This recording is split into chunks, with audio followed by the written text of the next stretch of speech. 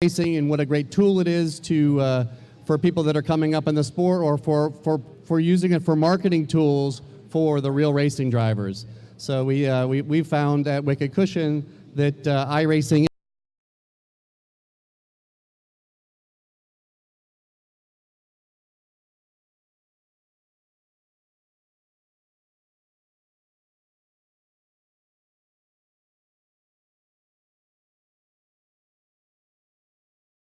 and we'll have a great discussion. So I'm going to introduce Craig. He's going to say hi for a second, and we're going to go around and say everyone's going to say hi.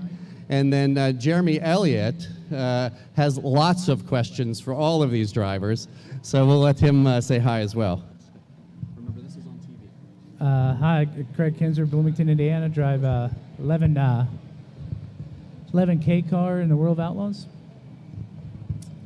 Hi, I'm Brent Marks. I'm driving for CJB Motorsports this year in the 5-car, and we're not going to be following the Outlaw Tour, but we'll be doing a lot of Outlaw races and All-Star races and just the country. Jeremy Elliott with SprintCarUnlimited.com. Cover sprint car racing across the country. We also have an esports section, something we're getting into, so should be interesting. Hi, this is Alex Bergeron from Team ABR. Drive number 12 car on iRacing and World Championships. I also drive the real-life 360 sprint car for Team ABR as well. Come from Canada, Quebec. So it's a long drive for me, but we're here and we're racing tonight. I'm David Heileman from Milwaukee, Wisconsin. Drove for KKR. That's Case Gain Racing last year in the World of Outlaws. Yeah, drove from Milwaukee, come out here to have fun, and so far it's been exactly that. So what we're going to do is just talk racing in general and talk about what these guys, their experience has been with iRacing. I know Craig has a little experience with simulator racing when he was in NASCAR world, and Brent, I know you don't have very much experience in iRacing, but you probably see the value of the tool, maybe from a marketing perspective, or even from as a driver's tool. So I'd like to get some feedback from you guys driving the real 410 sprint cars. And by the way, for a lot of you that are watching at home, we're having an esports competition here. There's 48 drivers that are here live with us for the esports championship, and then there's 48 drivers that are online that are also competing for the same 24 spots in the championship that'll be held later today around 5 o'clock. So 12 people that are here live will qualify, and 12 people that are online will qualify, and we'll have the main event. All of the racing post this show will be live broadcast, and you'll be able to watch that all on RaceSpotTV. The cool thing for the participants that are here at the race, if the winner will get to drive this real 410 sprint car that's sitting right behind me here. So it's a great opportunity for someone to come and win the opportunity to see what it's like to drive a real 410 sprint car. So we're going to start, and we're going to talk to Craig and see if he what he thinks about iRacing and some of the experience he had, because I know when he was living in North Carolina, he did a lot of simulator racing. Yeah, mainly at that point I was pavement racing, so it was a big change for me. So they were trying to get me comfortable on tracks, just getting a feel of looking at stuff. So I got a chance to do some of that stuff with the simulator. There were some guys around there that did it weekly, and juniors guys, a bunch of guys that worked with him, worked at the same team that I was with. So they got me connected into it, and it was, it definitely helped me at least get comfortable coming in and out of the pits at some of the places, and just little things like that. Just visually getting used to actually having more critical marks getting into the turn, like back in your entry up. A little bit different with the wing sprint car. You're charging a turn a lot more than you are in a lot of different places with a heavier pavement car. So there was a lot of different things that they wanted to try and just get me a feel for as much as I can, and so they got me set up with a little thing, and I did a lot of it. Yeah, I don't have too much experience with iRacing, but I've I drove the sim a few times, and it's pretty amazing how close they have the tracks. And I think it's a great tool for guys that are able to spend the time to be able to drive the car. So it's just it's a great learning tool. You can learn the racetracks, and something I actually want to try to get more involved in. To learn some of these tracks that we do compete at, because I was actually amazed how accurate they really are, and the cars are pretty close to real life too. So it's a very competitive sport, whether it's in real life or on racing online in the sim, and it's just different. It's a different.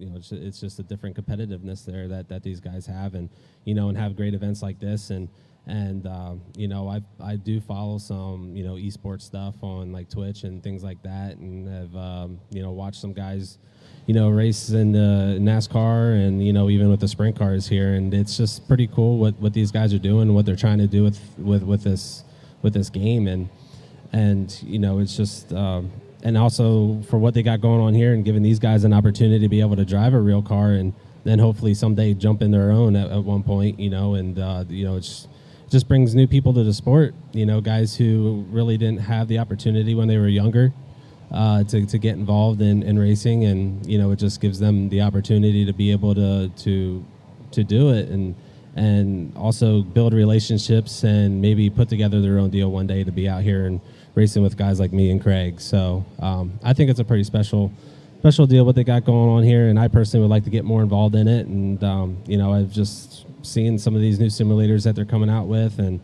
more and more tracks that they're scanning, and how realistic they are. It amazes me. So it's pretty cool. Question for Craig, real quick. I mean, you've seen the iRacing, and you've seen the simulators, and even just sitting here watching the last heat race, from when you did it on asphalt, have you seen a progression and how much this technology has advanced even from when you did it? Oh yeah, definitely. I mean, you're talking about a pretty big gap of when I was doing it to kind of didn't really do it, took a break from the whole thing. It's a lot of when I did it too, there was a lot of AI stuff, and we didn't race against real people all the time, like maybe once or twice a week we did.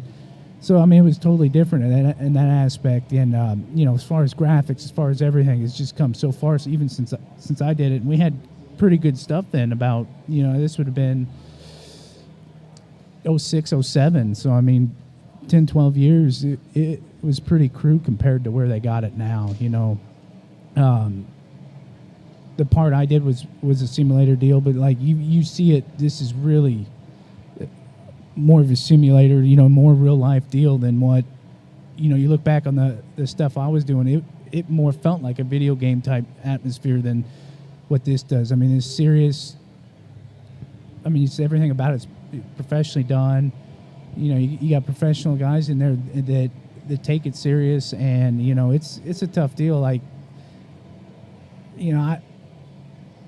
watching those heat races with those guys out there, I mean, like sitting, if I was in one of those cars in those heat races, it was like a fish out of water. I mean, you could see I would have a ton of trouble trying to keep up with these guys.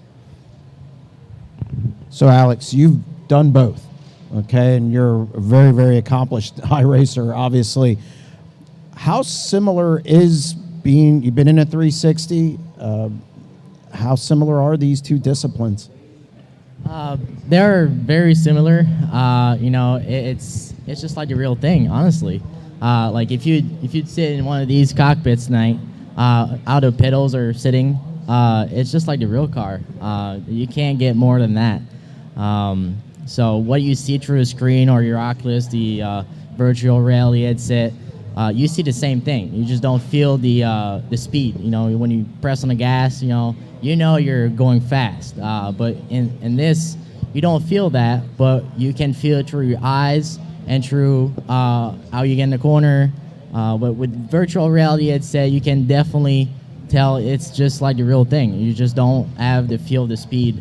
But like I said earlier, it's a great tool for real race car drivers to just come through the ladders and, you know, they learn a lot of stuff from that. Because let's say you never went to Williams Grove and you want to test it out. You know, just like me, if I was going to go and race a 410 sprint car at Williams Grove, well, I would practice on that for a week or 2 weeks and test it out and see, you know, what are the tricks, you know, what I could do better to gain some times on the racetrack. Mr. Heilman, have you been in a regular one yet? And is that something, if you haven't, is that something you want to do? It's kind of a two-part question, but yeah, I actually won free ride in the Kenny Wallace Experience. I'm sure a lot of people probably heard of that one. And I got to do the wingless sprint car in that. And now for winning the USAC championship, I get to do the Corey Cruisman Experience too out in California. So that's pretty cool. As far as my own aspirations, there's really never been a ton. Obviously, you know, I love it when the cars, you know, like this, you know, someone will put up their own ride to us sim racers. And then honestly, that's probably my best way to get, you know, even sniff at getting a real ride is through sim racing at this point. It probably is for a lot of other people too. So, Brent, you said you'd like to do this more. What do you think you can, I mean, obviously going to different tracks, but there's only so many tracks in iRacing as well. And the popular ones, I mean, you're good at Eldora anyway, and obviously the Grove, you won the National Open this year, so you're not bad there either. So what else do you think you can take away from maybe iRacing that you could use in everyday World of Outlaws competition? Really, for me, it's just about getting laps at tracks I don't have a whole lot of experience at, you know, and on a regular night, we don't really get a whole lot of laps. I mean, if you're doing well, it means you know, you don't have to run a B main or anything like that. So it's just, you know, I guess if you really figure it out, we're putting roughly 45, 50 laps on our cars a night, and that's really not a whole lot of track time. So, you know, to get involved in this, you know, you're able to, you know, kind of learn some tricks at some of these tracks that you just don't get a lot of time. And when I say that, I mean, there's some tracks that we only hit once a year. So basically only getting 50 laps at that track per year. You know, it's not a lot. So it takes multiple years to get to the point to where you learn certain tricks, how to run that place, or, you know, whether you need to arc the corner a little bit more or not, you know. And I don't know, for what I've seen so far, and how accurate they have these racetracks on this sim is it's pretty outstanding, and it's something that someone like me, I think, could take advantage of that and learn a lot from it. So, you know, now that you know, I feel like I have a little bit more time on my hands since I'm, you know, I'm driving for CJB. I want to try to dabble in it a little bit and just see if I can, you know, progress my skill a little bit there. And you know, even at Knoxville, it's, you know, it's such an important track to us, and, you know, we have the biggest race of our year there, and I kind of feel like I lack some knowledge of that racetrack, and I think for that place it's all about laps, you know. And I don't know, I want to try it out and just see if it'll help me, and I think it will. You know, from talking to other guys that do race a lot on iRacing, it has helped them, so I wouldn't see why it wouldn't help me. Now, I kind of want to shift gears a little bit, the practice end of it. Now, you guys obviously are Evolution next week. You both haven't tested down there. Some guys have tested already this year, and you'll get Tuesday night to practice. For Craig and Brent, and then I'll shift over to you guys for the iRacing part. From a practice standpoint, how many laps do you need to maybe get accustomed to a track? Because you were saying about 50 laps, you only get 50 laps in a night, but most of that's competition. So for you guys, how long do you think it takes to get used to a track? I don't know. It's kind of a broad, you know, answer there. I personally think it just depends on how your car is. You know, if your car's not very good, you know, you're not going to learn a whole lot. So you need to get your car right, and then you can start learning tricks about that racetrack and how to run it. Because, you know, if your car's not right, you're pretty much limited to the one point on that track where your car's going to feel the best. And that might be running the bottom or just running the top, not both, or try to work the middle. You know what I mean? So, yeah, that's a tough question to ask or to answer. But you know, I don't know. It's just go back to that, you know, and I feel like, you know, you can kind of get your car more dialed in on the sim there and just kind of learn, you know, where you might be able to move around on that track and where you might pick up some speed versus, you know, doing it in real life. Because even when we go down to Volusia there on Tuesday, we don't really have a whole lot of laps, you know, really it's just going down there and making sure, you know, your car's running good and, you know, you have no issues. And, you know, I personally haven't sat in a car since, you know, Charlotte of last year, so got to knock some rust off me, and, you know, that's really what that night's about. So you might learn a thing or two along the way, but, you know, it's just, yeah, that's a tough question. I'll let Craig see what he has to say. You know, I'm pretty well at the same. You know, my last time in a car was Charlotte, and you know, every year it's about the same. They're still racing when we're doing our actual test night or down there, so we kind of just, they put us in a couple groups. You get about 3 or 4 laps. Granted, there's probably about 5 or 6 cars, so you do get open track, which is nice.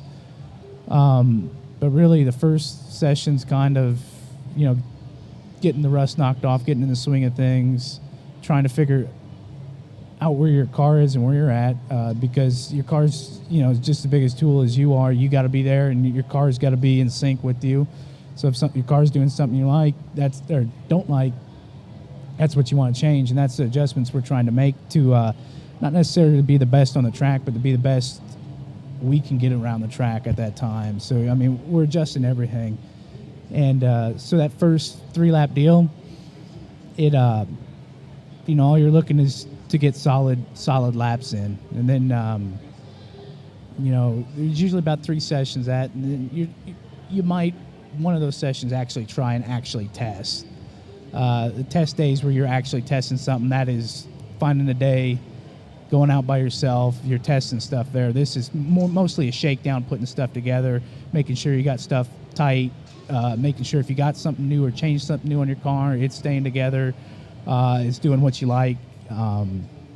But yeah, definitely as far as getting into competition and stuff like that, when we go to places like that, I've been fortunate enough to be able to do it a lot, and there are still tracks that I still wish I had more time at. And you know, having a deal like this, especially with the competition that it brings out in you, you know, getting those visual representations. I mean, just getting the memory of certain tracks with your body. Just, you know, just feeling the overall deal. I mean, it's not going to hurt you at all. That's for sure. Anytime you can put laps around it, especially in competition, as tough a competition as they got, it's going to make you better. Yeah, I think one of the other big differences between, you know, these guys, when they go to the racetrack, you know, they basically get 3 to 5 laps to get used to it.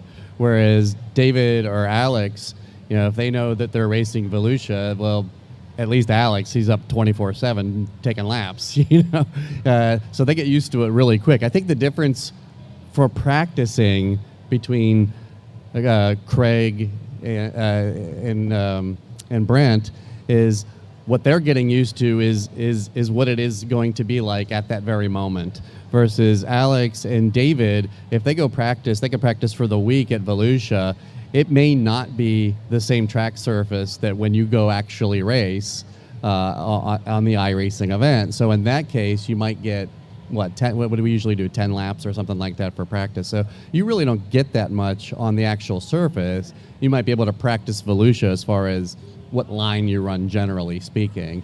And I think with that being said, that's very similar to what Craig and Brent were just talking about. You know, it's really just that kind of muscle memory going running those competitive laps. But the actual, you know, getting used to the track happens very quickly because there is no adjustment time.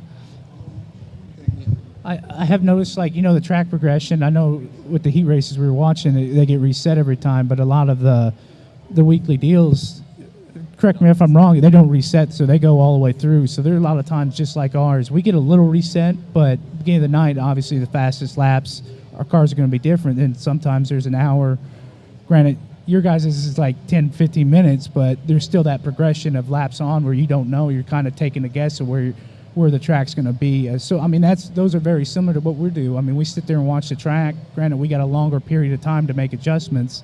because they're a little bit longer. But it's the same thing we're doing when we're looking for track. We're looking to see what's going on. We're trying to find the best setup for how the track is. It's the same condition. Yeah, it just yeah, I was just so yeah, talking about that with practice, actually it does reset during the race server. So let's say a World Championship server, you'd get 3-minute practice to get in, so you don't have a lot of laps to put in. But during the week, you can just test, and not as much, because right now with the real racing team, we're not a big team, and there's a lot of work to do, so there's not much sim time. But yeah, there's a lot of work. So yeah, there's a lot of work on the cars during.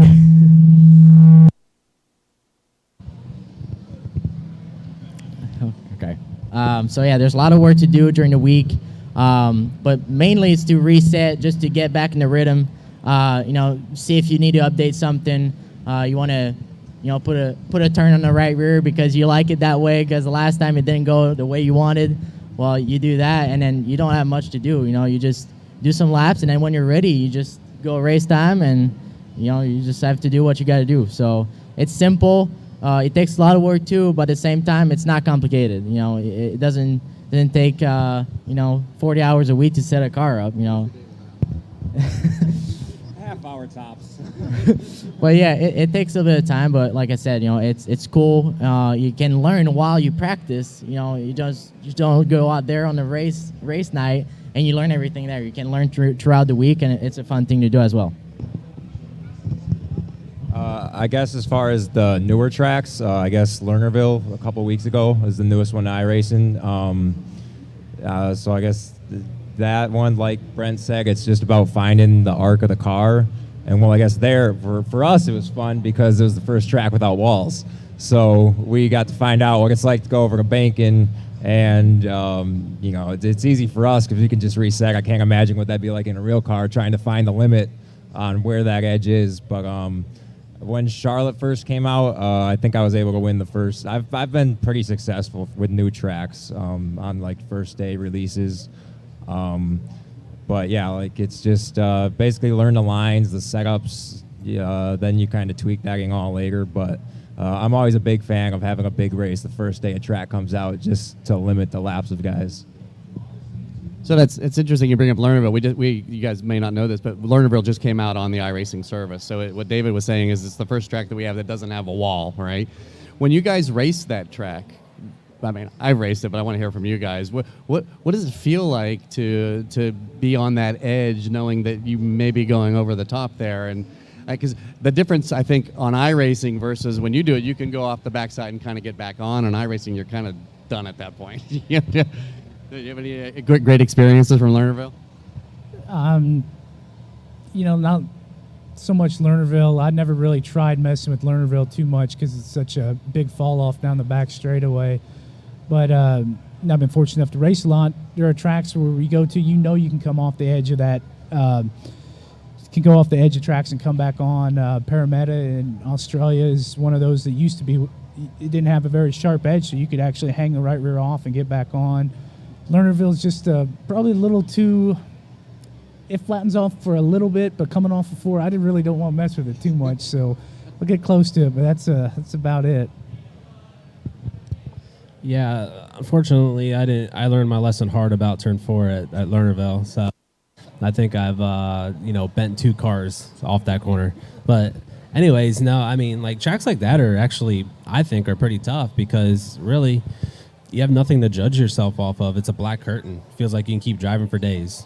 It's not like you have a white wall stopping you. So it's just, these cushions get right on the edge, and it's difficult at times, especially when you're racing hard with somebody, is you just can't judge where you need to be. And it makes it really hard to keep your speed running around the top of a racetrack like that.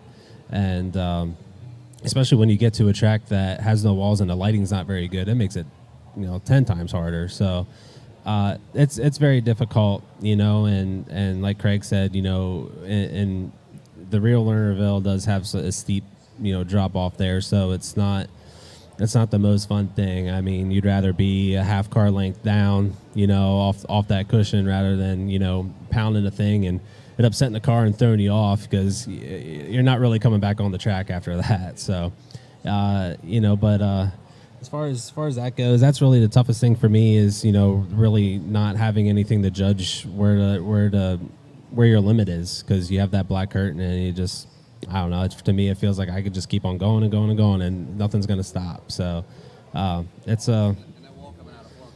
Yeah, and that wall coming out of 4 comes quick, you know, and you don't really have nothing to judge yourself off there. I mean, it's, you know, because the banking's pretty high and the wall's pretty low, so you're coming off there and then bam, there it is, you know. So it's a difficult racetrack, and it takes a lot of finessing and especially when it gets really slick there, because I mean, like, you're right on the edge all the time. So it's a fun track though.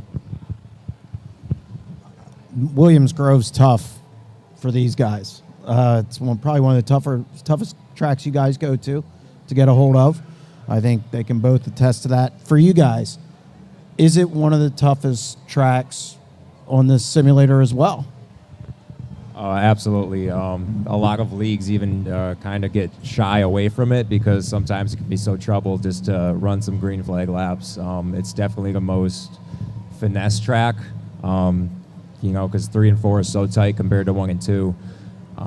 And you really have to, a lot of times it goes down to the bottom, and then you really have to pedal it for any grip you can. But it's always been one of the most racy tracks. I never considered it one of my better ones, but I always loved going there just for how good it could race between the bottom and the top. Yeah, I agree with David. Yeah, I have a lot of success this past season. We won all 3 races at Williams Grove in the World Championships in 3 categories. I'd say it's my favorite track for sure, even if it's tough, because I like that right foot. I pedal it. But when it goes to the bottom, I got to be right on the edge of the bottom and not hit the fence. It happens a couple of times, but, you know, we can reset. But, yeah, so, but in these races, I don't hit the wall. So, I make sure not to hit it. But, yeah, this track is awesome. It's tough, but it's awesome, especially in the 1. You know, the walls go so far, and when you need to ride the top as well, it's so, I mean, you got some adrenaline running that on the sim. You know, I can't imagine in real life. So, yeah, I'd say this track is awesome. It's tough. There's a lot of cautions sometimes, but I'd say it's one of my favorites. So, Craig, you've obviously driven the Grove, and you watched some of the earlier heat races. Did you see the different lines that these guys were driving, and is that an actual line that gets driven at ever? Because we were like the 4th heat race was pretty much up at the top, and that doesn't happen all too often. You're pretty much down at the bottom at the Grove. But did you notice any similarities in the lines that these guys were driving? Yeah, definitely. You know, it depends on how the Grove is. I mean, there are nights where you can't come off the top because it gets slick, and that's one thing about Williams Grove. It's got such long straightaways, such tight turns. The moisture starts going away. The line changes a lot at the Grove, and it goes from that progression where it's got moisture in it. Everybody's kind of running the top till it gets slick, and then guys starting to float in on the bottom, be able to stick the bottom all the way around. Then that goes away. You're back up to the top, getting on the cushion. Then it gets even slicker, gets higher getting in, and slicker getting in, so you actually can't even really get in right the way you want to getting in on the cushion because it's just such a tight turn getting into 3. So then everybody starts either going back to the bottom or starting to float, if your car is working good, floating through the middle. So, I mean, Williams Grove, it changes a lot all the way through the night.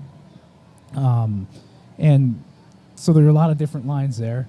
Yeah. And so no lines that I saw there, they've all been ran before at the Grove. I mean, as many races been there. You see that track so many different times, not just with me, but just seeing videos of them. You know, some of the great races at Williams Grove, you know, some races it's like they're running on the bottom, they're running the top, they're kind of sliding each other, and, you know, sometimes the guy drives right through the middle of them. It's just the way it is. It's a neat one-off track. There are not too many like it. Just because of its characteristics, it's, you know, it's always going to be the Grove. So, Brent, you won the National Open this past year, which was awesome. And one of the things we like to talk about in iRacing is, you know, how can we create better racing. And the other day, I put out a video of your in-car camera shot at the National Open.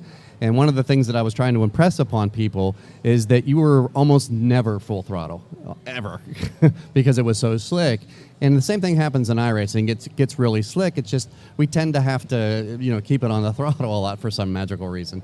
But you've seen now some of the heat races. Do you notice anything that you can or can't do from a throttle perspective? I know Alex said he pedals a little bit, but just kind of give your experience in the National Open, because you really weren't full throttle almost at all. Yeah, I mean, that actually happens a lot at our races. Even at the at Eldora, Kings Royal, you think you're just on the throttle there all the time, but I ran from, I think, 16th to 3rd there, and 3/4 of that race I was basically half throttle. So it just depends on the track. Eldora you don't really have to use a whole lot of brake, but like Williams Grove you do.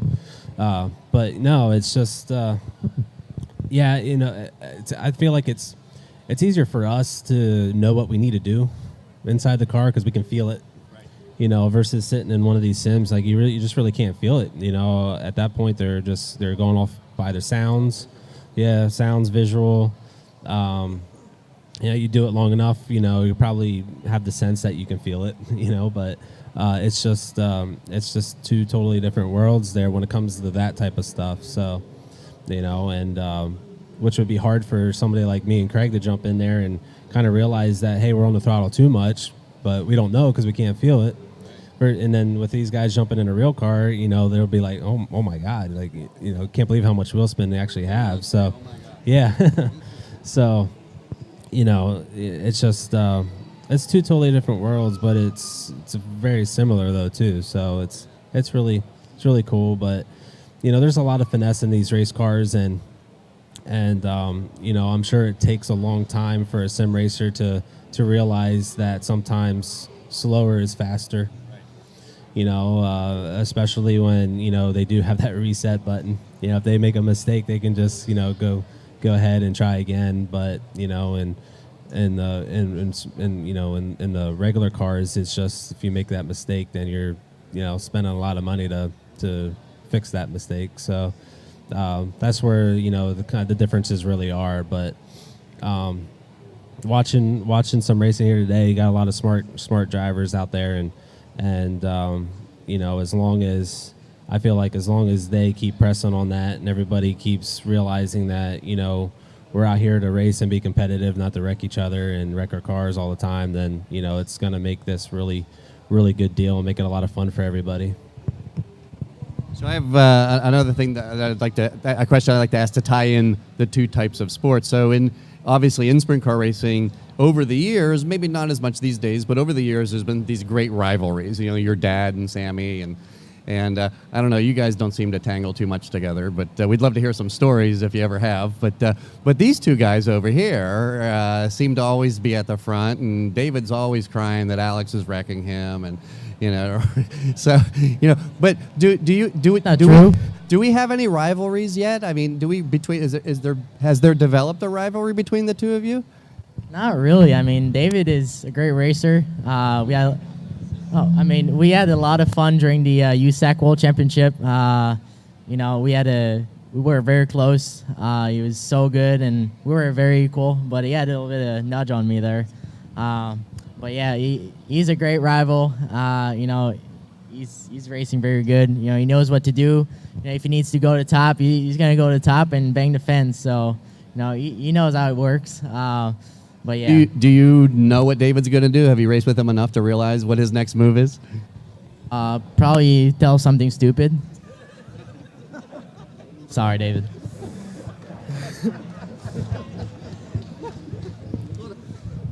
I've been unpredictable now. No, but no, that's one thing when you do race each other like a lot. Like being Alex too, you try to be unpredictable. Because there are certain guys, we race with them enough, especially like we can every night, and you guys, 90 times a year. I'm sure you guys recognize tendencies of guys. You know what they're going to do, what kind of moves they're going to pull, and you definitely keep that in the back of your head. But yeah, as far as me and Alex on the track, we've as much as we're racing, it's been clean for 95% of our ever. But yeah, someone just posed that question the other day. I was like, "Who's your biggest rival?" And I thought about her because I never really got any like beef with anybody or anything like that. And I was like, "Yeah, as far as rivalries, probably Alex, just because I remember all the times I finished second to him, and I was like, oh, well, you know, the what ifs if he wasn't here, before, you know." But yeah, I'm sure that doesn't faze him at all because he's most of the time the one in front. You know something's going to happen later between these two during the A main. Way to go, Jinxie Cat. That's how it always works. Come on. And I can't wait to see the A main to see it. But one of the things that I've said lately is that these two disciplines can work together. You know, I see I see some drivers on Twitter, social media, whatever, getting mad almost at you guys. For whatever reason, I still can't figure it out, whether it's that you guys make some money or whatever. I think they can work together. I think the racetracks need young fans, different fans, and I'm sure you guys alluded to that a little earlier. Does it bother you when you see those comments? Because it seems like it's not the reverse. Like, you guys aren't saying, hey, we can beat you guys. I mean, you guys keep it in perspective. You know, obviously you're making that transition, but still, does it bother you seeing those comments? And how much do you think iRacing, just from a fan standpoint, could maybe help racetracks get more fans or drivers on this size sell more T-shirts? Well, actually, I'd say the fans out there, you know, if they really want to get into it and want to see how it's like to be in a real race car, but can't afford it, you know, they want to see how it's like, but they go to races every weekend, you know, but they want to see how it's like to be in the race car and have cars surrounded them, you know. They can do that with iRacing, you know. It's a cool thing to do that. So yeah, I'm sure it would bring a lot more people to the racetrack and try to get into racing because of that. For the part of people, you know, saying stuff on, you know, iRacing is not good and stuff like that, I tend to not look at it because I know for myself, I'm fortunate to be in a real race car because of that transition. And being in a real race car, I can tell it helped me a lot. You know, like I said before, the throttle. When I first tested the 360 this past year, it was a blown off track. You know, they had two race nights before it, and that throttle control was so helpful. You know, I knew how to do that. I never raced on a slick track before than that practice session, and I went out there and almost ran the same lap times as the guys the other night. So I'm grateful for that chance to do that, and you know, I'm encouraging people to get on iRacing. Tried it, you know, get that free month subscriptions and get it a shot. You know, it's worth it. Yeah, you said if we get, you know, kind of aggravated when we see stuff like that. I'll say personally, absolutely, because, you know, I just came into iRacing, I'm sure like many other people, as a fan, just a fan of racing. You know, we just like racing, you know, like watching it. You know, obviously we all want to be the drivers out there, and iRacing was like the best tool. And I never expected it to grow, for dirt to grow as much as it has, as fast as it has. And, you know, all of a sudden, you know, we got stuff going like this. And if someone was, you know, no names, but to, you know, badmouth this and say, oh, we're getting attention over, you know, maybe some other car, you know, over here instead. When I'm just like, I just got the game as a fan to have fun. I've met so many new people. It's gotten me coming, you know, driving 13 hours here, but driving, you know, I hit a ton of tracks last year. And, you know, that wouldn't have happened without iRacing. And it just helps everything grow as a whole. Now, you guys are tracks around the country. Now, outlaw races, the crowds are good. Okay, we get it. But Brent, locally, you've seen it. It's an older crowd, I'd say, at these races. Do you guys, both you know, Brent and Craig, do you guys think that there's an importance to get, you know, fans of iRacing, the drivers from iRacing, and get them coming to these tracks and watching you guys and obviously selling more merchandise? I think it's very important. And, you know, kind of going back what they said, you know, I agree with what they have said there. And my personal opinion is, I think for some of these people who go online and don't really support the iRacing group, it just depends. It's just how they were brought up. there's a lot of people that didn't have this type of technology when they were younger. I'm 29 years old, and I wish I had, this technology when I was 13, 14 years old, and, being able to spend the time to practice and learn, and so to me, I think some of it's just kind of a jealousy thing in a way, but, I have nothing against what these guys are trying to do. And, in 10 years, you'll probably don't even hear anybody complain about it anymore. It's just one of those things. It's new. I think it's threatening to some people, and that's why they kind of react the way they do. But it's a great opportunity for these guys who didn't have the opportunity when they were younger to get in a race car and go out there on a Friday night and work their way up. It just not everybody gets that opportunity, and these guys are able to do that through sim racing, and over time they get really good at it, and then they start to become a known name, and then they get opportunities like Alex has gotten getting in a 360 car, and the opportunity they're getting this weekend, getting in this 410. It's just that was unheard of 10 years ago. Just nobody was willing to do it. So it's amazing to see the progression that you have seen over the last few years, and to me it's really cool. And I used to race online. It's called NASCAR Racing 2003, and 2000, yeah. Dale Jr. was big on that, and Denny Hamlin and some of these guys, and I was in Dale Jr.'s league there for a little bit of time before I ultimately just kind of stopped, because then I was getting old enough to where I needed to, put 100% of my effort into, my racing. It wasn't a tool back then like it is now. So it's just, I don't know. I think it's cool what they're doing, but I applaud you guys for sticking through, all the hate that you might get online, and honestly, I wouldn't worry about it, because you guys are sitting up here, and you guys are getting your name out there, and they aren't. So I think it's cool. Yeah, dealing with people's always. What is that? It's always. It is what it is. In my eyes, really, truly, there is not a bad fan. Everybody's entitled to their opinion and stuff like that. But as far as the iRacing and the fans getting the younger generation, there's really no downside to it at all, to be honest with you. As far as from a competitor side, from a fan side, from all aspects, it could actually bring someone like me and Brent closer to the fans. Obviously getting in there and racing with them, making it more closer community, maybe a more bonded community. But anything you can do to open somebody's eyes that would never look at our sport, that's always going to be a positive. And I don't see too many negatives when I look around and watch a heat race up there. I don't see any negatives from what I'm seeing. Yeah, I think it's important. I think, like I said earlier when we first started the show, this is a great tool to introduce fans to motorsports. It's not just iRacing. We're introducing them to dirt track racing. And some of the things that we do to tie the two together is we create racing teams, sim teams, based on the real life drivers. So David had mentioned he was part of the Casey Kane racing sim team.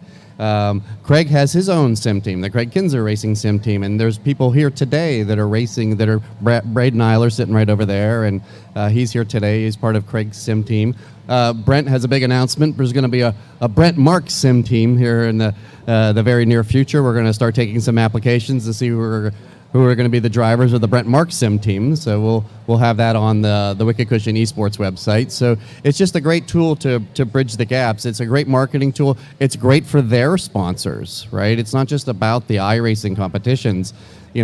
Craig, we did the sim team for Craig, and there was a profile car, and there was an MVT car, and there was a Southern Pacific Farms car. And whenever these guys are competing weekly, they're on social media providing additional exposure for Greg's sponsor. So it's just an amazing tool. And I know your sponsors were quite engaged they would retweet all the tweets and they'd make comments to you and everything. So from a marketing tool, it was just kind of added reach for your marketing program for your team. Oh yeah, I'm sure it is. Anytime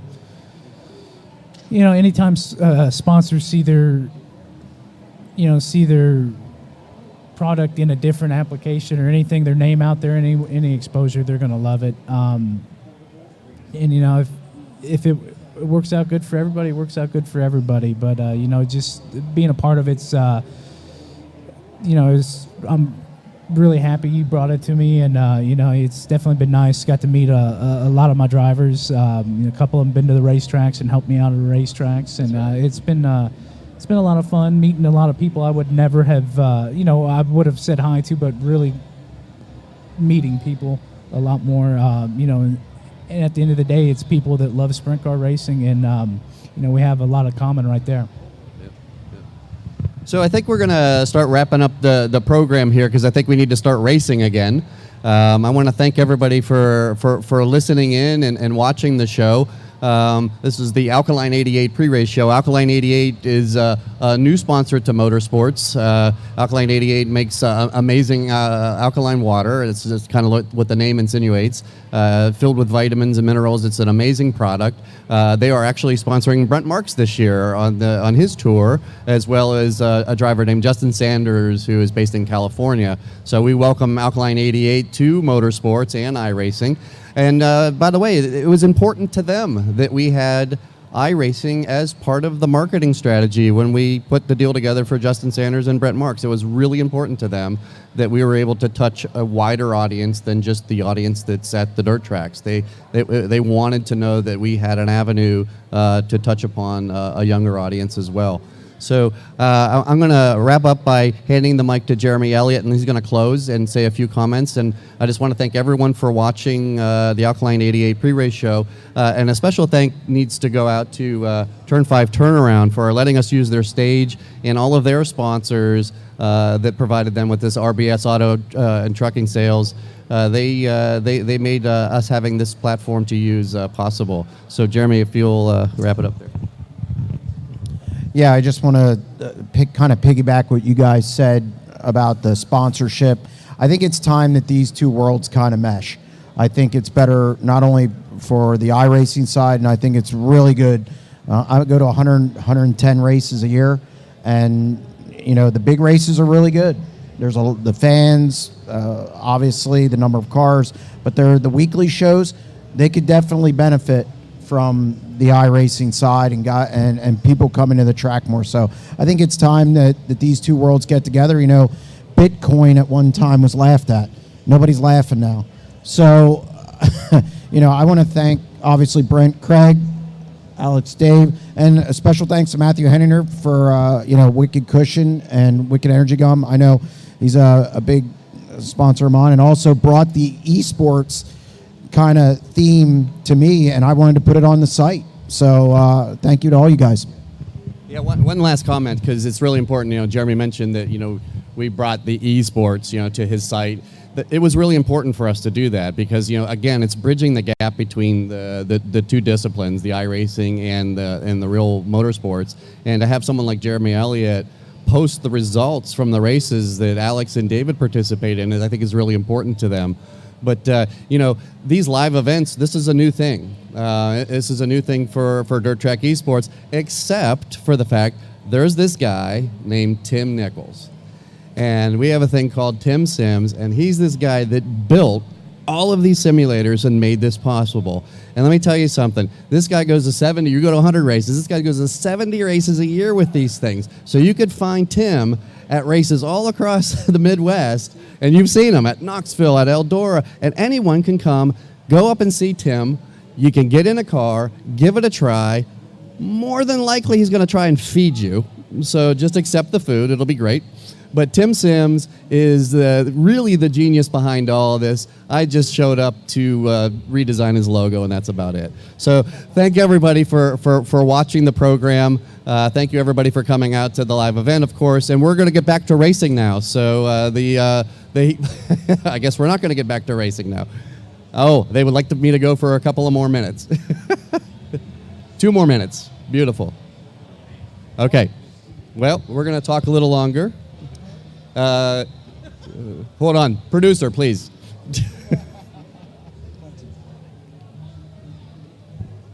Oh, gotcha. Okay. Well, you guys got time? All right, we're going to talk a little more. KT King from Team VLR decided that the program should go till 1:30, so our wrap-up has now been extended, and we're going to continue talking. Luckily, this is a broadcast show, so folks at home will continue to watch this great program. Craig Kinzer. One thing about Tim, he's been doing this a long time. It's not just popular. I mean, I remember Tim when I first started racing was coming around a racetrack and being around, and he always puts a smile on your face, always comes say hi. One of the nicest guys there is around, that's for sure. He's got some good-looking cars. I think Jack's hand-painted 22 car I like. Obviously the Kelly Kinzer car over there. There's a lot of good ones. Oh, is it? Yeah, well, I knew it was one of his cars, but it's definitely there's quite a few good cars just sitting in here all painted up that brings back some memories to me. Yeah. As far as the yeah, I know. Yeah, we've been racing together for a while. Actually, me and Craig raced hard a lot last year. We were battling for position of points there for the longest time, and yeah, we were. And one thing about the World Outlaw points, it's very important because you're talking about thousands of dollars between spot to spot. So, yeah, no, we've I respect the hell out of Craig. He races me hard and I race him hard, and we've never banged wheels or anything like that have caused us to wreck one another. So we've I feel like we race together really well, but we don't give each other an inch either. Which in this sport you really can't.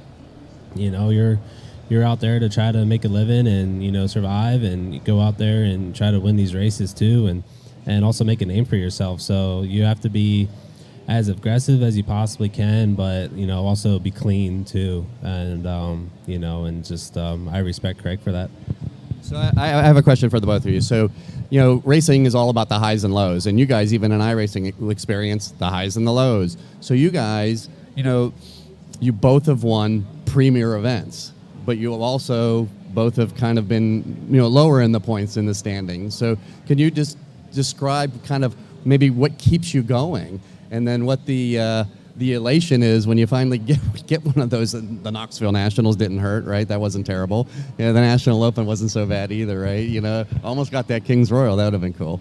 But it's a high and low thing. But what keeps you going down the road? I mean, Craig, you've been doing a little longer than Brent, but there's got to be a drive beyond, just the big wins.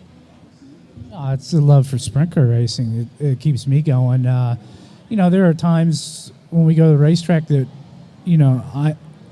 I know our race team's in better condition to win races, and then there are years where you're behind the 8 ball the whole time, and you got to dig yourself out. You're just looking for good finishes, and those good finishes help you go to. But really, it's the love of competition, the love of of just sprint cars in general. But, going back, just hearing your guys' rivalry, but not rivalry, just being friends, that's kind of how it's more mutual respect I have with Marks. Like you said, we raced each other close for a lot of years, and I think, when we first started racing a little bit, it might have been just moping around a little bit, we're getting a little close, but then you realize he's got control of his car. He races hard. He does have the respect for me. I think over the years, fortunate enough to have a nice respect for him. And, while we're still in competition and still don't want to lose to anybody out there, we still have that respect for each other. Look, I see these guys race. I want to know when he hit you and spun you out or something. Well, I mean, if that happens, There's so many to choose from. I don't think it will happen, but he's a clean racer, so I don't think it would happen. Yeah, he is. He is. That's recorded, right? We got audio and video of that?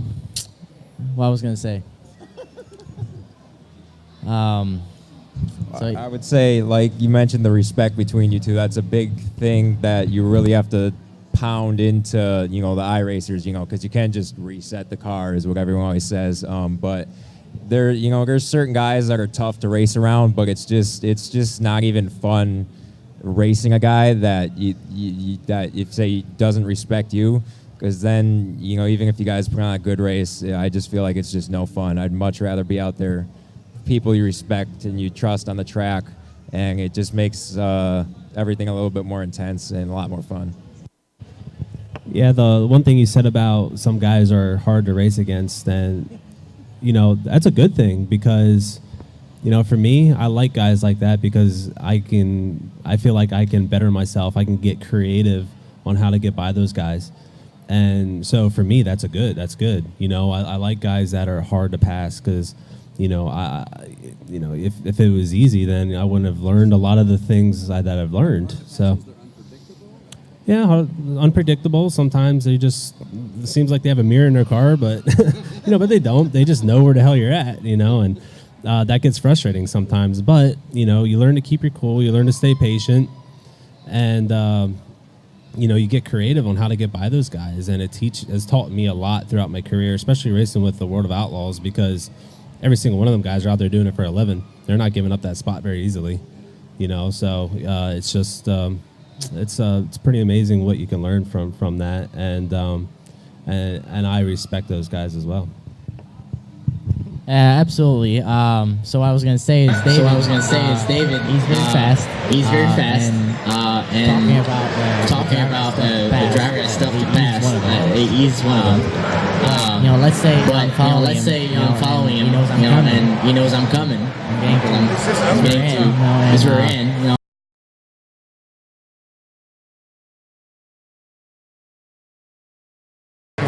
Like a fair way.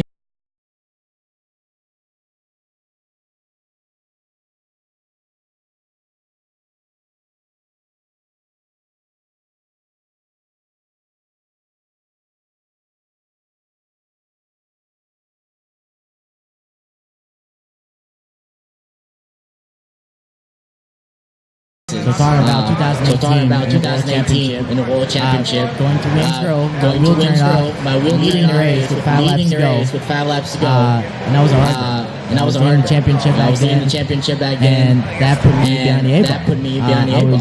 I didn't know what I was going to do. I didn't know what I was going to do. The last couple.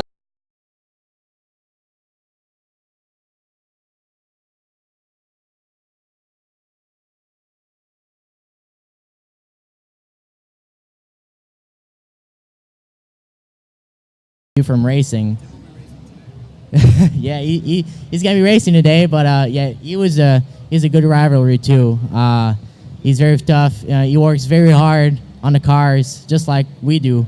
He wants to win as much as we do too. And he's one of the toughest rivals I had on my racing careers. He's just on point every race. He doesn't make any mistakes. So he's a tough guy to beat for sure. One of the other things is these guys have points. These guys have I ratings. Well, they have points too. And they have points. So it's the whole, and Matthew and I have talked about, you should make it a strategy and not just a wreck fest, so to speak, and just do unnecessary things. Those unnecessary things also hurt their I rating, I assume. So explain a little bit about what that rating is, how you get it, and how you can move up the ladder, so to speak. So how it works on iRacing.com is there's official races. You got classes from D rookie to D, C, B, and A. Or on dirt, there's no A license. But you go through the ladders. You start from 305s, and then you move up when you get the license. So the cleaner you run, the less you touch cars, walls, the less you make contacts, you gain points. When you reach a certain amount of points, you move up to the other license. And it's the same thing for the iRating. iRating, it's what defines the best drivers and, the guys that just started. So somebody that just started is probably going to have, 1,500 iRating. So somebody like David or me and some other top drivers, they have 7,000, 8,000 iRating.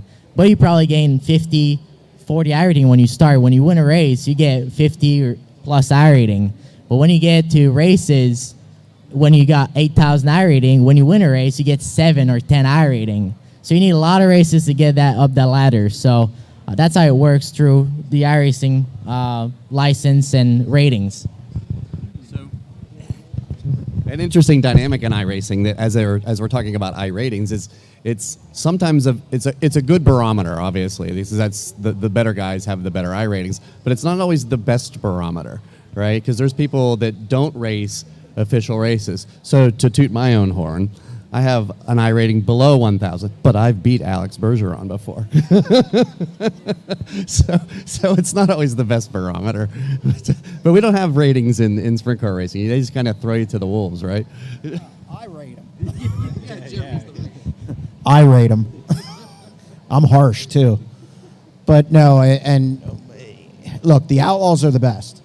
You know, I live in central Pennsylvania. I've covered central Pennsylvania, and central Pennsylvania is very proud. And I think Brent can attest to that. But the truly best drivers do race with the World of Outlaws. They go to a different track every night. They race, I mean, across the country, the traveling. Brent knows all too well. Him and I've actually gotten on Brent because he didn't have a crew chief and all others. He was doing everything, you know, driving the truck, doing all that stuff, and that's grueling. I can't imagine what it's like to do all that stuff and then get in the car and worry about driving. Craig Kinzer, same thing. It's like a two-person team. So you got two guys that have seen the best and the hardship of sprint car racing. So anybody out there who thinks the World of Outlaws aren't the best, no, they are. and to my left, these guys, I'm anxious for tonight.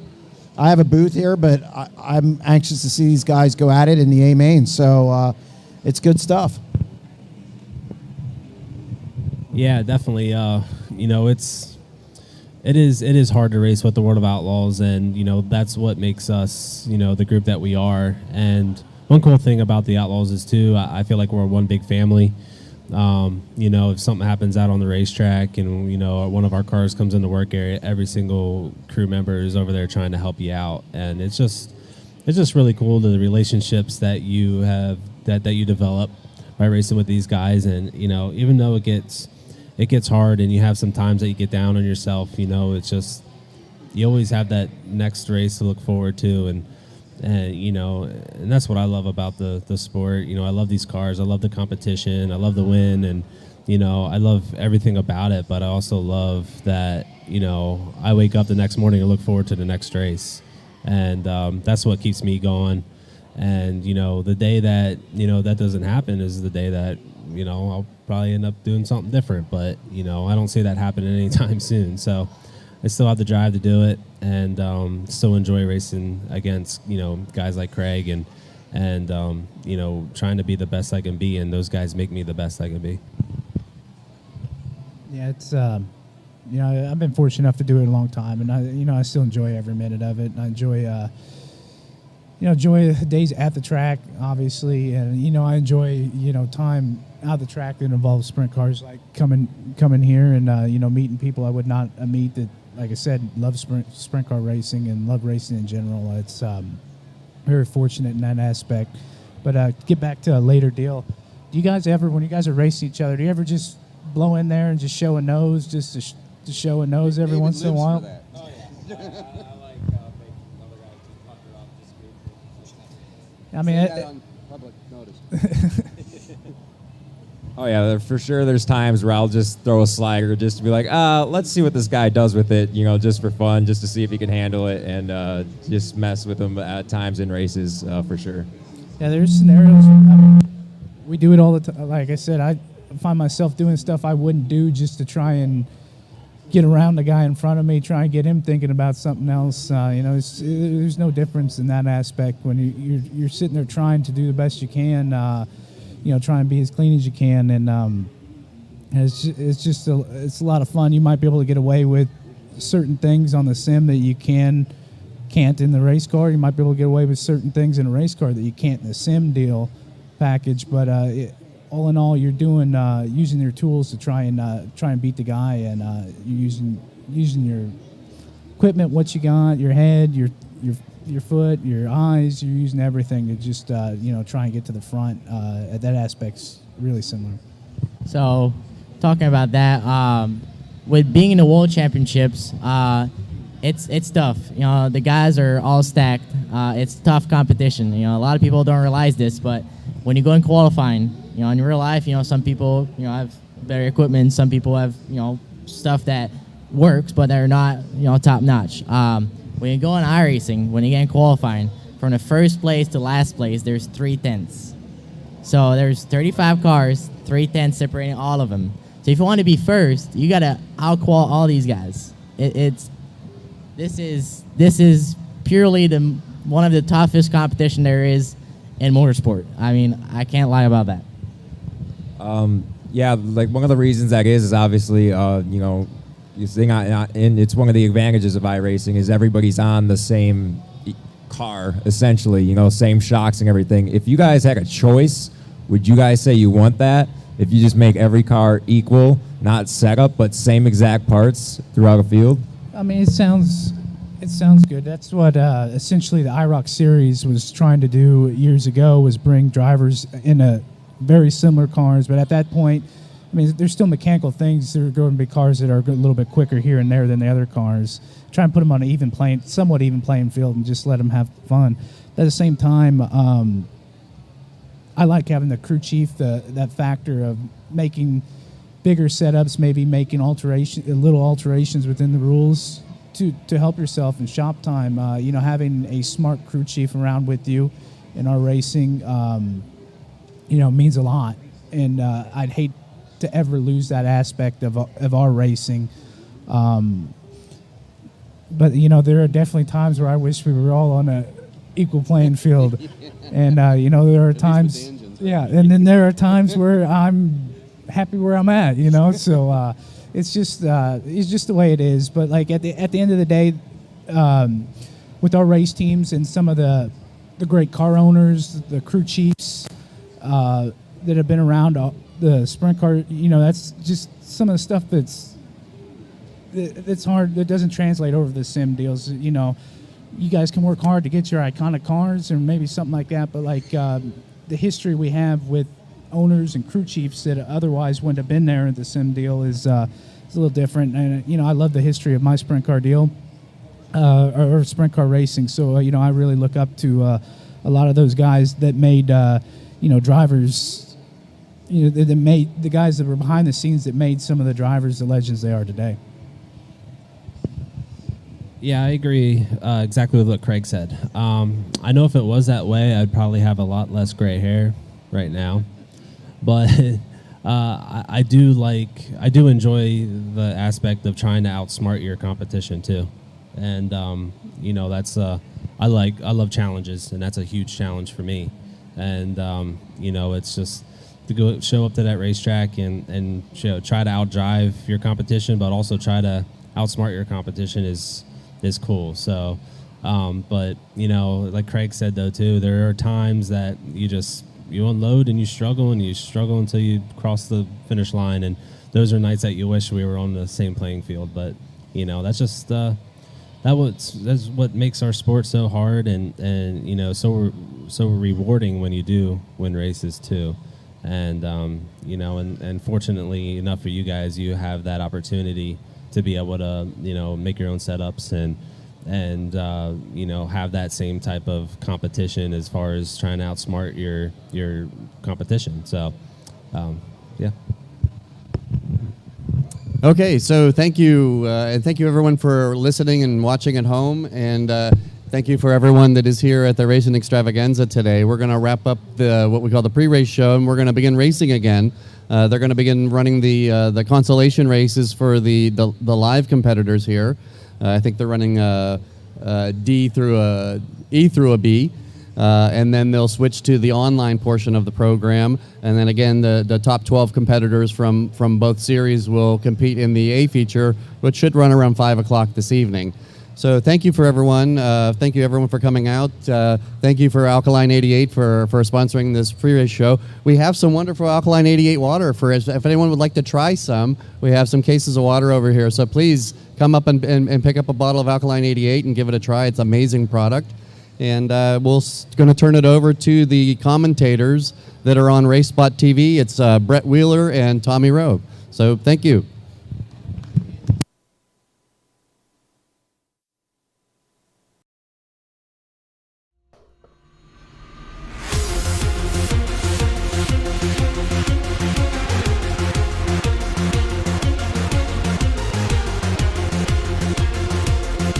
Good evening, good afternoon, race fans, live from the Racing Xtravaganza in York, Pennsylvania.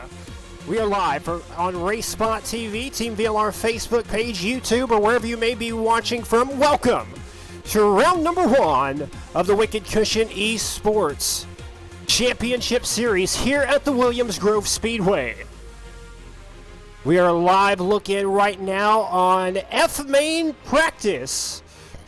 We started with around 48 live sim qualifiers, and we'll narrow it down to the top 12, where these drivers will compete against 12 online qualifiers for a chance at $700 and a chance to drive a 410 sprint car.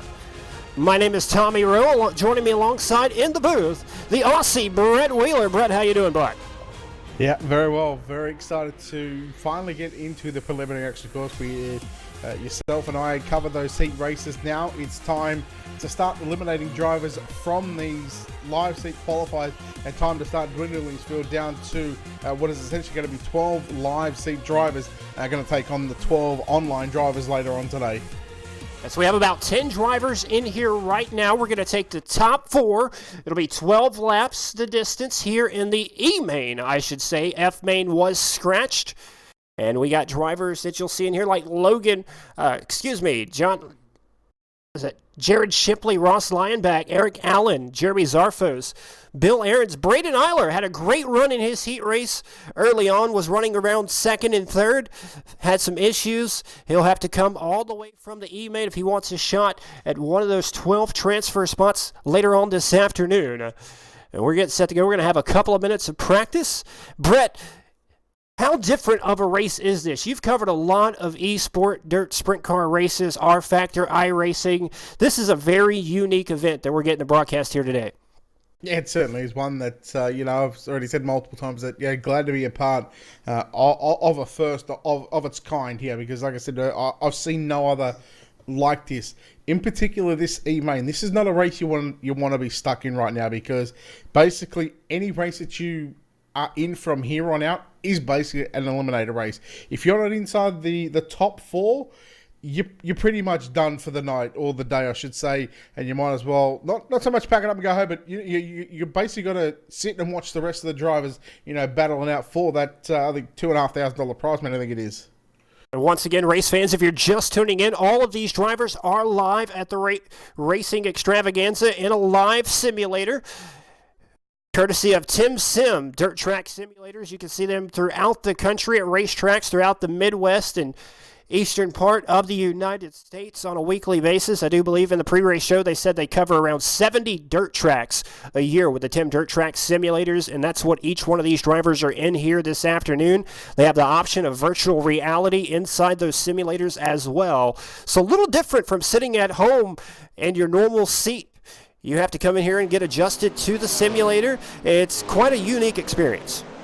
It is, and they're also racing for money as well. You see them on the screen right now. First place is going to get $700. That's not a bad payday when it comes to sim racing. Second, you'll see $350. Third, we'll grab $250. So even if you round out a top 5, you're still guaranteed $100. Even if you make the E-Main, you're still guaranteed a $20 payday. So you're going to get some of the money back that you've already invested. So again, a lot of these drivers that are not only going to be online but also at the live seat qualifiers, they're racing for a potential $700 payday. And again, anytime you can win money on a sim, it's just, the way that this has all come about, it's just been fantastic. And it's so amazing to see, the esports community grow here today. There's a big crowd on hand at the Racing Xtravaganza. I want to thank you for tuning in live at the Racing Xtravaganza to watch these guys do what they do best, and that's drive the iRacing simulator. We're getting to see some of the best live, including Alex Bergeron, David Heilman, as well as some of the other drivers there at the Racing Xtravaganza that we'll see later on in D, C, and B mains as well. But we're getting set to go E-main action. Still a couple of minutes left to go before we turn it over to racing action. Once again, 12 laps will be the distance. Top 4 will transfer over to the D main, and they'll have to come up to the top 4 in the D main and then keep on going. Yeah, track is just being closed right now by Race Control, so we're not too far away from getting into the first Alphabet Soup race of the night. And as I said, Tommy, this is not a particular race that you'd like to be in, but nonetheless, these what have we got, 8 or 10 drivers in this E-main. They do fight for the top 4 positions, and again, if they're not in those top 4 positions, well, unfortunately, they are going to have to watch the rest of the night.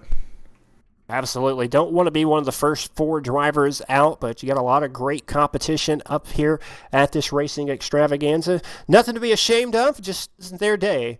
As the track is closed right now, getting ready to go over to the E-main event. Yeah, looking at, I believe we've got 12 laps the distance here for the first E-main as Race Control finally giving us the checkered flag here at the Williams Grove Speedway and letting us know that we're now about to get into the first of 5 Alphabet Soup races here tonight. 8 drivers getting ready to take the grid, and we'll go ahead and tell you how they'll line up this afternoon, I should say, E-main for the Wicked Cushion Esports Championship Series live at the Racing Xtravaganza. Row number 1 on the inside. He comes to us in car number 10. That'll be Ross Lyonback. And to his outside in the 17K, that'll be Britton Hockenberry. Inside second row, position number 3. It'll be car number 3 of Hunter Stifler. On his outside, Wild Bill, and car number 88, it's Bill Aarons. Row number 3 on the inside, and the sharp-looking number 19X, that'll be Jared Shipley. And to his outside in car number 5, that'll be Braden Eiler. Starting position 7, car number 95, it's Dakota Kuhn. On his outside in car number 19Z, it's Jeremy Zaphos.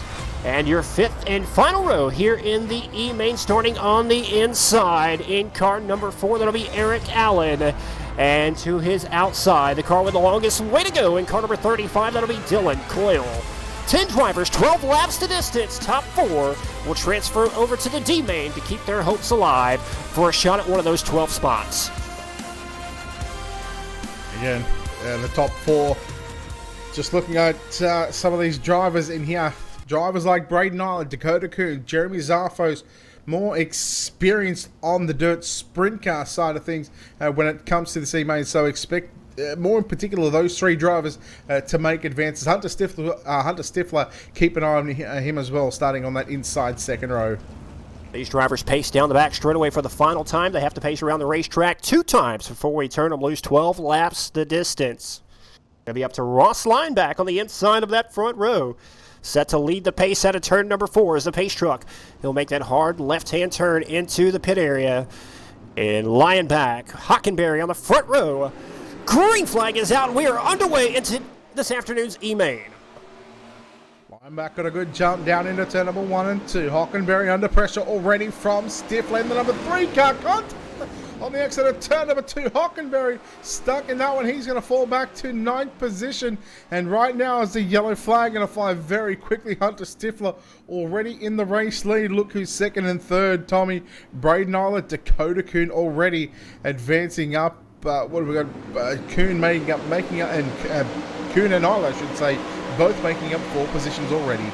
Yeah, Braden Eiler started 6th up to 2nd after that mayhem on the first and opening lap. We'll go back and take a look and see what happened if we can. A lot of contact up towards the front with Britton Hockenberry in the 17 machine. As looks like him and the 10 make contact, and the drivers behind them just know where to go. Maybe Bill Aaron's involved as well. I was going to say it was Lyonback essentially who got a little out of shape there out of turn number 2. And then the 17 of Hockenberry sort of nowhere to go on that exchange. So that was the reason for the caution. Already Jared Shipley has made his way back onto pit road, so that is going to be his day done, unfortunately. Unfortunately, this is something you may see at the Williams Grove Speedway, especially in these E and D mains, these lower mains. This track is very tough, and for drivers that are not very comfortable inside these simulators, this could be quite the challenge, especially trying to transfer over. A lot of pressure on these drivers.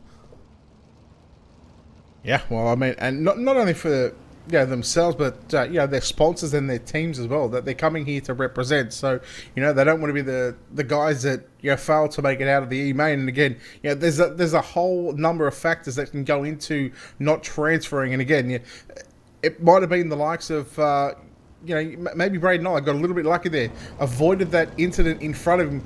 And again, if it wasn't your day, you might have just been caught up involved in that one. With the likes of like Jared Shipley there. Well, 0 laps in the books. We're going to go back to green this time at a turn number 4. It'll now be Hunter Stifler, Braden Eiler, now your front row, the only driver out of the race, Jared Shipley in the 19X. So we still have 9 drivers out on the racetrack. Bill Aaron's back there missing the nose wing on that race car. That's going to affect the handling on that one dramatically. We're coming back to green, pace truck in, and Hunter Stifler getting ready to get back on the gas. He's on it. Green flag is back out here at Williams Grove. Yeah, Braden Eiler getting a good jump and a good restart there. Down into 1 and 2 we go. Eiler run on the top side. Kuhn runs above the slick as well. It's going to be Stifler leading down the back straightaway for the first of 12 circuits around the Williams Grove Speedway. Now we've got Eiler looking back down low on the exit of turn number 4. Who's going to lead lap number 1? Drag race to the line. It's Braden Eiler to lead that opening lap. Braden Eiler, he'll try to clear Hunter Stifler. He can't quite do it down the back straightaway now. The drag race once again. Eiler will clear him about a car length. He'll get in front of Stifler. Stifler trying to cross him back over. Not quite enough momentum as they come around to complete lap number 2. Give lap number 2 to Braden Eiler. Yeah, there was the 3-car battle there in turns 3 and 4 there between your top 3, Braden Eiler, Hunter Stifler, and then back to Dakota Kuhn as Stifler getting a little out of shape there on the exit of turn number 2, if you don't mind. And Jeremy Zarfo's back there in that 4th and final transfer position as the yellow flag will fly for the second time here tonight in tonight's E-main, Tommy. Yeah, Bill Aaron's missing the nose wing on that car. Affects the handling on that car dramatically and spins it around. And looks like he didn't quite take too much damage, as much as he already had. So he'll tag the rear of the field here in the E-main. 2 laps down, still 10 laps remaining. Braden Eiler showing the way. That's Hunter Stifler, Dakota Kuhn. Jeremy Zarfos now your 4th and final transfer spot. Driver to keep an eye out on here in the E-main. Yeah, both, or in fact, 3 drivers. And as I said, these 3 drivers, in fact, I'll talk about the top 4 because I did say at the start, Eiler, Kuhn, Zarfos, they are the more experienced drivers out of this E-main drivers. And again, that's no disrespect to the other guys, but these are the guys that, we normally see up front in other league races and stuff like that. They're sort of expected to make their way to the front. I even said Hunter Stifler as well, and that's the way they sit 1, 2, 3, 4, and I guess that's the way they should be expected to finish. But again, anything can happen here, Tommy, at the Grove. Yeah, Brett, you've had the privilege of broadcasting a lot of the races that these drivers, especially here in the E-main, have participated in and done quite well. And they're trying to transfer through here, through the E-main. Long way to go. Still 2 laps down, 10 laps remaining. Just got to keep it nice and smooth to avoid the trouble, as I do believe we'll pace around the racetrack one more time before we turn them loose here in the E-main. Yeah, the drivers, in fact, will get the 1 to green signal this time by. So you said the lights on the racing.com pace truck, they do turn off, which means we are going green flag action this time by. And again, 2 down, 10 to go. Tommy, if you're Braden Eiler right now, what's going through your mind, knowing that there's still 10 laps left to run, but you do have command of the field? You have command of the field. You have to have a great restart, obviously. But you just want to keep it nice and smooth, not make any mistakes. Make sure you hit your lines. The top 4 do transfer over, so you have a little bit of breathing room right now. You just got to keep that distance between you and the rest of the field. All right, well, pace truck is back to the infield of the racetrack here at the Williams Grove Speedway, the virtual Williams Grove Speedway. The Wicked Cushion Esports Racing Extravaganza are back underway in today's E-main. Braden Eiler with a great restart that time as Hunter Stifler. He'll take it to the top shelf of the racetrack along with Dakota Kuhn. That'll allow the bottom to open up for Jeremy Zarfos for a second. The door closes, and now here comes Kuhn for a second. Big slide job on Hunter Stifler. Will he clear him coming out of 4? 3 wide now for second. 3 wide out of turn 4, and Dakota Kuhn is now under pressure. He's on the top shelf. Jeremy Zarfos in the 19 Z car knows how to get around here, especially on the bottom side. Probably one of the best that you will see getting around. He continues to work low. Braden Nyla chops it down from the top to the bottom, but a good battle on for second and third right now. Zarfos and Dakota Kuhn, they run second, third. Stifler back there in fourth, and here comes the four of Eric Allen. He's going to pressure Hunter Stifler here down the back straightaway. Yeah, 4 laps down. Eric Allen still plenty of time to get in one of those 4 transfer spots. He's all over the back bumper of Hunter Stifler, still running the outside of the racetrack. Meanwhile, back up front, Braden Nyler, he's got a 2.5 lead over Jeremy Zarfos. He's kind of stretched his second place position over Dakota Kuhn as they run single file right now, 1 through 4, as the top 4 drivers trying to pull away, but still Eric Allen in the picture, trying to gain that 4th and final transfer spot over Hunter Stifler. A little squirrely right there coming down the front straightaway. Yeah, coming off a turn 4 can be very tricky. 6 down, 6 to go, and Alden, that might have just been his opportunity that has just slipped away from that number 4 machine as he tries to hit on the cushion in turn number 3 and 4. Now here comes Brenton Hockenberry, involved in the first incident of this E-main. He's fought his way back up to position 6. We're not seeing a lot of passing at the moment, but again, this track just getting a little tricky for some of these drivers, and the guys in the pre-race show spoke about it, throttle control. You have to have it here, otherwise you're just going to get that wheel spin, Tommy. 8 down, 4 to run. Yes, when this track slickens off, it's all about that right foot, and sometimes even the left foot. You have to use the brake here at Williams Grove to just try to kind of manipulate that corner to get your car to stick just right. As Dakota Kuhn, he takes it to the top shelf of the racetrack. Top 4 pretty much pulled away. 3 more trips around to try to transfer over to the D-main for the top 4 drivers. Hunter Stifler, a little shake-up right there, and that'll allow Eric Allen to close the gap once again. He'll have 3 more trips around to try to make something happen. Now lap times for your leader, Braden Nyler, 18.4. Jeremy Zarfos with an 18.5. He's a little over 2.1 seconds back away from your race leader. Then you go back to nearly a second back to Dakota Kuhn. 18.4s for your second and third place driver, Braden Nyler. That last time by was an 18.1. Coming to the white flag this time by, Tommy. And Braden Nyler looks to have this in the bag. Battle for 4th is on. 4th and final transfer spot. We have a caution out on the racetrack. Oh my goodness, that was about to be good. Hunter Stifler, Eric Allen going at it. It'll be a white flag, 1-lap shootout. Green-white checkered shootout for the E-main. Well, just if you didn't think this could get any more exciting, Tommy, we come up with a green-white checker to wrap up the E-main. So they've still got a mile to run around the virtual Williams Grove Speedway, and that battle that was coming up or showing on screen, Eric Allen. I thought it might have blown his chance a couple of laps ago when he sort of got a little bit squirrely out of turn 4 and lost a fair bit of time to Hunter Stifler. But again, Eric Allen showing that he's not going to give up without a fight. Yeah, he ran a very, very smooth line. Little hiccup for Hunter Stifler right there. Allowed Allen to close back in. But once Allen was there, he was putting a lot of pressure and a possible slide job coming out of turn number 4 before the caution came out. But he'll have a great opportunity coming off this caution. This will be a green flag, then you'll see the white flag, and then the checkered flag. So these drivers will have 2 laps to make something happen. We'll see how aggressive the top 4 drivers are with each other as they know they're already in the transfer spot.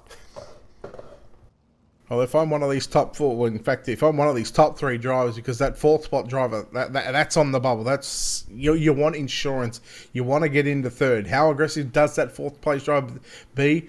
I guess we'll find out very shortly, because not only does Hunter Stifler, he's got to try and worry about making the D-main, but he's also got to worry about the guys behind him, because they're just as hungry as what he is. And when they're rolling around like this, I guess this is a bit of time for Hunter Stifler and maybe some other guys like Eric Allen and Brenton Hockenberry. Just calm down, take a couple of deep breaths, just relax yourself, and then worry about these next 2 laps. We're getting set to go back. Green flag racing. Do believe we're going to pace around one more time before we turn them back loose. Braden Nyler had a 2.5 lead, vanished. Under that caution, Jeremy Zarfos, Dakota Kuhn, Hunter Stifler, the man on the bubble, trying to hang on for the 4th and final transfer spot. The rest of you guys trying to make sure that they do not load it up for the day, and their day is over with. As I do believe the pace truck pulls in. We're getting set to go back green. Green flag, white flag checkered. Braden Nyler leading them back to the green. Oh, Hunter Stifler, bad restart there. That left front tire caught that inside wall, and we'll see if Hockenberry or Allen can do anything with him. Allen now running the top side through 1 and 2, nearly pulls alongside Hunter Stifler down the back straightaway into 3 and 4 for the penultimate time. Tommy, 1 to run, and the battle for that transfer spot is up for grabs still. White flag in the air. Hunter Stifler trying to hang on, but he's trying to put some pressure on Dakota Kuhn to make sure he's not the man on the bubble. Here comes Allen down the back straightaway trying to close the gap. He's going to have one more shot into turn number 3 and 4. He'll take it to the top shelf.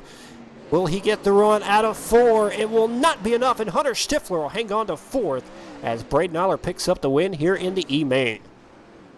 Yeah, tell you what, hats off to Eric Allen there. Certainly gave it his all, but just comes up 1 spot shy of where he needed to be. But congratulations goes to Braden Aller, who picks up your E-Main victory here tonight, or this afternoon, I should say. Second, Jeremy Zarfos. Third went to Dakota Kuhn, and 4th. And that 4th and final transfer spot, Hunter Stifler. Those 4 drivers, their Wicked Cushion Esports iRacing Extravaganza campaign, they continue. Well, Brett, that was a pretty good race right there. Track got a little single file, but nonetheless, we saw some great action towards the end with the help of a caution. Nonetheless, we're getting ready to go to the D-Main, going to escape this server out, and join the D-Main. Should be a pretty good one. Yeah, if we get a track like this again, this is where and again, this throttle control really shines for the drivers that know how to get around here. And a lot of drivers you'll see, they've done a whole lot of laps around the Williams-Grove Speedway, so they know exactly what is capable. But I think we're getting ready to send it over to Bryce Clark very shortly.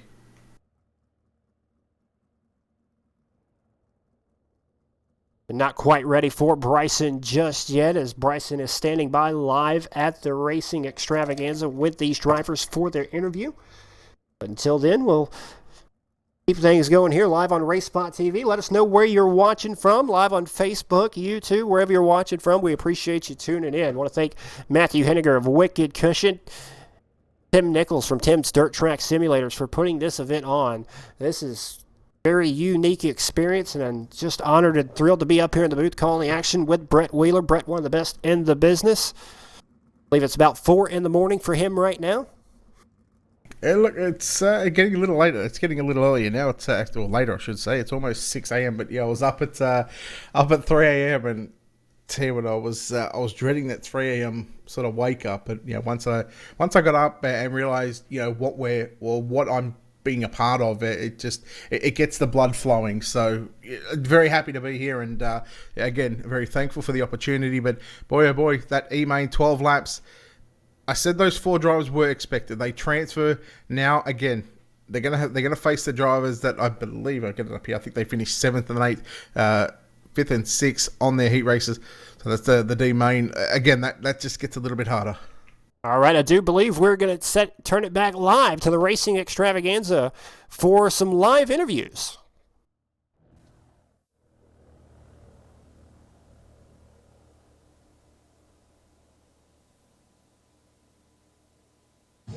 All right, I'm standing up on stage with the Wicked Cushion Esports Series Championship E-Main winner, Braden Aller. Braden, obviously the E-Main not where you wanted to be, but you got another chance to better your finish.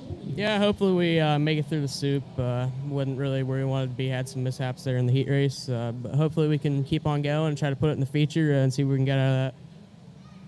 All right, well, I really appreciate you making the trip out here. We'll let you get over and set up for the D-Main. Before you go, though, just let these fans that might not know anything about you, let them know a little bit about yourself.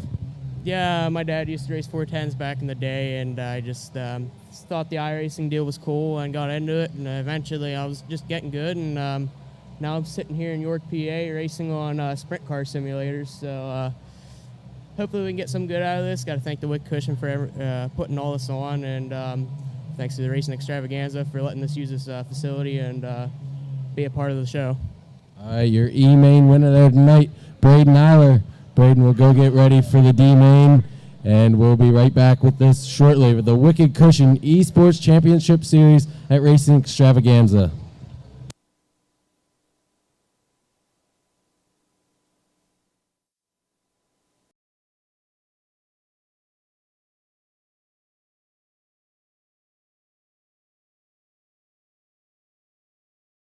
All right, welcome back once again. We are live from RaceSpotTV here at the Williams Grove Speedway. We're getting set to go D-main action once again. Myself, Tommy Rowe, with Brett Wheeler up here in the booth. Getting ready to go. Brett, initial reaction on the E-main and what you expect here in the D-main. It's all going to come down to the track. Again, drivers that know how to get around here, once they get the feel for the track and how much it slicks off. Again, it's all about trying to pick and choose your lines. We've seen late in that E-main, we've seen the likes of Eric Allen, especially on that final lap. Had he had maybe should have had a bit more experience at the Williams Grove Speedway, he might have had an opportunity there in that final turn to really rip the lip there and run that cushion all the way around. Because again, if you hit that right, obviously people that are familiar with iRacing and whatnot, you can really gain a whole lot of speed on that cushion. We're getting ready to load the server up and get ready to transfer these next 12 drivers for the D-main. Little connection issue on my part right there right for a second, but we're back to normal. Get ready to go as we get set to load the D-main. Once again, I want to thank all the people coming on board: Team VLR, Wicked Cushion Esports, Tim's Dirt Track Simulators, RaceSpotTV for the great broadcast and production that you're seeing live. A lot of good people putting in a lot of hard work for tonight's or this afternoon's events. Still got, don't forget, Tommy, although that, we're covering the live seat Alphabet Soups run right now, after that one, we've got the online qualifier. So there's still another 4 heat races, and plus, those are Alphabet Soups to run as well. And again, at the end of the day, we're going to have 12 live seat drivers up against 12 online drivers. But regardless of who those, in total 24 drivers will be, that at the end of the day, that come this feature time, it is going to be like an iRacing World Championship. We are going to have the best of the best in the house, and I can almost guarantee that if these drivers are able to sort of show the respect that that they give each other, whether it's online or whether it's live in person at the live seat at the Racing Xtravaganza, that this has the potential to be one of the best races that you will see. Absolutely. We've seen some great races in the World of Outlaw Pro Series, iRacing USAC Pro Series broadcasted by RaceSpotTV, but this is a event unique by itself. If you wreck somebody, they could possibly be sitting right next to you at this live event. So you want to make as many friends as possible, I'm sure. But nonetheless, these drivers are loading up into the server. Should be a few more minutes before we get set to go with practice. Probably have a few minutes of hot laps, and then we'll go with 12 more laps. It'll be 12 drivers this time once again, and we'll take the top 4 from this D-main. We got the likes of Braden Eiler, Jeremy Zarfos, Dakota Kuhn. Those drivers that you just saw, along with Mark Penske, Wes Hurd, Billy Rowley, Larry Kuhn, just a couple of names here in the D-main. Very familiar names if you've watched some of the leagues across iRacing, especially the ones that Brett covers with Ultimate Dirt TV. Very familiar names in the sprint car world. Oh yeah, I do want one or two a week, not too many, but tell you what, I'm really excited to see how those drivers from the E-main transfer. They're obviously not only the racecraft, I guess you could say, but how they transition into coming from the back of this D-main, because now that they might have started mid-pack in that E-main, they've now got 8 more cars in front of them, and again they've got to pass, well, at least depending on who you are and where you start. Of course, Island's going to start position 9, so he's got to at least pass 5 cars to get into that transfer spot. Jeremy Zarfos is going to pass 6, Kuhn's going to pass 7, Stifler's going to pass 8. And again, as these Alphabet Soup mains happen, we're starting to get more and more hired I-rating drivers that are more accomplished here on the sim service. Yeah, we've got a couple of here. Once again, I-rating is something that you earn on your time on iRacing. The more races that you do well and perform well in, the higher your I rating will be, especially on the dirt side. We got drivers with just over 5,900 I rating here in the D main. So that's saying a lot. We got 3 drivers over 5,000 I rating here in just the D main alone. And if you're not familiar with I rating, 5,000, that's not too bad of an I rating to have, is it, Brett? No, it just means that you've put in the work into those official races, and it certainly pays off because you get to race around people that you don't know, and this was spoken about in the pre-race show, the round table, the pre-race show with with the likes of Kinzer and Brent Marks and Heilemann and Bergeron. They say that Heilemann, more in particular, said that he sometimes gets frustrated with those cars, but at the same sense, you learn to race around other drivers that you're not familiar with. You sometimes go in blind, and if you don't know what a driver sort of races like, it can certainly go either other way. It's almost like a flip of a coin. But again, it's how aggressive you are as well. Yeah, that's the great curveball with this simulator event. A lot of these drivers, some of these drivers may not be a full-time iRacing competitor, but live around the area and know the sport and are very interested in getting to be a part of it.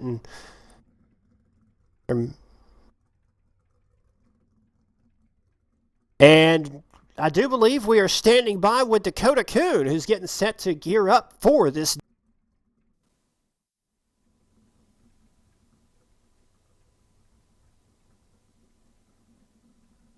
Ladies and gentlemen, I'm down here at the iRacing simulators in the cockpit with driver Dakota Kuhn, who's getting all geared up and ready for the D-Main. Dakota, what are the track conditions looking like after watching the E-Main? I got pretty slick there. I hope it kind of slicks off right away. I got pretty single file there really early, kind of just held on, and then I saw Jeremy get by me, so I just dropped down, just knowing that how this place can get. But I just wasn't good down there, so I just went up and ripped the fence. But I just hope it slicks off and it gets a little bit racy. I mean, I'm pretty far deep. It's a long shot, but anything can happen. Yeah, exactly. You're right. Anything can happen here in iRacing. You got a long way to go in the D-Main, but anything can be done. And good luck, and anybody that you would like to thank tonight. Yeah, I just got to thank my online team of UDSRA and Glenn Stiers. They sponsor us, and I got to give a shout out to my real life driver, Jordan Gibler. I mean, we get to run here at Williams Grove weekly, or most weeks, so it's pretty cool to come here and race virtually on this. And I really got to thank TIMSSIMS, Matthew at Wicked Energy Gum for putting this on. I mean, I know how hard this is to do and like how much time they put into it. So it's really cool to have everybody here all together like that. I met a couple people online, and my buddy Austin Carr, he flew from Florida in to run this, and I've talked to him, known him from 10 years just from racing online. So it's pretty cool, but just got to thank for everybody for putting this on, the guys that are doing the broadcast and everybody here. It's a really cool event, and hopefully they can do it some more and maybe make it bigger or something, make it really cool. Maybe just have like one big show for this. It's really cool to do. You mentioned your driver, Jordan Gibler, so assuming that you work on sprint cars here in the area, is there an aspiration for you to end up in the cockpit of a real-life sprint car someday, or are you content working on them and running the iRacing simulators? I always mess with Jordan, tell him I'm buying a 305 to put our backup car, but I'm good sticking behind the wrenches and doing what I'm doing. It's very fun. It's very stressful, but being involved in this sport, anything, it's amazing. The people you meet and the people you know. So I'll stick with what I'm doing. I'll keep my the day job per se. All right. Well, we thank you so much for coming out to the Racing Xtravaganza and the Wicked Cushion Esports Championship Series, and good luck the rest of the night. All right. Thank you. That's Dakota Kuhn, who's getting ready to start in the D-Main.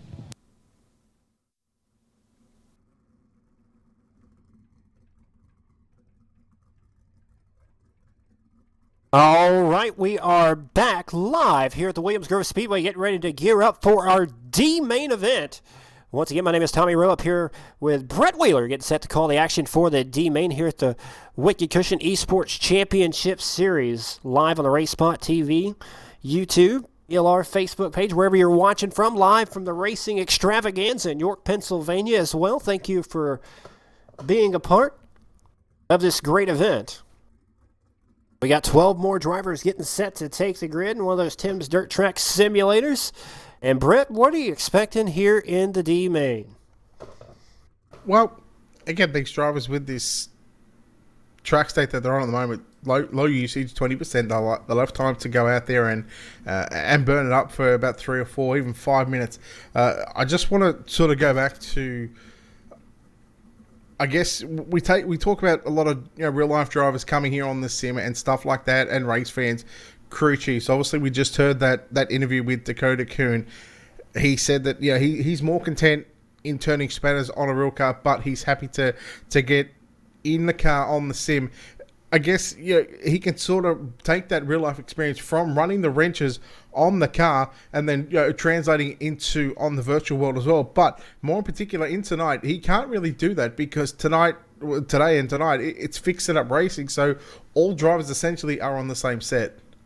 Yeah, the only real adjustment you have is the wing slider, and that really adjusts the wing forward or backward just to have a little bit of extra downforce on the race car, help you maybe tighten it up or ease through those corners just a little bit better. But other than that, these drivers are all on the same setup, so not a lot you can learn from there.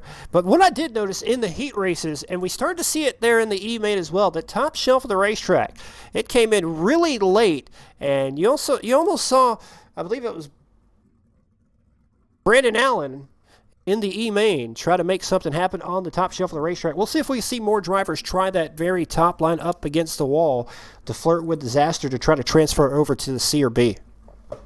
Well, again, and you talk about that top side. Braden Oller, one of those guys that just loves to get up on the cushion, really just be inches and centimeters away from that outside wall, flirting with disaster. I've seen it bite him so many times, but at the other end of the coin as well, it's helped him so much as well because you learn to run the cushion, and then sometimes if you're in those transfer spots, and like we've seen Braden Oller, out in front, he was just happy, content running the bottom and sort of maybe in the corners, sliding up and then driving back down the racetrack. Wasn't flirting with disaster, knowing that all he had to do was just finish in first, and he had a big gap before that green-white checker come out. So, again, it's the risk versus reward factor. It'll all come back down to where you are on the racetrack, how many laps we're in the main. And again, we'll see later in the races, we'll see the drivers get a little bit more desperate to make those advances and try and get into that top 4. And once again, 12 laps the distance. Caution flags will not count. They'll be manually hand-scored by the race control live at the Racing Xtravaganza up there in York, Pennsylvania. We have racing control admins such as KT King and Stephen Calavoda on hand to make sure the drivers have all the information correct. And we should be just a few minutes away from a quick hot lap session before we turn it over to our D-main. Yeah, we are just awaiting just on one particular driver. Not sure which driver it is. They haven't given us that info, but there is an issue with the sim that we are trying to get sorted out, or not we, but they are trying to get sorted out. So once that issue is sorted, then we'll get these drivers on track for their hot lap session. I'm assuming they're going to have about a 3, 4, even 5 minute practice session again to really widen this racetrack out as we get throughout the night. We're seeing 10, 12 cars in these preliminary races. I'm more excited to when we get to those A-main, because that way, we're going to have 24 drivers and we're going to see the full potential Williams Grove Speedway. We're going to really see it slicking off, and that's when the cream, that will always rise to the top. Yeah, we're not starting at a particularly clean track. It'll be a 20% starting state, and what that means is this track will have a little bit of usage on it already, but as the race progresses, it'll get slicker and slicker for these drivers. May not do it quite as much in 12 laps, but when we get to a 20 and 30 lap main event later on this evening, you'll see these drivers working the racetrack all over the racetrack, using a lot of throttle, a lot of brake to try to manipulate these corners here at Williams Grove and get the best time possible. Right, since there is an issue with one of the sims. If you're sitting in the cockpit, if you're, let's say Billy Rowley, if you're Billy Rowley, what's going through your mind right now? You've got a front row, you've got a pole position start, 12 laps, you're waiting on the hot laps. What goes through your mind? How do you mentally prepare yourself for this kind of stuff, Tommy? Well, I don't think I could answer that, because this is such a different experience. Because when we race, we're sitting at home, we're sitting in our room in our comfortable space with our wheel, These drivers are in front of a live-action crowd in a simulator that they've never been in before, competing for a purse of over $2,500. There's a lot of pressure to run well here at one of these events. I think it's safe to say that this is probably, for the drivers out there in York, Pennsylvania, this is probably a more pressured environment, knowing that they're not in their own home, they're not on their own equipment, they could be either on VR. If you don't run VR and you run triples at home, you've either got to run VR or you go to a single screen. So again, different equipment, different environment. It's just the pressure situation at the moment. It's how these drivers are going to handle that pressure, and this is where we see the likes of Braden Nyla. Does he start to thrive on that pressure? Billy Rowdy, how does he handle it? Dakota Kuhn, there's a whole lot of questions that sort of need to be answered, and I guess we sort of can't answer them until we see these drivers out on the racetrack. And there you see the live look in from York, Pennsylvania at the Racing Xtravaganza, as we have finally moved over to our hot lap session here for the D main, and we'll run a couple of laps, let these drivers run in the track, and we'll get ready to go racing. All right, watching Braden Nyla on screen there in the 005 for the Craig Kinzer Sim Racing team, and with us seeing Craig Kinzer on the pre-race show, the round table with Brent Marks, Matthew Ninja, David Harleman as well, and of course Alex Bergeron. There were some interesting answers there. I'm not sure if you were listening throughout it, Tommy, but Harleman and Bergeron, they were talking about their rivalry, and one thing that sort of Alex said, that David was clean. Now everybody knows I'll say what's on the mind, and look, I think that statement might have been a bit for the cameras. I think Alex might have been holding back just a little bit at the point. David is quite a character. David's a comic book character.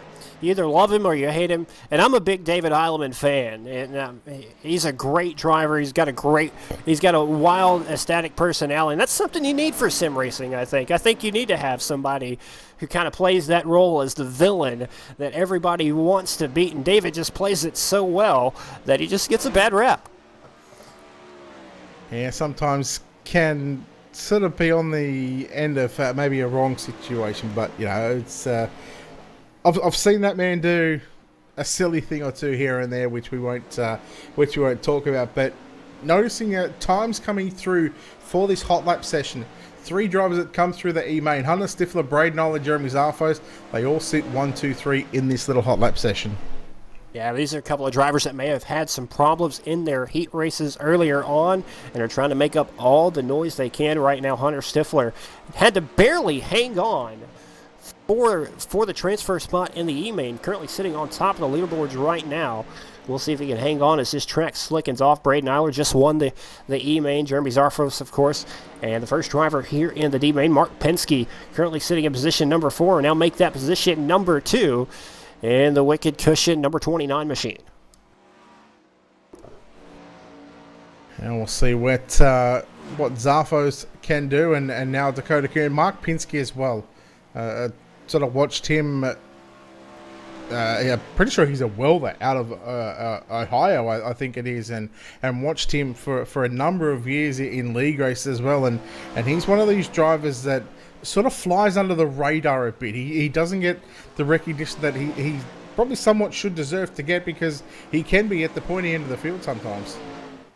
Exactly, and some of these drivers, like I mentioned earlier, don't get to race as much. So when the opportunity presents itself to come to a live action event at somewhere near their home state or hometown, these drivers jumped on the opportunity. And you got drivers like Austin Carr, came all the way from Florida just to run this event. David Heilemann, I believe, came from Wisconsin.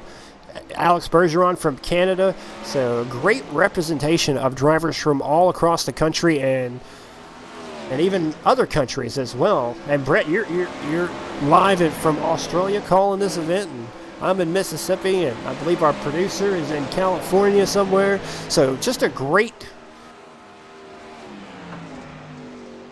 it's a great variety. Yeah, great environment, great variety of nationalities, I mean, you know, I believe Tim Ryan, the first iRacing 410 World of Outlaws Sprint Car Champion, is going to be running in the online qualifiers as well. So, you know, he's going to be somewhat up at the crack of dawn as well later on, and we'll see what he can do. But again, you know, before we even get to the online qualifier stage, we're going to worry about these live seat qualifiers and dwindle the 48 drivers down to 12. Yeah, we still got a little ways to go as we're progressing to the D main right now, as practice should be wrapping up here in just a few moments, and we'll take 12 more laps. Top 4 from the D main will make it over to tonight's main event, or C main event, I should say. Not main event, still a long, long way to go for that. Yeah, just to go back on the variety of nationalities we have, where our producer is in the UK. So again, that makes it, on a technicality, four different countries. That's just pretty amazing what you can do with iRacing to make this all working all together like that, as something that's it's pretty great to see. And once again, I want to thank Matthew Henniger, Wicked Cushion, for the idea of putting this on. Tim Nichols from Tim's Dirt Track Simulators for bringing all these great simulators to this live event to make this happen. And all the online drivers that are competing here later on this afternoon, couldn't do it without you guys as well.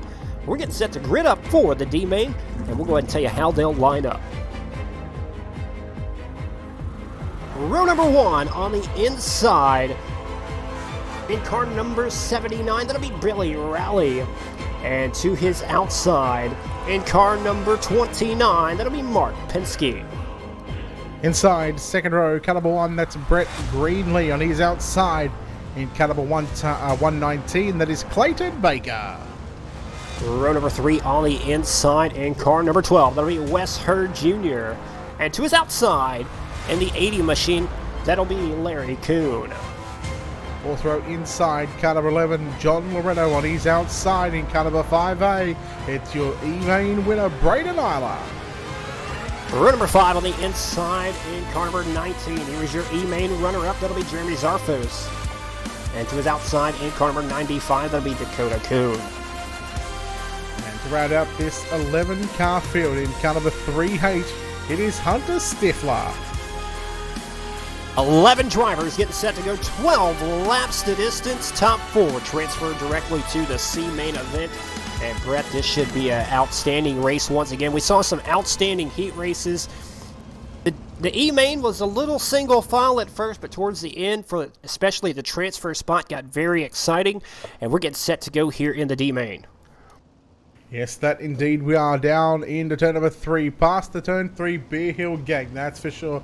I'm sure they're chugging down a few beers right now. Out of turn number 4, Billy Rowley getting set to lead us to the drop of the green flag in tonight's D-Main, and he has got a monster start over the rest of the field. Penske now going to ride in second position. Meanwhile, they go side by side, car into the wall, 3 wide on the exit of turn 2, if you don't mind, in the 11 of John Loretto straight up on the inside. They're bouncing around back there, but we stay green. What a jump Billy Rowley got off the start. And now we have our first caution here of the D-Main. I do believe it's going to be the 1-car Brett Greenlee, who's now in the pit area. And yes, I believe that's who that will be on. He found himself in the outside fence area, upside down, missing the nose wing on that car. And I do believe his D-Main will be over. Catching that opening was Dakota Kuhn in the number 95 machine as well. Tommy, that's one thing you want to avoid here at the Grove, is that opening, because it can bite you so hard, whether you're leading the race or no matter where you are on the track. If you get that right rear tyre close to that opening, it can really bust up the rear end. You see the onboard shot right now on that number 95 machine. He just got tagged there and straight in towards that the fence just underneath the famous Blue Bridge here at the Grove. We got Hunter Stifler in the pit area as well, missing the nose wing on that car. I do believe his race will be over. So I do believe we're down to already 8 or 9 cars in this D-Main. It's Clayton Baker, the last car on the lead lap, currently scored in 8th place position. Larry Kuhn 7th, Jeremy Zarfo 6th. Braden Eiler up to position number 5, 1 spot from the transfer on the outside looking in at the moment. That's been held down by Wes Hurd, the 12 machine. John Loretto in 3rd. Mark Penske And Billy Rowley, currently your race leader, 0 laps in the book. Still 12 laps remaining here in the D main. You're going to have a restart on this D main as the lights are out on the racing.com pace truck. And tell you what, John Loretto, 7th up to 3rd. And again, just avoiding, I get turn 1 and 2 again for the second time that we've seen on those initial starts. We've seen it in the E-main, Tommy. It's just trying to get used to the cars. And they did have that hot lap session before this, so I mean it shouldn't be all new to them right now. And most definitely got to keep the guys in 5th and 6th in their rearview mirror as Braden Eiler, Jeremy Zarfos, your 2 E-main transfers already sitting on the outside looking in. The first 2 transfers, not transfer spots, trying to make up some ground. As we are back green, Billy Rowley with another great jump. He'll lead them down into turn number 1. Now make it almost 3 wide for the race lead in turn number 2. Yeah, Rowley takes the lead down the back straightaway. Pinsky and Loretto side by side as they go into turn number 3 and 4 right now. Look at the 12 of Wes Hurd. Here comes Braden Eiler trying to go 3 wide through the middle. And Braden Eiler, your E-main winner, looking for a transfer position. And here comes Jeremy Zarfos behind him. But it's Wes Hurd Jr. on the outside to pick up that 4th and 5, that 3rd position, I should say. Billy Rowley's got to love what he's seen if he's running a rearview mirror because all 5 of these cars are going hard at it right now. Now Braden Eiler, the man on the bubble in the 4th and final transfer spot as the 12 of Wes Hurd Jr. on the outside looking in. And there goes the 11 of John Loretto. Almost losing it. He hangs on for 4th. And here comes Eiler for 2nd now. Yeah, there's nothing in it between 2nd through to position number 6 at the moment. There's probably about 6-7 tenths of a second between those 5 drivers. Eiler into 2nd. Pinsky in 3rd on the top side of the racetrack. Here comes Loretto back up on the inside. And Jeremy Zarfos back there in 5th position on the outside looking in at the moment. And again, they go side by side on the exit of turn number 4. Loretto's got the run on the bottom side. Tommy, I think the bottom side's just a little too good right now on the exit of turn number 4. Yeah, 4-car dance for positions 3, 4, and 5. Little contact right there. The 29 of her trying to hang on to it. He'll fall on the Pinsky. He'll fall all the way back to 7th, running in a transfer spot. And now that'll allow Jeremy Zarfos to hang on to the 4th and final transfer spot and put a little bit of distance on him and Wes Hurd, who currently sits in 5th. Yeah, 5 down in this D main right now, and Zarfos up on the inside of Loretto down into 3 and 4. And Zarfos looks for that insurance position right now. But meanwhile, change for the race lead up front. Braden Eiler has gotten by Billy Rowley, and Rowley rolling back on the top side. But Braden Eiler too got on the bottom side through turn number 1 and 2. We'll see if they switch lines down into 3 and 4. Rowley through the middle of the racetrack. Braden Eiler ripping the lip right now, and Braden Eiler, your race leader from position number 8, and we are 7 down, 5 to run. 7 laps down, 5 to go. Braden Eiler, great drive from him, 8th to 1st. Jeremy Zarfos from 9th to 3rd, and John Loretto from 7th to 4th. So 3 of these 4 drivers not in the transfer spot to start the race has found their way in. Billy Rowley hanging on to 2nd, but Braden Eiler is putting a big old gap between him and Billy Rowley for position number 1 and 2 now. He's got over a 1 second advantage right now, back to the 79. And then we've got another 1.5 back from Billy Rowley back to Jeremy Zarfos. Almost a second back to John Loretto. Yellow is out as we've just got the 3 to go signal. Tommy, we've pretty much seen this in the E-main. Braden Eiler have a big lead. And then with just a couple of laps to go, we are now going to have what is going to be 3 laps left to run. Yeah, I do believe this is caution's going to be on the 29 of Mark Penske, who now finds himself into the pit area. Not quite sure what happened to him. He had a great run early on, had a great starting spot. Started 2nd and finds himself turned around into the fence area, and then the 880, nowhere to go. Larry Kuhn gets into the back of him, and that'll end Mark Penske's day here in the D main. It's unfortunately for the 29 there. He just got a little tight and almost got back into the 119 of Clayton Baker. And the yellow flag is going to fly, but yeah, 3 laps left to run. So we'll go green flag, not this time, but the following time by. And it's Braden Eiler and Jeremy Zarfos who made it from the E-main. They're into the D-main at the moment, and they've got a chance to go through to the C. And these drivers are more than capable, Tommy, of running the alphabet soup here tonight. Yeah, Brad Nyler, he's got a very fast hot rod. Drove from 8th to 1st and then was putting a gap between him and the first and second place driver up Billy Rowley. So Brad Nyler very determined to try to make it into tonight's A main event for the live qualifiers all the way from the E main. He's got a very fast hot rod. He's figured something out here in these TIMSSIMS dirt track simulators. I guess it's all about just getting accustomed and getting used to the fixed setup. Now, obviously, he's had 12 laps in that E main. That's 12 laps more than what these drivers that started in the D main. And same with Jeremy Zarfos, Hunter Stifler, Dakota Kuhn. Although Stifler and Kuhn are already out, but Eiler and Zarfos, they've had those extra 12 laps. They know what the setup feels like.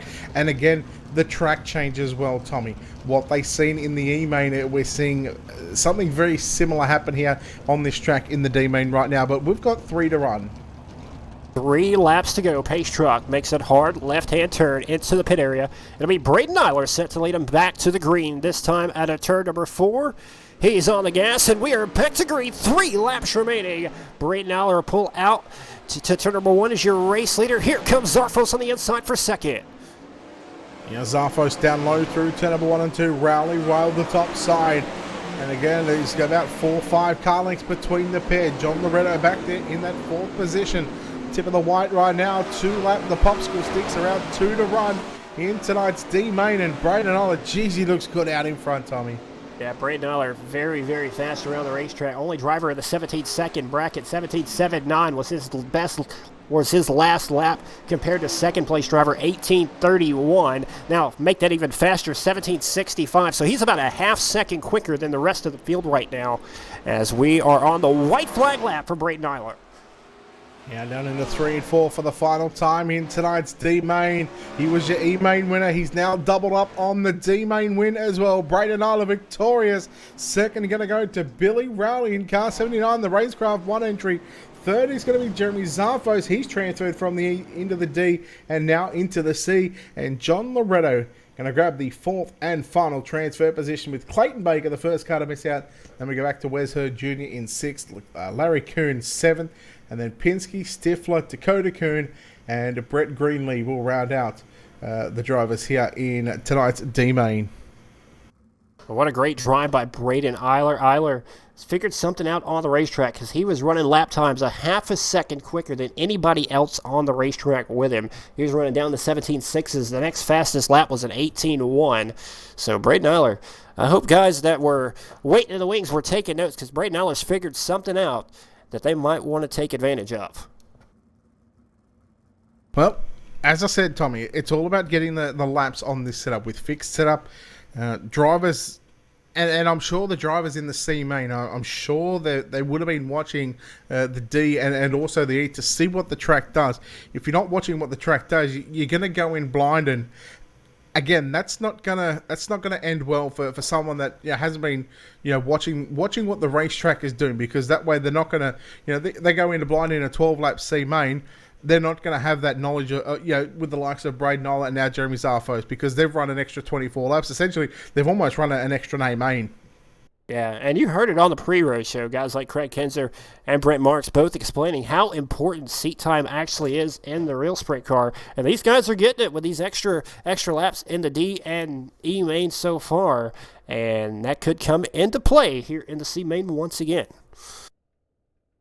Yes, we are not too far away from that C main. Of course, we are going to throw it over to an interview very shortly, but not just yet. We are just awaiting word from our producer to do that one. But I guess now that as the C main drivers get set, I mean, you just look at some of these names like Ernie Williams Jr., Michael Sheridan, Schaefer, Brian Wayant Jr., Buchanan. Those drivers, they've got their work cut out for them. But again, it's the drivers that come from the D main that are going to have those extra laps on the racetrack. They know roughly what it's going to be, where they need to be when it comes to the latter part of that race. All right, and I do believe we're going to take it back to the Racing Xtravaganza live and from York, Pennsylvania. We got some more interviews from the D main.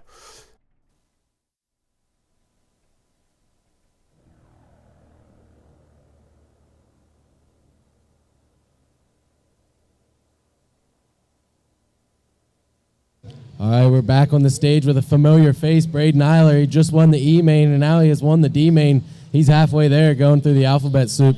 Braden, the track stay the same through that D main, or did you have to make any adjustments from the E main? It was pretty similar. It came in, got slicker a little faster than the other one. First track, it was a little more bottom heavy, but this one here, it came in nice. I ran a few lines through it, past cars, and hopefully, we keep getting good luck coming through here, and we can make it through the soup. All right, Braden Eiler looking to do the alphabet soup. He is well on his way to the C main.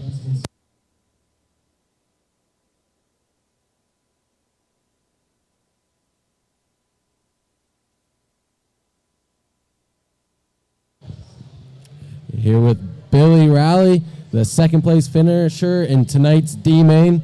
Billy, you made it through the D, heading to the C. What are you expecting in the C main? Well, I shouldn't have been in the first one anyway. I made a mistake in the heat race running third, so I should have been on the front row of the B, but it's more of the same, just having fun. It's a really cool event, first of its kind. Glad to be here. Drove 7.5 hours to be here, so it's a fun event. Thanks to Matt and everybody at Wicked Cushion for putting it on, but I think we'll be all right. I think we got enough speed, and as long as I can stay patient enough and not crash myself, we'll be all right. All right, Billy Rowley said he drove 7.5 hours. Where are you from, Billy? New Paris, Ohio, about an hour south of Eldora. All right, we got an Ohio guy here. Billy, congratulations on making it to the C main, and good luck the rest of the night. Yeah, thanks, and thank you for Ryan Hergott. Ryan Hergott Real Estate. He drove me out here, so big thanks to him and everybody at Racecraft One. Thank you, guys. All right, sounds good. Billy Rowley going to the C main.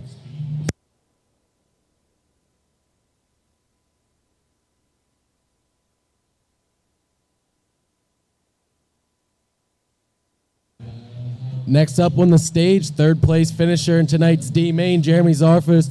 Jeremy, not where you want to be right now, but hey, you still got a shot to make the alphabet soup. Yeah, I kind of did it to myself, hit the wall in my heat and ran last, so we'll just try to keep picking off cars and passing cars, having some fun. The bottom's been good so far. It's where I've been able to pass cars, and that's where I like to go. The wall's dangerous for me, so if it's still down there and I can pass some cars, we'll try to keep running. All right, Jeremy, if you don't mind me asking, give these fans a little bit of background information on yourself. I'm here from York, actually local, so I drove all of about 15 minutes to get here. Just a local PA posse.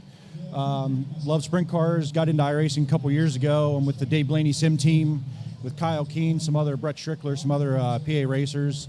That's about it. Just here to have fun. All right, we appreciate it, and good luck the rest of the night. That's Jeremy Zarfus, the third place finisher in tonight's D main. We'll get ready for the C main, and we'll be back with the Wicked Cushion Esports Championship here at the Racing Xtravaganza.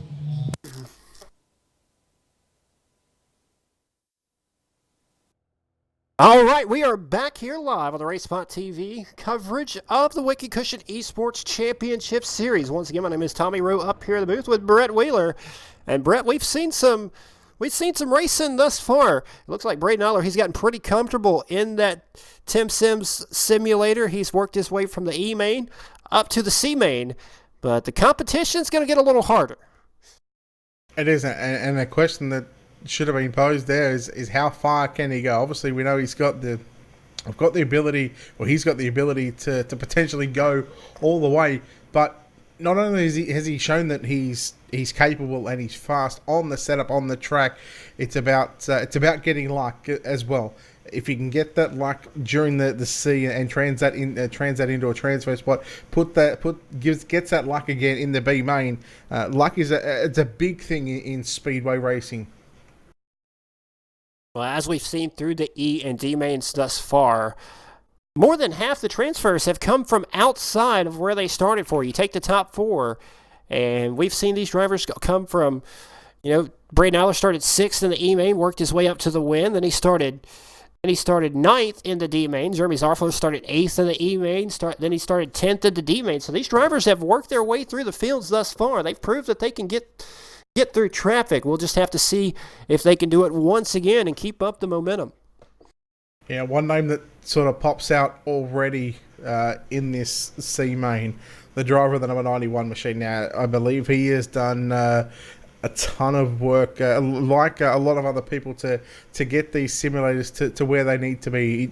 The driver of the Black Diamond Motorsports, number 91, Ernie Williams Jr. Interesting to see how he goes in this C main. He starts on pole, so he's like Eilery in the same sense as they both they love to run the cushion. They love to be inches away from that wall. Yeah, Ernie Williams, one of the iRacing veterans, especially in the sprint car division, and he starts on the pole. That's a pretty good spot for him to start. And if he's one known to keep it pretty clean and be very fast, especially at the Williams Grove Speedway. Expect Ernie Williams to run strong here in the C mains. We only got 2 more races left to go before we get ready for our 12-car field to narrow it down for 24 cars, 12 online qualifiers, 12 live seat qualifiers. Main event later on this afternoon, $700 to the main event, and if a live seat qualifier can win it, they'll pick up a little bit of extra change plus a ride in the 410 sprint car. Yeah, that's so cool to see. Obviously, the prize money is one thing, but for someone to offer up their own sprint car, give them a ride in a 410 wing sprint car, that just goes to show you right now that Speedway and esports, it's starting to come together like it should. Absolutely, and for guys like Alex Bergeron, David Heileman, they've won experiences through iRacing already to be put into an actual race car to get some laps, get some experience to see what it's like. And if you want to try this out for yourself, you're watching out there live on RaceSpotTV or wherever you're watching from, just go and try iRacing. They have a free trial. I believe it's a week or whatever. Get the free trial, try it out, and I promise, if you're into racing at all, you're going to be hooked within the first couple of races, and it's a great experience. You could find yourself racing against the likes of, the Craig Kensers, the Brent Marks that you saw in the pre-race show earlier, possibly Dale Earnhardt Jr., Kyle Larson maybe. But iRacing is definitely worth the bang for your buck. Tommy, what's your favorite track on iRacing? I would probably have to say it'd probably be a shorter track, maybe Lima Land, Lanier. I like the bull ring style tracks because, that's what we're used to racing around here is bull ring, smaller tracks, but probably Lima Land. Yeah, I can deal with that. I tell you what, since the release of Lernerville, I think that track has taken the number one spot for me. But when it comes to official racing, league racing, all that sort of stuff, and this is not biased just because we're here, Williams Grove, I love this racetrack. When it gets slick, it gets so technical, and again, that throttle control, just being able to run the bottom against the guys that are right up on the cushion and right up against the wall, it provides a multi-groove racetrack, and hopefully we get to see that here tonight. Later on tonight, even if it's in the live seat qualifiers A main, or whether it's the 24 starters in the main event, the online versus the live seat qualifiers, I really want this track to really slick it off and really showcase how technical this racetrack can get. Yeah, Williams Grove, it definitely puts on some of the best racing on iRacing, but it's a finesse track. You have to work at it. You have to understand the track. You can't run it full throttle all out. If you do, you're going to find yourself on the back row outside, somewhere on the outside of the fence area, or someplace you don't want to be. If you put the effort and the time in, you can have some great races here at the Williams Grove Speedway, and you and I have broadcasted many a great races here with some of the top drivers in iRacing, and I'm expecting to see some more great racing here later on today.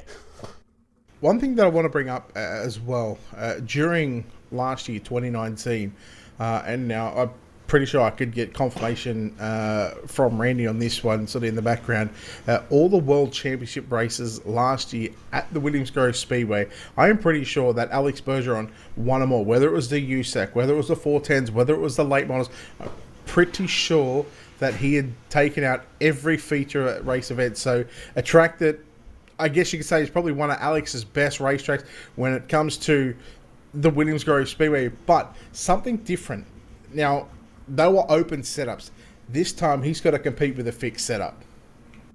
Yeah, all those series, those pro series, Alex had the time to put in, build the setup in his comfortable environment. But we're here live at the Racing Xtravaganza. He's not in his comfort zone, but he's proven so far in his heat races, and he'll start towards the front in the qualifying main event later on this evening, that he's pretty capable of getting the job done here at Williams Grove. As it is one of his favorite tracks. He did win every single World of Outlaw and iRacing Pro Series race at Williams Grove, including the USAC and the World of Outlaw Late Model Series as well. So definitely a great driver here at the Big Half Mile. All right, we are just awaiting on, I believe, one driver to get into the server. Then we're going to set these drivers loose for hot lap session, about 5 minutes as well. And again, we're just waiting for word from race controller, I guess. Just seeing these drivers, Matt Schaefer, Sheridan. Again, as the sort of preliminary remains progress and the alphabet soup, the field gets tougher, and this is where we are going to see the faster drivers, even if it's the likes of Braden Nyler, who has to come from the back yet again. This is going to be his third race in a row that he's pretty much had to come from the back as well. Any predictions going into this C main, Brett? Look, I don't want to be biased here, but teammate of mine starts pole, Ernie Williams Jr. I can't go past him at the moment.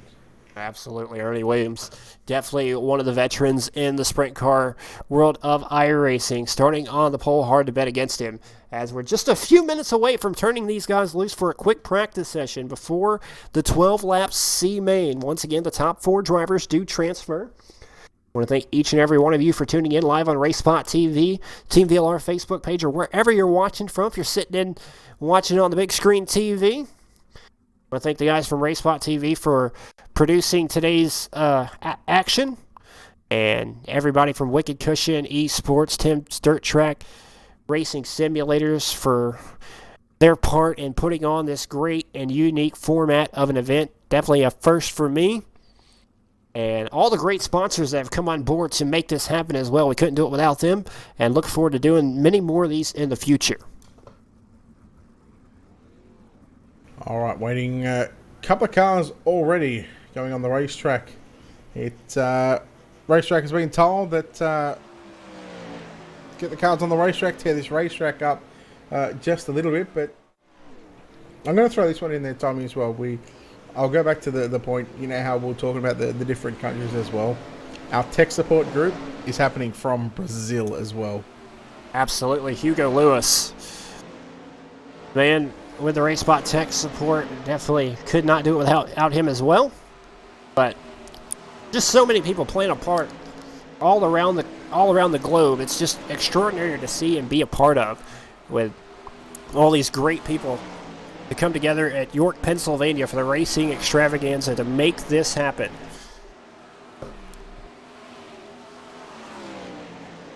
All right, looking at times coming through right now in this hot lap session again, Tommy, like we've seen in the heat races, more importantly the ones that I've seen, heat 3 and 4, we're seeing lap times 17.3s.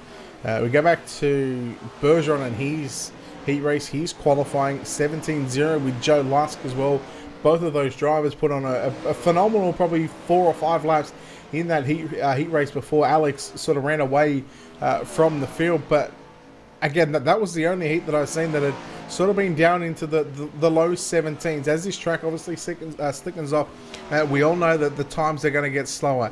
How will these drivers, how can they handle the slick track conditions as well? And again, these drivers right now, just getting out there on a more of a tackier racetrack right now, it'll be a lot different come 7-8 laps in tonight's C main, where it's going to be a lot slicker. Yeah, we saw it in a little bit in the D main. Braden Nyler, a great example of late in the D main as the times were slowing. You saw those drivers near the mid 18-second bracket. He was the only driver running in the 17-second bracket, and not just doing it every lap. 17.6, 17.7, and the second place driver turning 18.2s and 3s. So Eiler he has figured something out. It's not yet made a lap here in the C-Main hot lap session. Maybe having some issues, or maybe just taking a breather for a second. But he's figured something out to keep that car at a steady time throughout the race, as others have seemed to drop off so far. But we have a little bit more experience in the C-Main, and we'll see that in the B and A main as well. The experience and knowledge of how to run these cars when the track slickens off, that'll play a big part in how tonight's main event will play out. Yeah, definitely. And again, it's the likes of Braden Isler, Jeremy Zalfos. Both those drivers had an E-main start. So they've had the E-main, they've had the 12 laps there, they've had the 12 laps in the D. They've been able to see how the track is going to progress over the 12 laps, where they need to be, where they need to run. In the E-main, when Isler got to the lead, he was sort of up and down all over the racetrack, maybe just trying to experiment why he had that big gap. In the D-main, once he sort of tracked down Billy Rowley, he was able just to run the cushion and get those extra few laps on a place that he is more comfortable than and more known to be. So right now, as you said, he hasn't turned a lap, maybe taking a break, but I mean, if I'm Braden Isler right there, unless he's having some sort of issue there on the sim, I'd be wanting to get out there and just get some laps in and just get comfortable again, because this is a whole different ball game right now. Because as you said, we've got more experienced drivers. Ernie Williams Jr., Michael Sheridan, those drivers consistently up front in league races.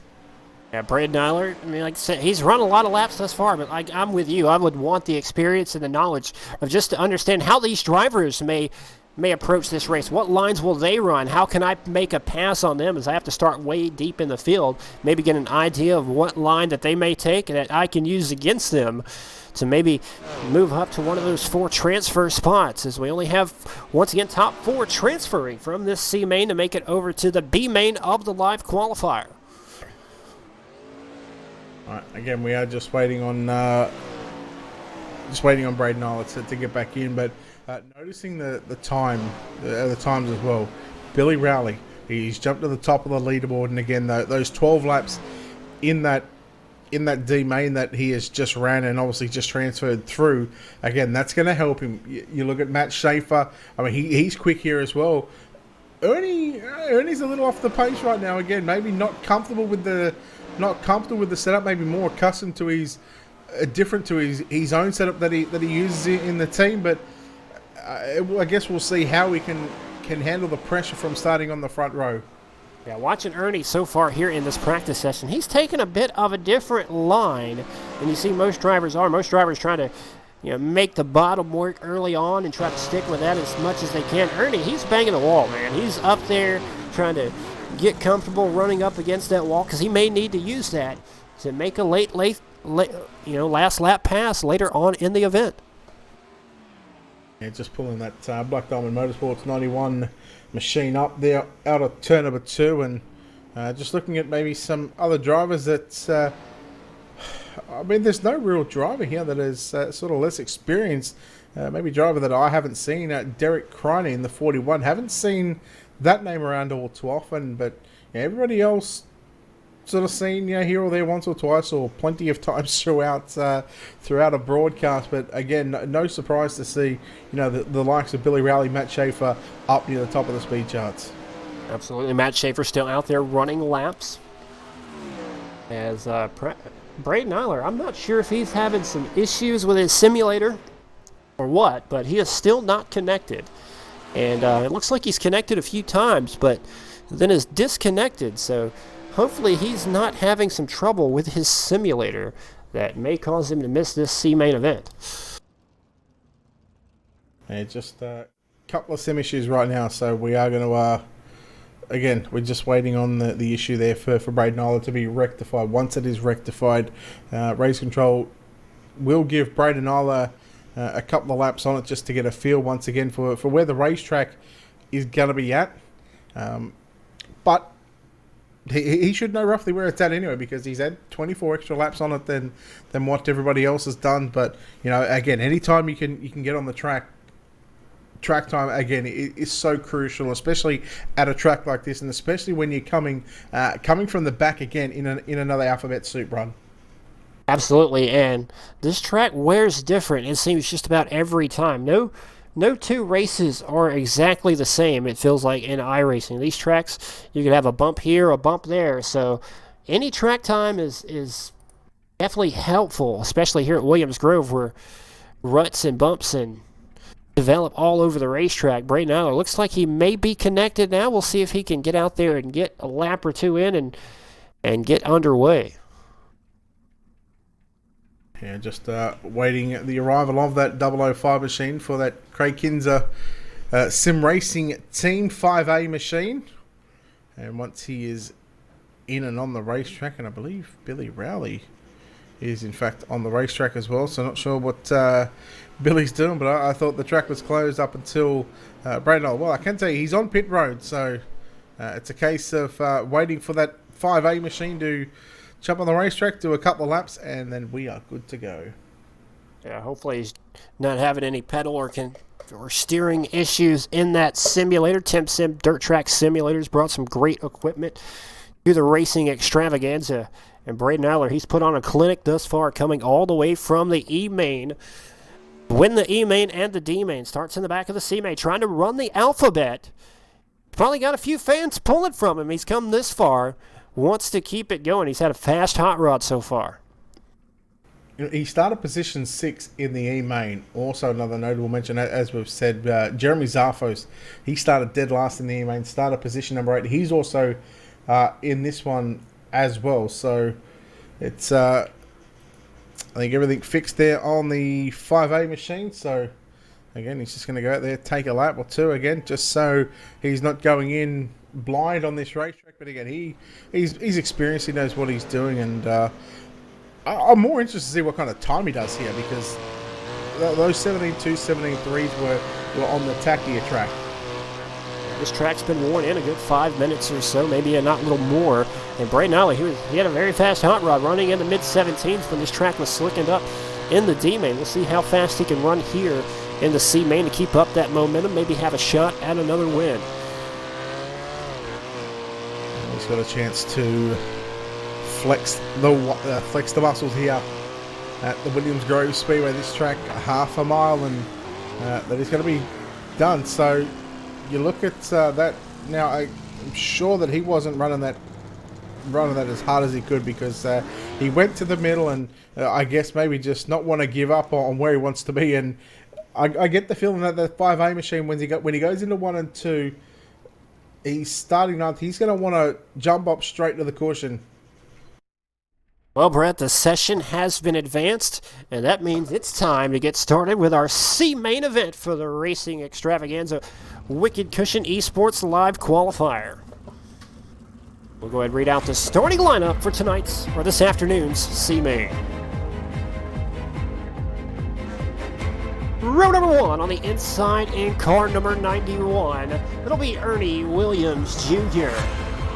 To his outside in car number 15, the Wicked Energy Gum number 15. That'll be Michael Sheridan. Inside second row, car number 31 for Team SETI. It's Tyson Landis. On his outside for the DB Sim team, it's Matt Schaefer. Row number 3 on the inside in car number 9. That'll be Brandon Little. And to his outside in car number 41, that'll be Derek Kreiner.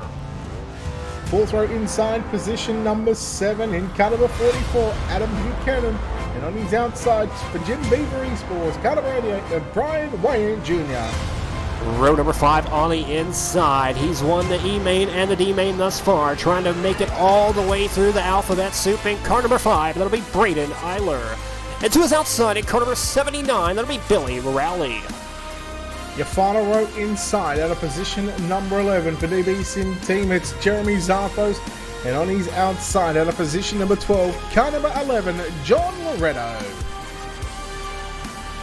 Brett, the storylines are shaping up here, guys, trying to go from the E to the A. Here in the C-Main, we got very fast race car drivers starting on the pole towards the front of the C-Main. Who's it going to be? 12 laps, we'll find out. I think it's going to be Ernie Williams to take out this race. You know what? I'm going to go a few steps further. I'm going to say Braden Eiler will grab second. I'm going to say Sheridan will grab third. And I'm going to say Billy Rowley will grab fourth. I'm going to put the pressure on him. I'm going to say both Braden Eiler and Jeremy Zarfos find a way to transfer. No bias here. Well, look, I'd love to see Isla and Zafo's transfer as we get set for 12 laps on the board. And it's going to be the Black Diamond Motorsports number 91 machine of Ernie Williams Jr. to lead the field to the green flag. And we are racing underway in tonight's C-Main. Ernie Williams trying to race off into turn number 1 at 31 of Michael Sheridan and Tyson Landis not going to make it happen. But Williams, he'll pull out to the race lead with Sheridan running in position number 2 now. Well, I did say that Brad Nyler would have liked to go onto the top side, and he did that in 1 and 2. He did it in 3 and 4, and he goes right through the middle, already into a transfer position, the 5A, but they go 3 wide. Zafo's up on the inside, contact with Tyson Landis. Landis stops on the back straight, as does Jeremy Zafos. Oh, they were 2 and 3 wide coming on the exit of turn number 2, and some slight contact, and the yellow flag flies. Jeremy Zarfos went for broke here in the C-Main, and him and Tyson Landis had a great starting spot. We've seen this throughout the mains thus far. Towards the front starters have not had the best of luck, but Braden Eiler, what a great start for him. He's already up to position number 4. He may have something for your race leaders. Well, unfortunately for Zarfos, the alphabet soup run is done, and I guess I didn't pick him. The luck just was not there. He showed some phenomenal car speed on that opening lap and got a run on the inside of Landis, as you just seen there. Just a contact. Again, just a bit of a racing deal. The gap sort of closed up there as they were 3 wide coming out of turn number 2.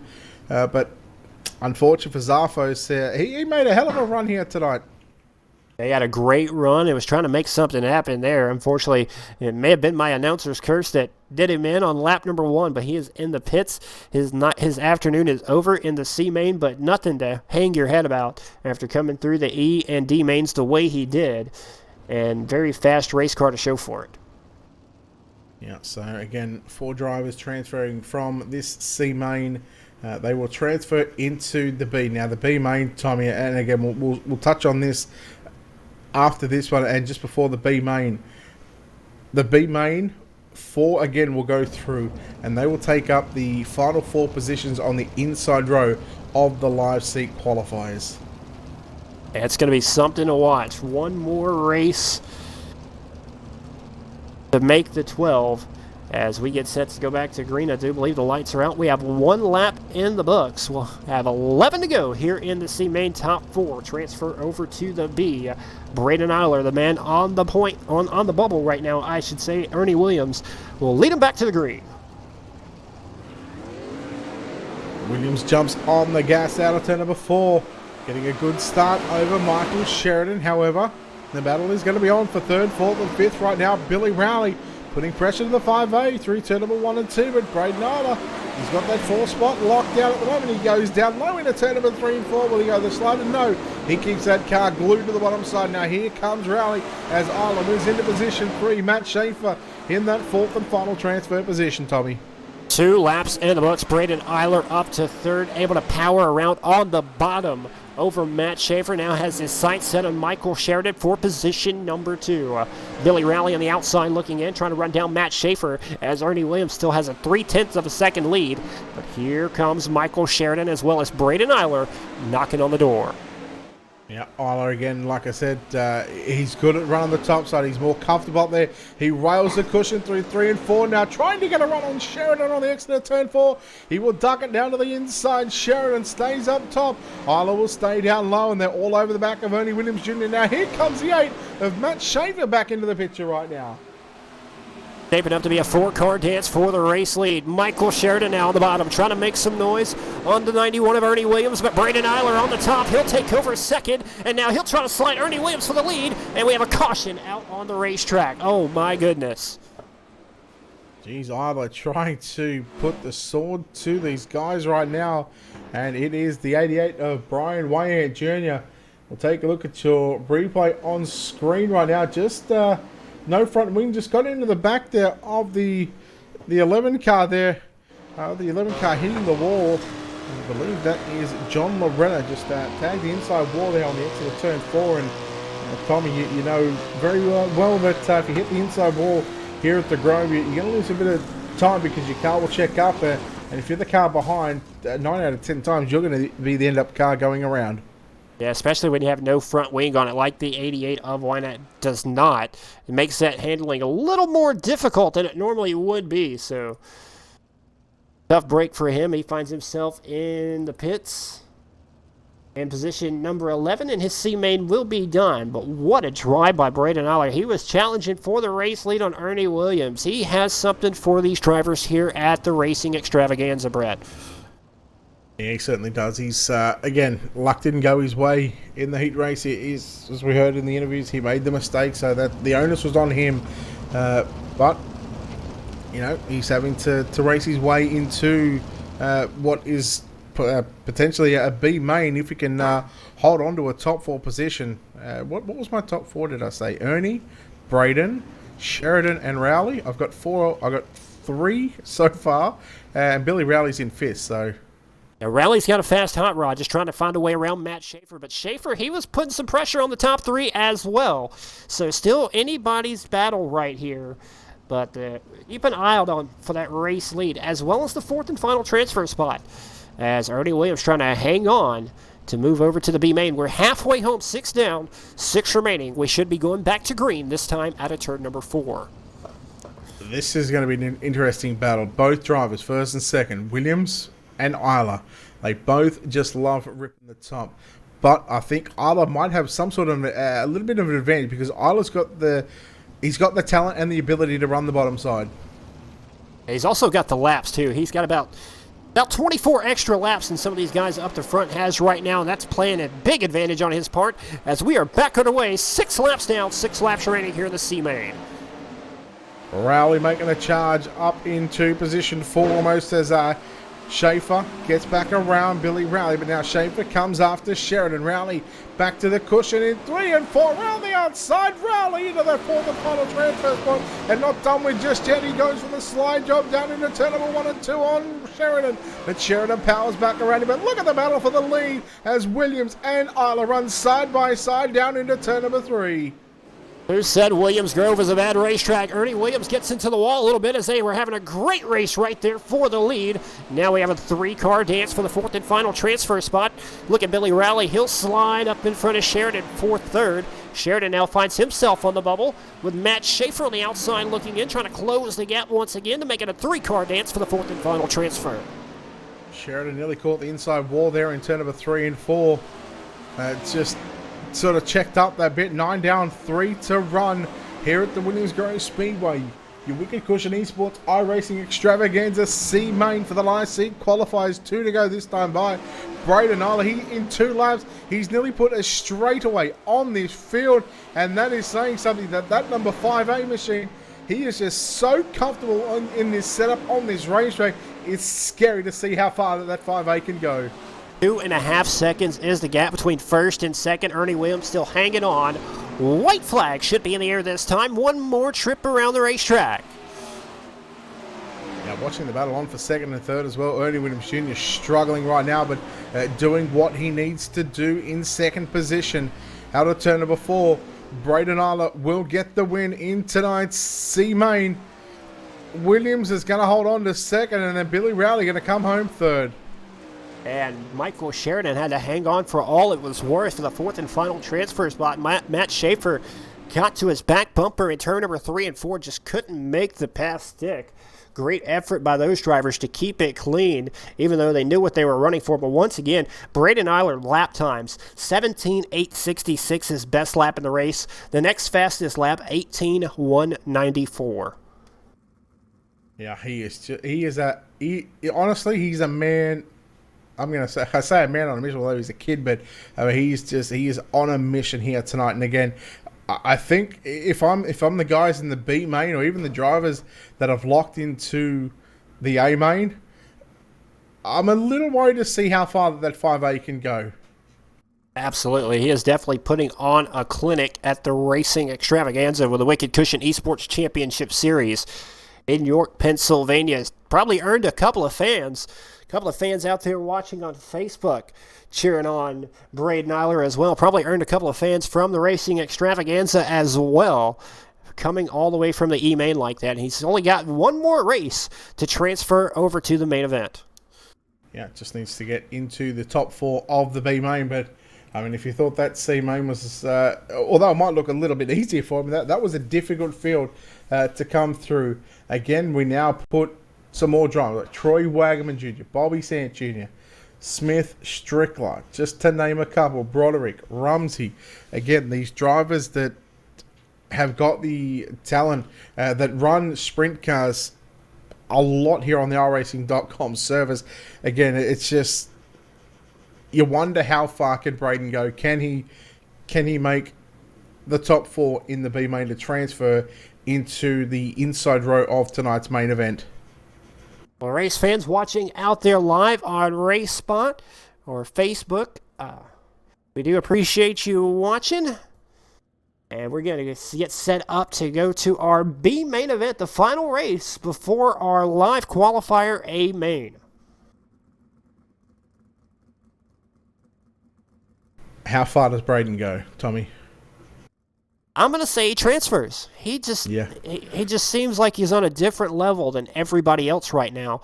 But, guys like Bergeron and Heilemann, they've been sitting and watching for 3 or 4 hours now. He's going back to back to back to back, and just in such a rhythm and groove. It's scary to watch right now.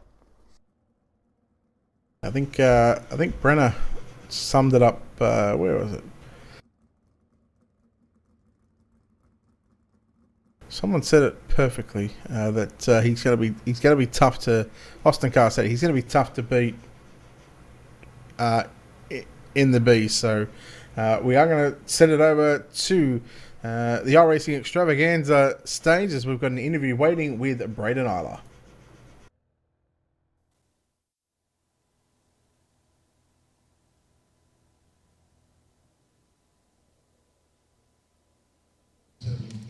All right, folks, back here on the stage with your C-Main winner. Look who it is once again, Braden Eiler. Folks, give him a round of applause coming from the E-Main. He's got one more to go to do the alphabet soup. Braden, you are putting a licking on everybody that is out in the track so far. What do you got to do to keep it going in the B-Main? It only gets tougher from here. You just got to try to keep your nose clean and try to pass as many cars as possible without running out of laps. It's going to be tough here. We got the toughest one before the big show, so we'll see if we can get through it. All right, once again, folks, give him a round of applause. Braden Eiler. Second place finisher, Ernie Williams Jr. Ernie in the C-Main. Now you put yourself into the B-Main. Got one more to go to put it into the big show. It's going to be tough. We start from the back. I don't think I can do what Braden did. He looked awful good out there. I didn't watch him in the other race, but he got around me pretty easy and checked out. Like he said, it's just going to get tougher from here. I mean, they bring the best of the best in, and it's going to be, I might not make the A, but it's going to be a fun watch for sure, man. I'm just glad I can transfer as far as I can go. I know I got a stopping point here sooner or later, but it's going to be fun. I enjoyed myself so far. All right, thank you. That's Ernie Williams, your second place finisher in tonight's C-Main. We'll get ready to go for the B-Main, the Wicked Cushion Esports Championship Series here at the Racing Extravaganza.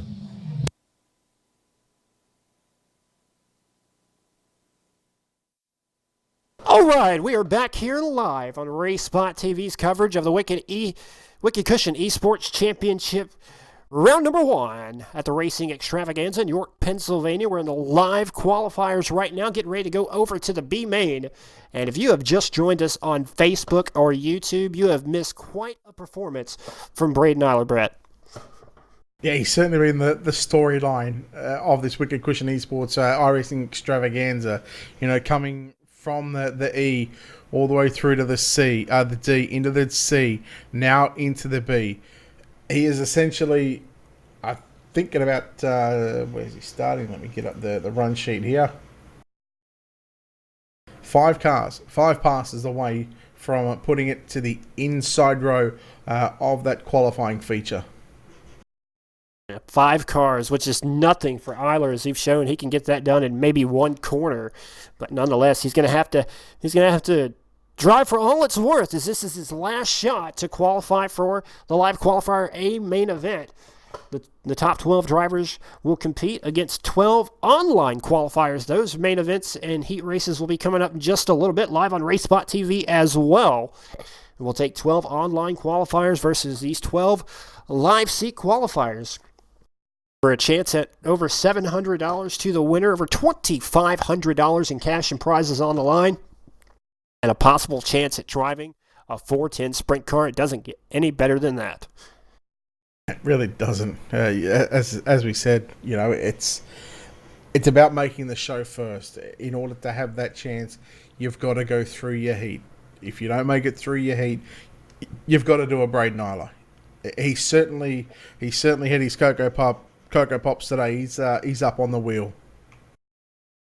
Absolutely. Eiler driving it for all he's worth, but he's got one more shot. And as we've stated before, the competition gets a little bit harder. Here in the B main, you got drivers like Skylar Brown, Billy Rowley, who just transferred over from the C main. Definitely a tough driver in his own right. Tim Smith, Bobby Sant Jr., former iRacing Pro Series driver. Logan Rumsey, no slouch himself in the sprint car division. We're getting set to go. It'll be 12 laps once again, and we'll take the top 4. All right. Basically, we're going to see what we've seen throughout the preliminary mains. It's not going to change during this speed main either. We're going to start the track state at 20% again. We'll give once these 12 drivers have loaded into the server, they will have about a 5-minute warm-up session, or until race control decides that the track is racy enough to where it's produced multiple grooves. And I'm going to say hats off to race control and the track prep crew guys, because these guys have done a phenomenal job to give us a couple of grooves here at the Williams Grove Speedway. Now, Brett, if you were one of these live seat qualifier drivers, what do you want the track condition to change? Because Braden Eiler has proved that he is just about a half second faster than everybody that's run so far. But you maybe want the track conditions to change. If you're watching this broadcast, the racing from second on back has been brilliant. But once Braden Eiler takes the lead, checks out and he is gone. Yeah, look, if I'm one of the drivers starting on the front row, I want to get to the lead as quick as possible, and I just don't want to look back, because if a yellow comes out and Eiler's in that second, third, or fourth position, you know where the 5's got. You know where he's going. You know he's going to the top. You know he's going to the front. If you see that 5A pass, if you don't make that instant pass back on him, you might as well just say goodbye, and you might as well just watch his tail tank drive off into the distance. Well, we're getting set to get all these drivers here in the B main. Still missing a couple of drivers from entering, I do believe, and then we'll turn it over to another hot lap session. Give them about 5 to 10 minutes of hot laps. Get them used to the simulator once again. It's been a couple of hours since some of these drivers have made their way out on the racetrack. Yeah, it would have been, because it's been 4 hours now since some of the drivers, even a little longer than that. And again, this is where that downtime, these drivers would have been able to watch, what the racing has been doing. That they'll get a fair idea if they get the similar sort of racetrack like we've seen over the first 3 preliminary mains. You'll see what can Tim Smith do, what can Bobby Sant Jr. do, the likes of Logan Rumsey, Brett Strickler. These guys have got a lot of talent, and that's just to name a couple, not just singling out those drivers in particular. But again, those drivers, they are quick here on the iRacing.com service. They know how to get it done. Strickler, I believe, runs a sprint car around the Pennsylvania area anyway. So, again, he's got that home track advantage. Well, Brett, I asked you for a prediction in the C main. You were pretty much spot on. How about another prediction for right here in the B main? Who you got? We're going 1, 2, 3, 4, or what are my numbers? Whatever you're feeling comfortable with. This is going to be tough. Bobby Sant Jr., Skylar Brown, Brett Strickler, Braden Eiler. Sounds like a pretty good 4 right there. That's a tough 4. That really is a tough 4. I mean, any one of these drivers can transfer, to be honest with you. Absolutely. Well, we're getting ready to open the track up. I do believe just about everybody is in here. Not sure who we're missing at the moment. Ernie Williams just checked in. Billy Rowley disconnected for a moment there. May have to get him back in. As well as the 19. Not quite sure who the 19 is. The 19 will be Troy Wagaman Jr. Get those drivers in here and possibly get this B main underway. Just a few more races left to go. Actually, this is the final race before the 12-car live seat qualifier main event. Just going back to what we we're talking about, these real-life drivers that have the experience. The likes of Cody Hartleb, Brett Strickler, Troy Wagman as well. He's run. I'm pretty sure now. I'd have to go back and get confirmation from Troy or someone in chat might be able to confirm this. I'm pretty sure Troy Wagner has actually picked up a sprint car win, I believe, here at the Grove, or it might have been Port Lincoln, I think. That's pretty awesome. You got all these real-life professional drivers, very familiar with the sprint cars, coming onto the iRacing circuit.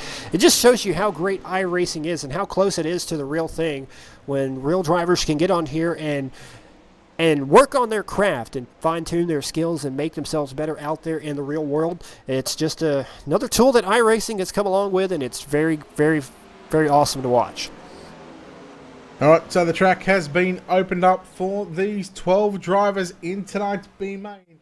It is the last chance to make it into the big dance, to fill up the 4 final rows on the inside of this field. And Tommy, that's something we haven't really spoken about. The 8 drivers that have locked in to the heat races already, they have already made up the first 4 inside rows. And now we have the B main. This is going to take up the final 4 rows on that inside. So essentially for the top 4, each position is 1 row further up. Absolutely, because this will determine where you'll start in the live seat qualifying feature. And then the qualifying feature will determine the inside starting row for that main event coming up later on this evening versus the online drivers. You'll have a 20-lap main event.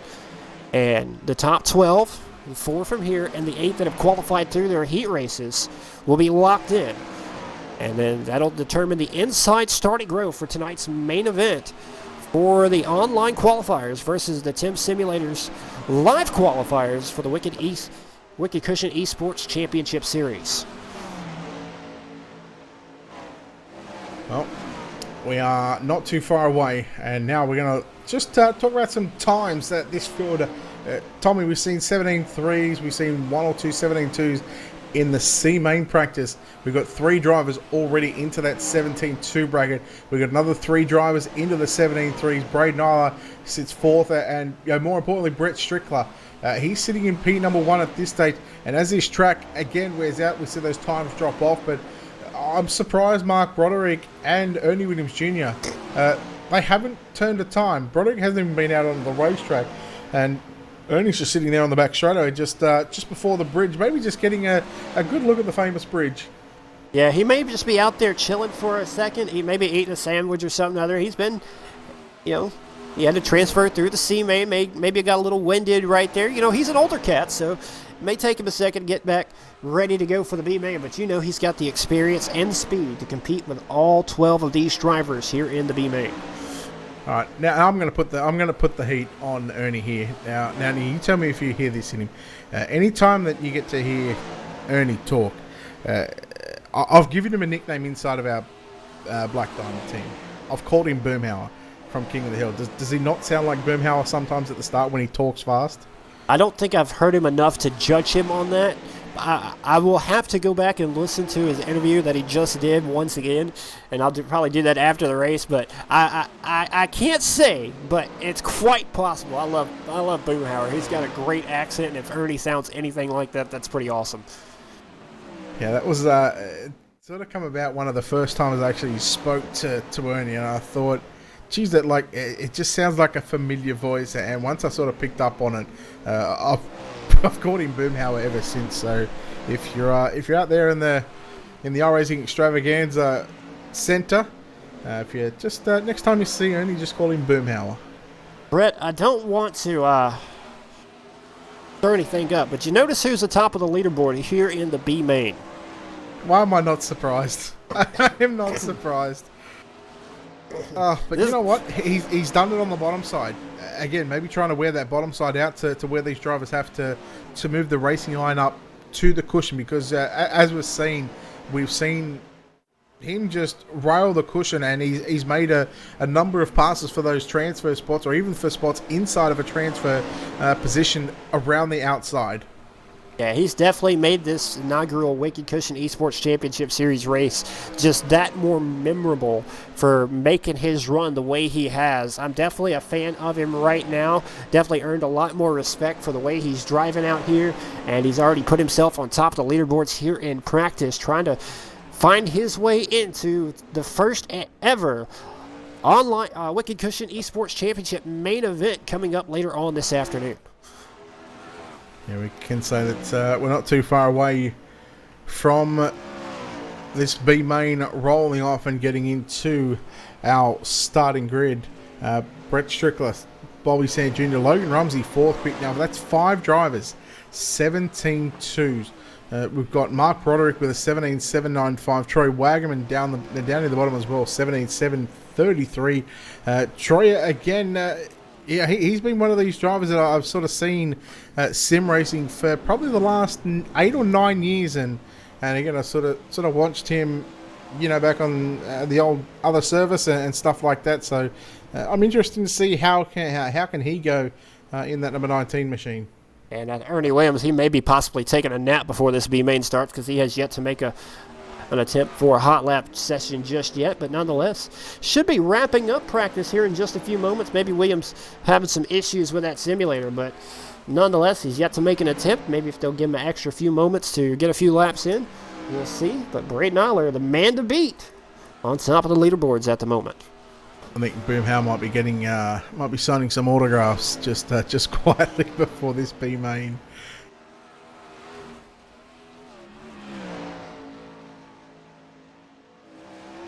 We're getting set to go. A few more minutes and rallies connected. I do believe everybody is in the server now. As 1, 2, 3, 4, 5, 6. Yep, 12 drivers in the server. Ernie Williams not making a lap, just maybe doesn't want to. He tried before, but not sure what happened. Whether he had an hardware issue, but no, he's actually coming out onto the racetrack right now. But again. Strickler's in fact closed up on that time, by the way, too. So yeah, .005 on the quick time of Braden Eiler. So Brett Strickler, the 38 machine, a very fast race car around the Williams Grove Speedway. He's been waiting a long time to get back in that simulator. He's found himself second on the leaderboard. He's going to have to work for it if he's going to beat Braden Eiler, who's proven that he's got what it takes so far. All right, well, can confirm that Ernie has turned a lap, albeit wasn't a fast one, but he's actually having a nice little battle here with Brett Strickler. But again, that is going to be all 12 cars that have officially taken a lap time. I guess we can go back to the interview and what we heard, from Ernie. He said that he wasn't confident in transferring. Again, not on his equipment, not on a setup that he likes to run. And it's not just Ernie. It's the same for all 48 drivers. They're not on their own equipment. Again, whether you run triples at home or single screen or VR, you know what I mean? They've got VR and single screen down there in York, Pennsylvania. So there's a whole number of complications on trying to get your car to the front of the field. Yeah, definitely a challenge for these drivers to get comfortable here this afternoon, but that's all part of the experience. And what makes this great event so unique is you're not comfortable, you're not at home, you're not in your racing chair with your racing wheel and your pedals. You're live in front of, hundreds of people trying to make it into an event that's paying a pretty good bit of money and a lot of pride on the line to do well in one of these events. Yeah, $700 to the winner, plus a ride in a 410 winged sprint car series. And even to start, it's still $20 to start. And I mean, that's just some money back that you get. But I think the money that sort of starts to be the top 5 is where you want to be. That's where you're gonna make your money. Absolutely.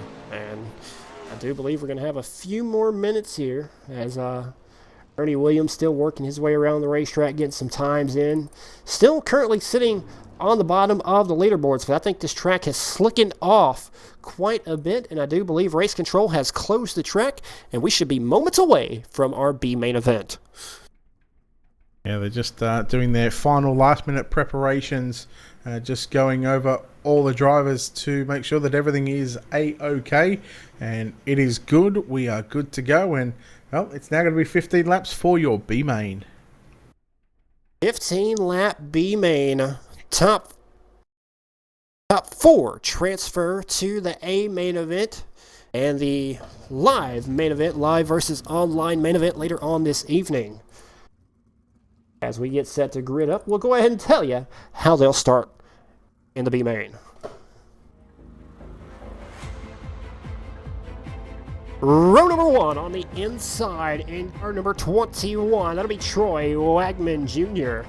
And to his outside in the 131 machine, that'll be Bobby Sant Jr. Inside second row, car number 00, it's Tim Smith out of position 3. On his outside for Cognitive Warriors in car 38, Brett Strickler out of position number 4. Row number 3 on the inside in car number 36, that'll be Eric Coyle.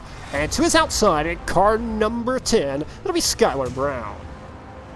For the Beer Hill gang in car number 51, and car 60 in fact, out of position 7, Mark Broderick. And on his outside, the son, the virtual son of David Harleman, the 41 of Logan Rumsey. Row number 5 on the inside. He's come all the way from the E main to the B main. He's had the fastest car of the evening so far in car number 5. That'll be Braden Eiler. And to his outside in car number 91, that'll be Boomhauer himself, Ernie Williams Jr. And your final row inside out of position number 11 for Racecraft 1. In car number 79, it's Billy Rowley. On his outside out of position number 12, it's Michael Sheridan. Well, we are stacked. What a B main event we have here. The racing has been great from the heat races to the drop of the alphabet soup. And we've got one more to move forward into the main event. Racetrack should be getting ready to make that hard left-hand turn, maybe one more time around the racetrack, and then we'll turn them loose. 15 laps will be the distance.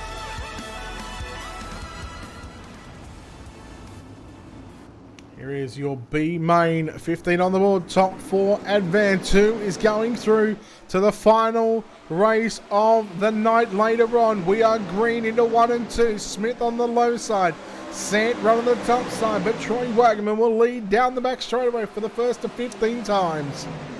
Troy Wagman will come around to try to hold on to lead lap number 1. Here comes Tim Smith, going to look on the inside for the race lead. May have a run into turn number 1 and 2. Smith side by side for the race lead now. Rumsey and Sheridan got together. The yellow flag is going to fly. Sheridan half spinning the car there on the front straightaway after contact with Logan Rumsey. And just as they were out of turn 4, Tommy, one thing to note as well, Ernie Williams Jr., he was coming through the middle of the racetrack. He was hauling 855. Yes, he was. Unfortunately, I do believe he scored in 11th place position right now. So we'll see where they'll line him back up for this restart. It'll be a single file restart. 1 lap in the book. Still 14 to go. Caution flag laps do not count. Troy Wagman, your race leader. Tim Smith, Bobby Sant Jr., Eric Coyle. The first 4 drivers that are your transfer spots at the moment. And it's Brett Strickler, Mark Broderick, and Braden Eiler. The first 3 drivers on the outside looking in, along with Billy Rowley, Skylar Brown, Logan Rumsey, Michael Sheridan, and Ernie Williams now being scored in the pits. He was up to 7th or 8th position, and as the yellow flag come out, he got into the left rear of Skylar Brown, and that put some damage there on that number 10 machine, but more importantly, put more damage on the number 91 machine. So Ernie Williams Jr., unfortunately, like you said, he wasn't going to transfer. He didn't feel like he was going to transfer, and well, he was correct on that prediction. Ernie Williams, 12th, and he is in the pits. His B main is over, so that'll leave us with 11 drivers. We should be going back to green next time out of turn number 4. Roy Wagman in car number 21 set to lead him back. Tim Smith in the 00 was putting a lot of pressure on Wagman before that green flag came out. And race control says we will not go green next time out of turn number 4. We will extend the caution for at least one more lap. And just going to make sure everything is all honky-dory, we'll call it, and just making sure the lineup is correct and making sure that any penalties that need to be handed out will be handed out. We're just looking at Skylar Brown. Got some damage there on the left rear, and we'll see how that car will handle over the next 14-15 laps. Absolutely. Just even the slightest damage, especially here at Williams Grove, where you need all the handling you could get, will affect your race car. And like I said, you need all the handling you can get. The track will slicken off, and you want to be able to run wherever you want to run, as Skylar Brown has shown. And still not going to go green. Going to delay the caution one more lap. Race officials trying to make sure everybody is where they need to be, and the caution penalties are issued out to the correct driver. In fact, we've just been told now that a brake pedal has come unstuck there for the number 38 car of Brett Strickler. And Tommy, not the ideal start considering that not considering that he's one spot out of a transfer. Yeah, that's a tough break for Strickler. He actually was started in 4th, but now brake issues on that simulator. And you're already not comfortable driving a simulator that you don't drive every day, and now you're being told that you have brake issues. That just got to make you think a little bit more about what's going on inside that cockpit. We'll see if those issues can get sorted just here while we are under yellow. So again, we do apologize about that, but looks like we are back up and ready to go. So these drivers are going to get told to line up single file. And it's going to be 2 down on the restart, 13 to go. 13 laps down. Troy Wagman will lead him back to the green lock. Do believe we'll go around one more time, as Strickler will get in his correct running order. I do believe he was in 5th at the time. Eric Coyle, the first man on the bubble in that 4th and final transfer spot. So we'll go green next time out of turn number 4. So just some extended laps here under yellow. Again, getting all those issues sorted. Because Tommy, if you're let's just put yourself in one of their shoes. If you're there and you're just rolling around it, let's pretend you're sitting at home and stuff like that. What goes through your mind on those extended yellow laps? Now you're just thinking about everything that could possibly happen on the restart, where you want to be, where the driver in front of you may go. And based on that, you put your car in a position that you feel is best and close your eyes and hope it works. Close your eyes, hope it works. Probably the best scenario, depending on where you are here at the Williams Grove Speedway. And out Troy Wagman in car number 21. Slow pace here on this restart and trying to not so much stack up the field, but trying to get an advantage on that restart. Tim Smith quickly follows him in through turn number 1 and 2. Now we go back to Bobby Sand Jr. in 3rd. 4th is Eric Coyle. Contact. Skylar Brown comes through. He moves up into position 5, and look who is coming behind him.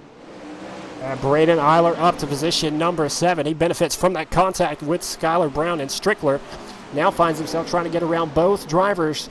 He'll move up to position number 6, 3 wide. The ham sandwich in the middle down the back straightaway, trying to move up to position number 5. He's 1 spot out of a transfer. Geez, that 5A is on an absolute tear. 3 wide. Billy Rowley starting to come and challenge Skylar Brown and Brett Strickler. Isla through the middle. Eric Coyle in that 4th and final transfer position. He's right on the bubble. He is the car that is stopping Braden Isla from transferring into the main event. But Isla throws the slide job. Skylar Brown, Billy Rowley come together. Skylar Brown and they nearly go upside down there on the exit of turn number 4. And we are yellow. 5 laps down. I do believe that lap will be given to Eric Coyle for the 4th and final transfer spot. What a battle we are seeing for this transfer spot. Beautiful racing. Just a little bit of contact right there. Skylar Brown, unfortunate. He'll fall back to the rear of the field to see how much damage he has on his race car to see if he can resume.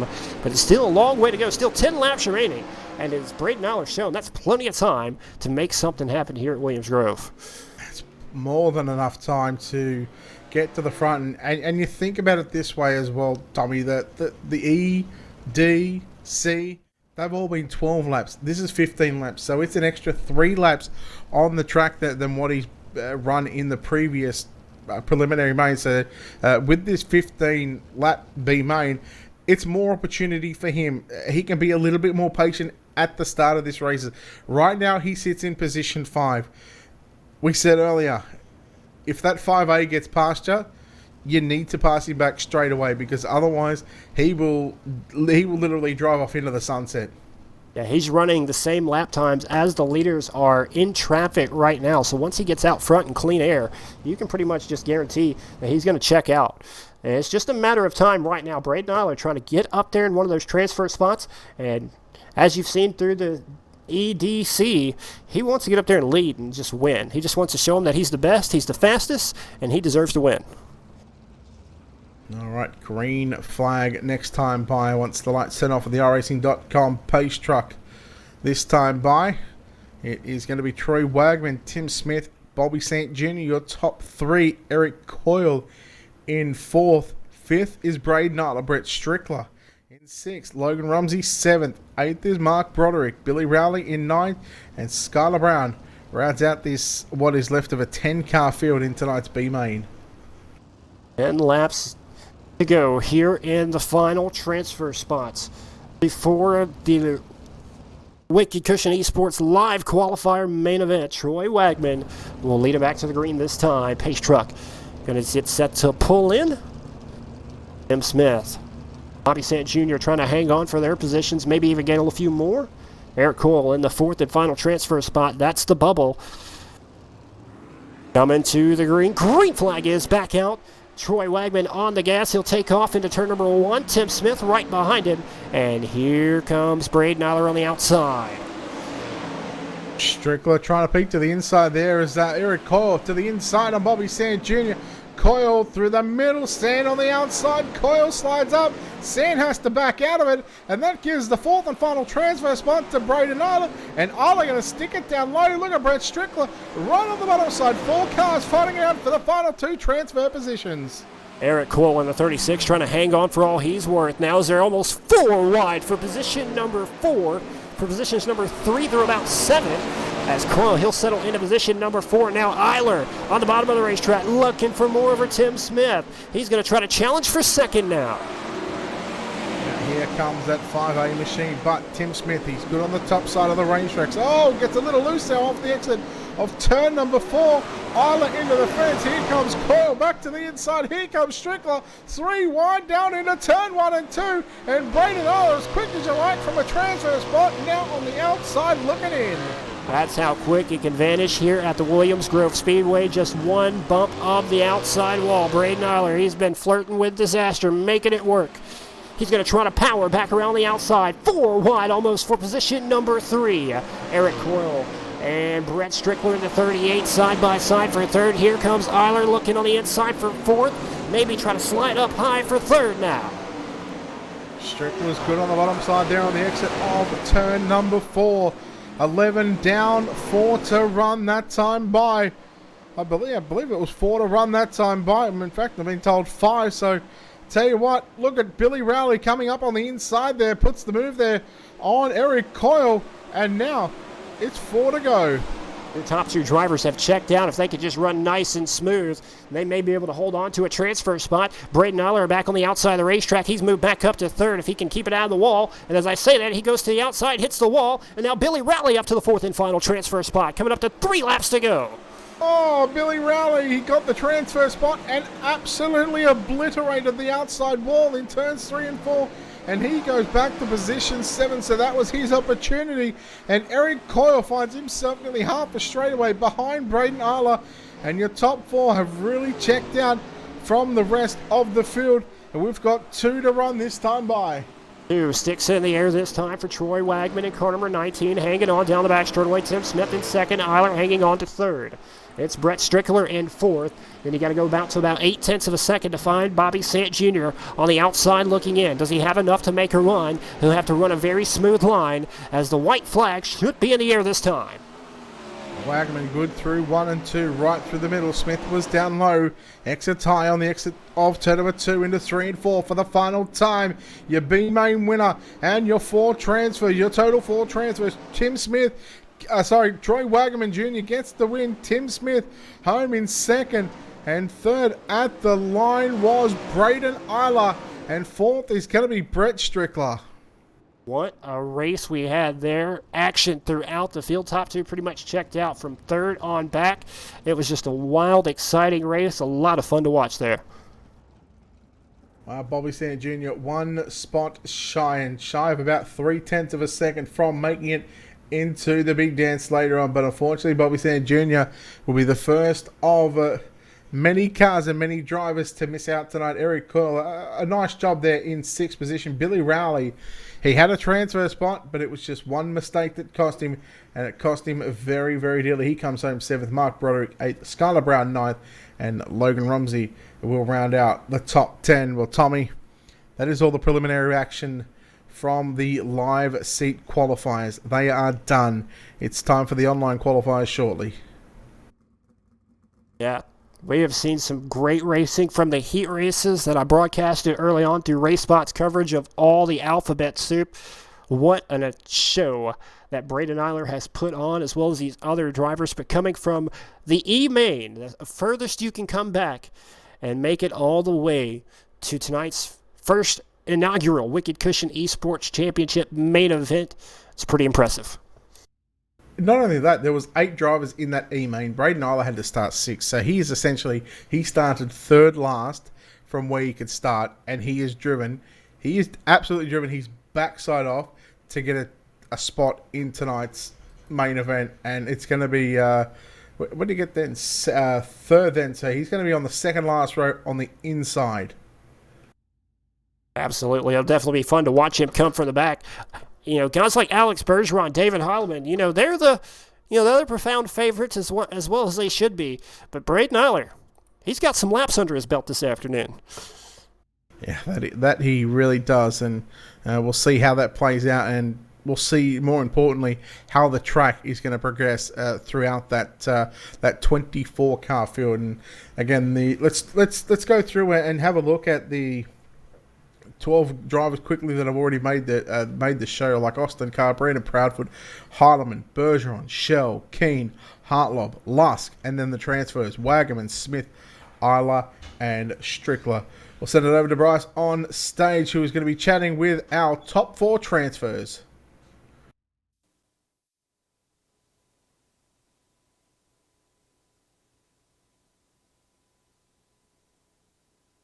All right, standing up here on the Turn 5 turnaround stage with your B-Main winner from the Wicked Cushion Esports Championship Series B-Main event. Troy Wagaman Jr., a 358 and 410 sprint car driver here in Central PA. Has a little taste of the sim life here with the win of the B-Main. How was that, Troy? Oh, it was pretty good. It was kind of like the Grove in a way. I was just rolling through the middle. I didn't hear no one, so we just stayed there and played out pretty good. The cautions helped and got clean air. All right, Troy, if you could give the fans maybe a little peek into what your plans are for the 2020 racing season. Oh, we're gonna go all 410 this year, so we'll see how that goes and see how it all plans out. But that's the goal: will be at Lincoln, Port Royal, and Williams Grove, mixed between the 3, and probably Baps on Sundays. All right, Troy Wagaman Jr., your B-Main winner here tonight.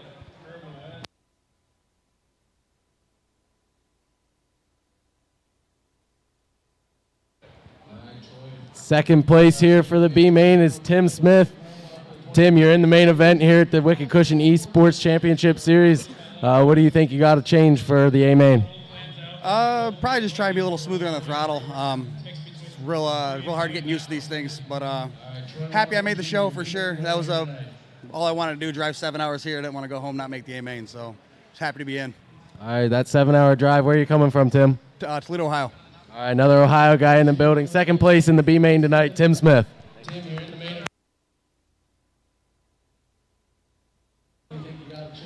I think we all know who this gentleman is by now. Braden Eiler in the main event, all the way from the E-Main. Folks, give it up for Braden Eiler. Braden, you've been on the stage a lot tonight. One heck of a run, and one more main event to get through. Yeah, B-Main, it was tough. That track is probably the most different track out of anyone I've raced on. Hopefully this feature turned out to be a good race, and hopefully we get some good racing going. All right, folks, Braden Eiler in the A-Main all the way from the E-Main.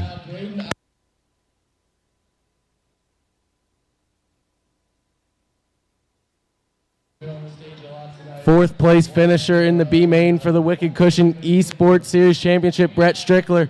Brett, you're in the main event. I am, and it wasn't easy getting there, that's for sure. Brett, a little bit of racing background, how you got into iRacing. Tell the folks how it came about. I just heard that iRacing was starting a dirt series, and I mean, I've been around sprint cars since 2001, so it's all I ever known, and I just kind of switched, and now I do a little bit of real, a little bit of iRacing, and it's I enjoy it. So I'm looking forward to it. Anybody you would like to thank, Brett? Yeah, I want to give a big shout out to Matt and all the TIMSSIMS guys that have this event going on. This is pretty cool. When this thing works efficiently, this is pretty sweet, and I'm looking forward to seeing it progress over the year, and you're just looking forward to more events. All right, fourth place finisher, Brett Strickler. Those are your top four in the B-Main. I'll hand it over here to Matthew Henninger, voice of the Wicked Energy Gum, Wicked Cushion. Hey, everybody. Thank you for spending your afternoon with us. We still have quite a bit to go. So the series that you just watched was what we call the Live Seat Series, and this was the first 48 competitors. There's 96 total. We're about to run what we call the online portion of the program, where there's another 48 competitors literally from around the world. We have 3 drivers from Australia, all over the United States, and we just wanted to give you a big shout out and a thank you for spending your day. This is Tim Nichols. Tim is from TIMSSIMS, who created all of these simulators, and we have some amazing stuff coming up in the future. This isn't a one-time thing. We plan on making it a full-time series. We have a number of events coming up that we haven't quite signed up yet, but we wanted to announce that we do have one big event that is already confirmed. And this year, during the 2020 Knoxville Nationals, we will be holding the Knoxville Sim Nationals in Knoxville, Iowa during the Nationals. The simulators will be at the National Sprint Car Hall of Fame, and the winner of the event will receive their image on a plaque and hung in the Sprint Car Hall of Fame. So it's a pretty cool deal for everybody involved in sprint car racing, and especially everybody involved in sim racing. I'm going to let Tim say a word. Thanks, Matt, especially for the logo. I want to say hi, I'm Tim. Been doing this for years. I don't know if many of you might have seen me around different places and everything. I've enjoyed this. It's been a hobby of mine for years, but now I'm going to make it bigger and better with Matt's help. And I thank him for that, bringing a dream come true for me. And like so many of you know me, this is my dream. Hope I've seen you out there. Say hi. I'm always trying to be a nice guy, but this is tough. I've worked hard for Matt here to make him happy, and hopefully when it's all said and done, but again, a lot of these drivers are my friends, and to bring this together and bring these people together, that I go to these racetracks over the country, and 2 to 5 to 10 of these guys will come and spend the weekend just to hang out. You don't know how great that feels. It makes me feel like I've done something right, and I'm going to continue, and I can't say enough, but say thank you, Matt, for bringing my dream come true, and this is just the beginning. Just the beginning. Thank you, Tim. So the online portion is about to start, and I think we'll take it over with Brett Wheeler and Tommy Rowe from Australia. Brett from Australia and Tommy's from here in the U.S., and they'll be calling the online portion of the race. KT, the online portion will be up on the video screens. The online portion will be up on the video screens, so you'll be able to see the online competitors. It's an amazing field of talent, just as much as it was for the live seat competitors here. We have 3 guys from Australia competing in the online portion. The rest of the guys are scattered from everywhere, from as far as Washington State all the way, Iowa. Austin McCarl, some of you may have heard of, a big sprint car driver from Iowa. He'll be competing in the online portion. So we have a great program ahead, and we hope you enjoy it. Thanks for coming out.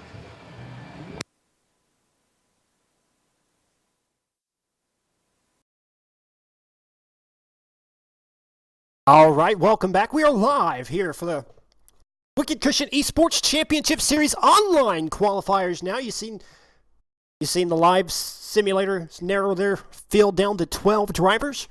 We have 48 online qualifiers getting set to go. And narrow it down to the final 12 spots to compete for tonight's $700 purse prize and maybe a spot to drive a 410 sprint car. Brett, it's been a pretty good event so far. Yeah, it certainly has a well-run, well-oiled machine, and again, it's not just one person. It takes a whole lot of people to put together such a big event, and you know, whether it's setting up simulators, organising streams, getting drivers in, making sure the hardware's all correct. There is a whole lot of wheels that need to be turned to make this run smoothly. And I got to say, so far, obviously been super impressed with the weigh-in and how things have just rolled smoothly throughout the night, and hopefully we can continue that through the online qualifier stage. And realistically, I can't see why not. But now that we know our 12 drivers from the live seat qualifiers, it's time to find out the outside row of that main event, and that comes via the online qualifiers. And this is where the field gets a little more interesting, because these are the online qualifiers, and you have a lot of world-class championship drivers here online that cannot make the live event, obviously, for geographical reasons or whatever. But there is some talent throughout this field that we're going to get to watch, Brett. Yeah, I mean, let's try and go through some of the names. Austin Zimmerman, big things coming for him in 2020. Blake Cannon, another driver. Chris Brenner, Cole Newhafen. Who else? We've got Dylan Simmelman, Dylan Hauser, Dylan Fox, a spring fling winner that picked up $3,000. James Edens, he's just been phenomenal in the Pro Series. You got to think about John Batista. Alex Bergeron's crew chief, Jason Nygaard, he's been fairly quick as well. He just hasn't had a whole lot of luck go his way. John Batista, Kendall Tucker, pro drivers. Justin Thomas, Nathan Davis, Mason Hannigan. There's Tim Ryan, like a former champion of the iRacing World Championships in the 410 wing sprint cars. Vinny Sansoni, a pro driver as well. Weston Hill, Zane Scott. I mean, trying to pick a winner in this field, it's just so tough. I mean, we thought the live seat qualifiers was tough to try and pick a winner. The online qualifiers is just as hard. Absolutely. And this is a little different format than what we've seen with the live qualifiers, because obviously you can put more than 12 simulators into the event. And right now we're going to have about 4 heat races. Then we're going to do the F, E, D, C, and B main like we did once before in the live seat qualifiers. But after the B main, we're going to go to a different server for sub-feature number 2 for the online qualifiers to narrow it down to the final 12 drivers. And it's all going to be all going to determine qualifying. That's going to be the most important thing in this server, because you need a good qualifying session. And one thing that we're going to see this track too that we didn't really get to see on the other one, this track should carry over throughout the entire online qualifier stages, throughout the heat races and stuff like that. So, from what we've seen in the live seat qualifiers, where we had that 20% track state starting usage, we're not going to have that. We have a 0%, and then it's going to pretty much roll over throughout the rest of the thing until, if it gets that slick to where they need to do a reset, then I'm sure they'll reassess and stuff like that. They'll reassess it and then do a reset if they need to. This will be the series, the event right here, that you'll see these drivers work that throttle control. You'll see the times diff away, maybe 2, possibly even 3 seconds slower than what they'll run in practice and qualifying, because this track will get awfully hard, and you can maybe go around it maybe a quarter, maybe half throttle sometimes, and you just have to be precise in hitting your lines, making sure your brake points are correct, and make sure you're one of those top 12 drivers to transfer to tonight's main event. All right, just waiting on the race control to give us a signal on whether these drivers are going out for hot lap session, and then we'll let these drivers go out. But I'm thinking, Tommy, it might be best off just to leave the hot lap session, maybe send them out for 2 minutes. That way they get some time on the racetrack, get some time on the setup and stuff like that, and then we'll go into qualifying, where they only get 1 lap, Tommy. Absolutely. So you got to be precise in that one lap. 48 drivers qualifying, very, very important. And as you saw in those preliminaries in the live seat qualifier, you need to have a good run in your heat race if you want to make it and have a good spot in one of those, last chance qualifiers, or maybe even the main event later on this evening. It's going to be one for sure. Now, obviously, for all the people that are watching at the show in York, Pennsylvania for the Wicked Cushion Esports Racing Xtravaganza, I've been told that the grandstands are packed, Tommy. So, I mean, if the live seat qualifies anything to go by, boys, don't worry about the whole seat. You're only going to need the edge of it. Absolutely. I want to thank everyone at the Racing Xtravaganza for sticking around and watching the online qualifiers as well. We hope you enjoyed our coverage of the live seat qualifiers, and they'll be back later on this evening to compete for that main event and see if one of those drivers can take home that win and maybe get a ride in a 410 sprint car. And I seen Tim Ryan just made a quote a while ago. He needs some of that Wicked Energy gum. I'm starting to feel just like him now. We've been up here quite a while, Brett. Look, I can tell you where he's at right now. I think it's about 4 a.m.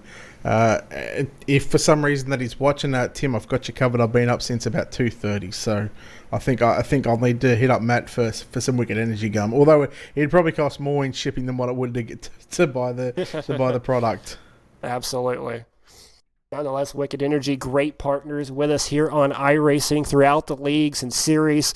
Can't thank Matthew Henninger enough for all he does for the sport and putting this event on at the Racing Xtravaganza live from York, Pennsylvania. And Tim Nichols, man, what a guy, making 12 simulators, pretty much a flawless event that's taken place thus far. Can't ask for anything better. A few hiccups along the way, that's expected, but everybody started, everybody finished the way they were supposed to. If they had bad luck, that was on them, not the simulator. And just can't give enough credit to TIMSSIMS dirt track simulators. And I haven't seen any keyboards being thrown. Everybody's pretty calm and collective. They talk a lot behind the keyboard, but they get face to face, and they realize that maybe he's a little bit bigger than I thought he was. You just look at David Heilemann. Tall and skinny. He's like a stick. He's like a stick, that bloke. Absolutely. And it's been a blast to call up here in the booth with you, Brett. You're always a professional behind the mic, and happy to be up here with you and RaceSpot and their professional broadcast production crew that they have with them all the time. But we're getting ready to go. Online qualifiers up next. We're about halfway through. We talk about the RaceSpot production crew. Like, what a phenomenal job! Not only here, but of course, to make this entire thing happen. As I said earlier, we got Randy from America, we got Connery from the UK. We've also got Hugo from Brazil. So we can say that RaceSpotTV is Mr. Worldwide. Absolutely, and like I said, it's just a great gift. Pretty much four different continents working together to bring you a great event here live on the RaceSpotTV, Facebook, YouTube, Esports Network, wherever you're watching from. Hit the like button, hit the share button, let everybody know that they're missing out on a pretty awesome event. And if you know anybody that may want to check out iRacing, go to iRacing.com and get them in it. It's a great simulation, a lot of great drivers on here, and you never know who you may run into online. Yeah, I mean, there's so many that you might even get to run with the likes of Alex Bergeron or David Heilemann, or even not that he does any official racing anyway, but Tim Smith might come out of retirement once or twice here. So I mean, there's other drivers, like Tim Ryan, those sort of drivers, Vinny Sansone. There's a whole bunch of drivers that do run the official side of things, and it's not only official. There are hosted races, so if you don't want to go in there and make a complete fool of yourself with your iRating and stuff like that, there are hosted stuffs that you can do.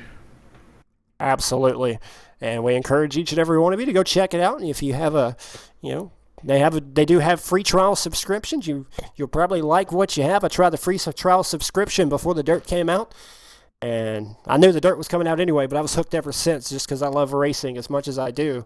But it's a phenomenal simulation. Some people call it a video game, some call it a simulation. I just call it a good time, and that's what we're having right here, right now. tell you what, something different. Let's open up the mic to our producer Connery, who's might have some words to say about how all these live events feel. Yeah, just as we get a couple of cars out there on circuit, we're actually we're gonna go to me. But yeah, these live events, are starting to become a little commonplace in Europe. It's been the US that's been behind just a little bit, and it's good that these guys have sort of taken the initiative, Wicked Cushion and all of the organizers, to actually bring these sorts of events to North America, because you don't often see them, and maybe this is just the start of something absolutely brilliant for those guys. The more events that we get like this, just out there across nationwide, so not just in the location they're at right now, but coast to coast, for the lack of a better term, then that would be absolutely great for sim racing in general in the US. It doesn't have to be to oval racing. It can be on the pavement. It can be road racing as well. So hopefully this is an absolutely great start to something that will blossom into something so much more. Absolutely, Connery, with some brilliant remarks right there, as these simulator events have become quite common in Europe with the Porsche events and stuff like that going on, and road races as well. But this is the first I've seen for the dirt racing platform, and I believe it's well needed. We need drivers to get the word about dirt track, get the awareness about dirt track alive, and maybe bring in a new audience. And younger kids today, they're into video games. iRacing's a way to go. The possibilities are almost endless with what what has opened up, what has the potential to open up, whether it's on the sim, translating into other stuff in the real world. And like you see, the winner getting a chance to drive a 410 sprint car. I mean, or just look at this, Bergeron. Alex Bergeron, picked up a world championship win, and with that money went out and bought a 360 sprint car roller. So, it's from sim racing. And we've seen a number of drivers do it. They run on sim racing and they get the opportunity. Like I can tell you right now, like 8 or 9 years ago, Christopher Bell, Kyle Larson, they run a sim chili bowl on a different platform, and look where they are. Look where they're at now. Absolutely. And speaking of the Chili Bowl winner, Kyle Larson, he's on here regularly running. Actually on here a couple of days ago running the Dirt Midget prepared for the Chili Bowl. And that's how he was doing it, get on here a couple of times a week for iRacing or whatnot. It's a simulation. It's a game. But you can use it for, muscle reflexes, just how to run in traffic, maybe how to lift when somebody's in front of you. There's all different ways to use iRacing, or you can just have a damn good time. And that's what most of these drivers are out here trying to do. Yeah, they are certainly out here, certainly putting on a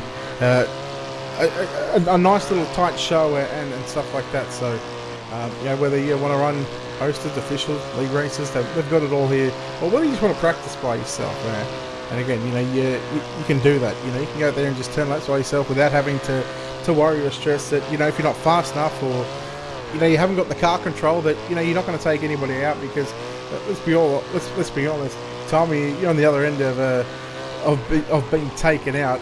You're generally not going to be too happy, and sometimes, things get said and whatnot, and, tempers flare and stuff like that, and that's something that we haven't seen. Yeah, I've been kicked and cussed for many races here on iRacing, but you just have to, look upon that and just, go to another one. There's always a new one to go to, and we have such a tight friendship. I've been lucky to be a part of Team VLR for it's about 2007 now, so 13 years I've been on a sim racing team and helped make it grow to what it is today. Just a small part, but it's unbelievable where we have come from in a decade.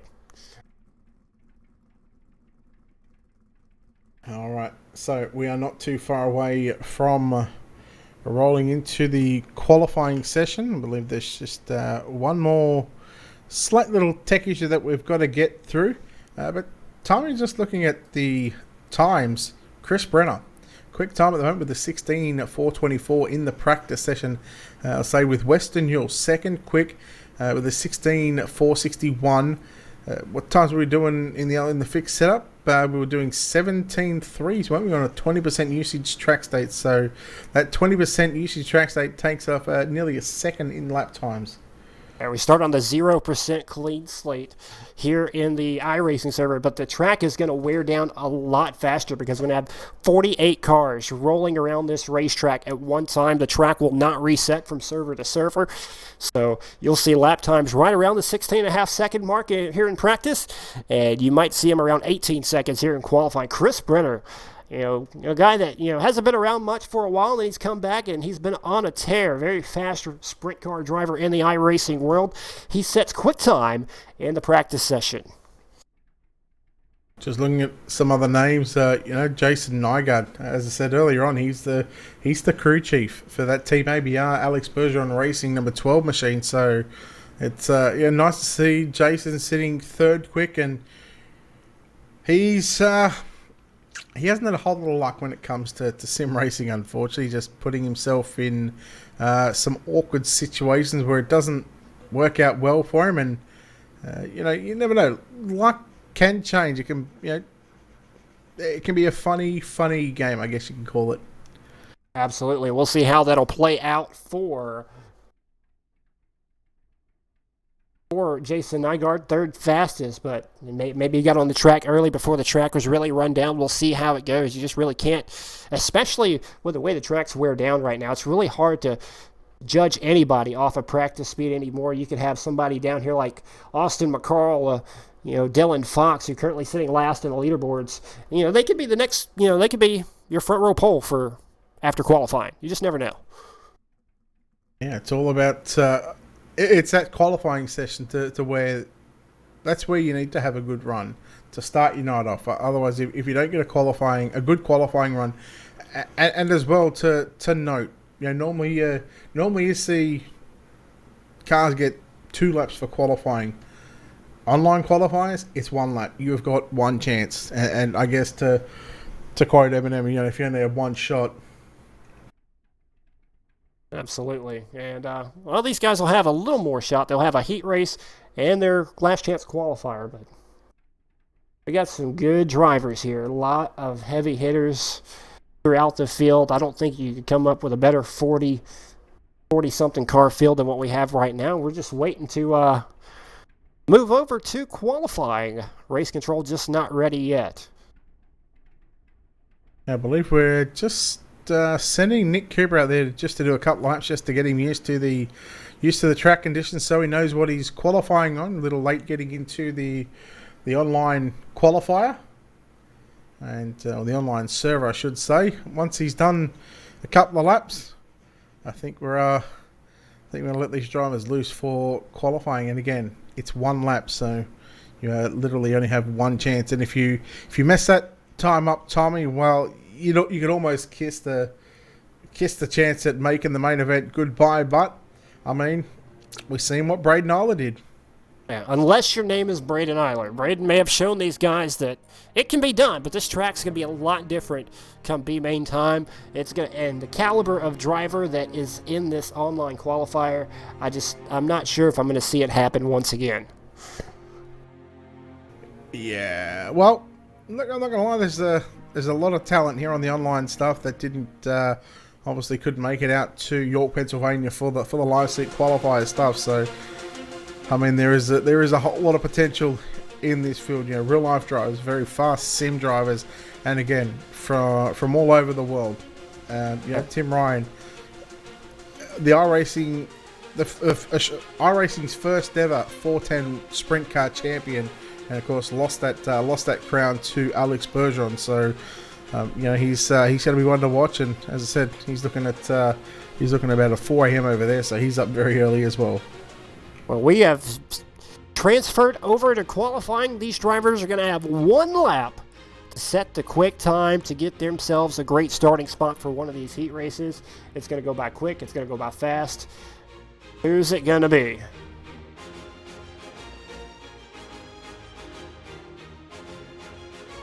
The time for talk, it's over, Tommy. The online qualifiers, the qualifying cars coming out onto the racetrack, and we'll see the times come through as just trying to find the first car that is going to be getting a time, and I believe it's going to be looking at probably Austin Simmelman in the number 18 machine. So again, we'll just have to wait for the confirmation and wait for the times to come through. But driving for Tony Stewart Racing in car number 18, Austin Semmelman. He will sit 9th quick. Wow, he's 2/10 off the pace at the moment.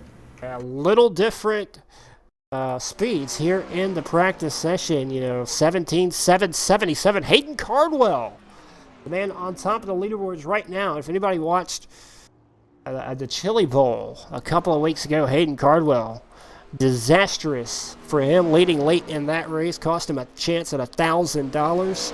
He currently sits on the pole for the Wicked Cushion Esports Championship Series inaugural event here at Williams Grove. Yeah, and the fact that you talk about that Chili Bowl, the man that won it, James Edens, he's in the house tonight as well. Dylan Hauser in car number 2 on screen for Slick Sim Sports. We'll see what kind of lap time Dylan Hauser can produce. It's 17.888, 4th quick for Dylan Hauser. So not a bad qualifying effort from that number 2 machine. Tim Ryan about to... Well, he's on the circuit right now on that Altus Esports lap time for Tim Ryan. 2nd quick with a 17.808. Absolutely. As Tim Ryan up to 2nd, very experienced in these 410 sprint cars. Your 2018 iRacing World Outlaw Pro Series champion. He'll have a great starting spot. Weston Newell, great run from him. He was fast in practice, and now he'll be fast in qualifying. Cole Newhoffen, Dylan Hauser, your top 5 drivers at the moment. Still waiting on a couple of more drivers to qualify. James Edens did not get a time in, as well as a host of other drivers. And Brett, we're getting ready to go. Heat race number 1. It's coming at us fast.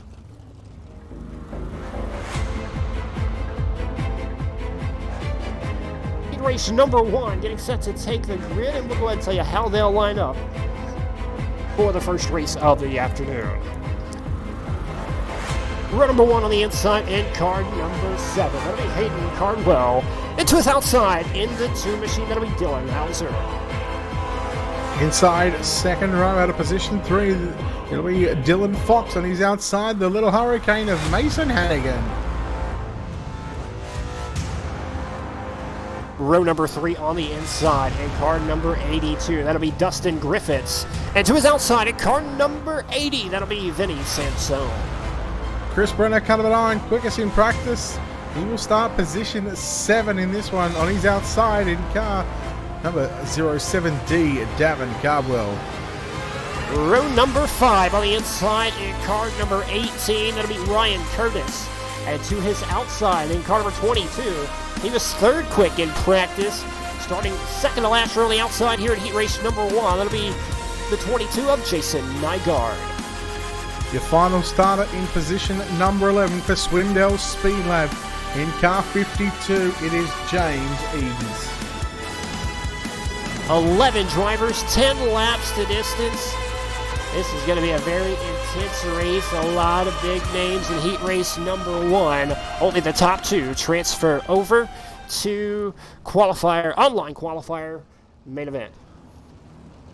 Yeah, you want to be in the top 2. Otherwise, you'll have to try and do what Braden Isler did and run the effort. So, but not so much the drivers that finish 3rd or 4th. Yeah, they'll have a B main start. But man, I tell you what. Keep an eye on the 52 of James Edens starting dead last in this field. Also keep an eye on the 9 of Chris Brenner as well.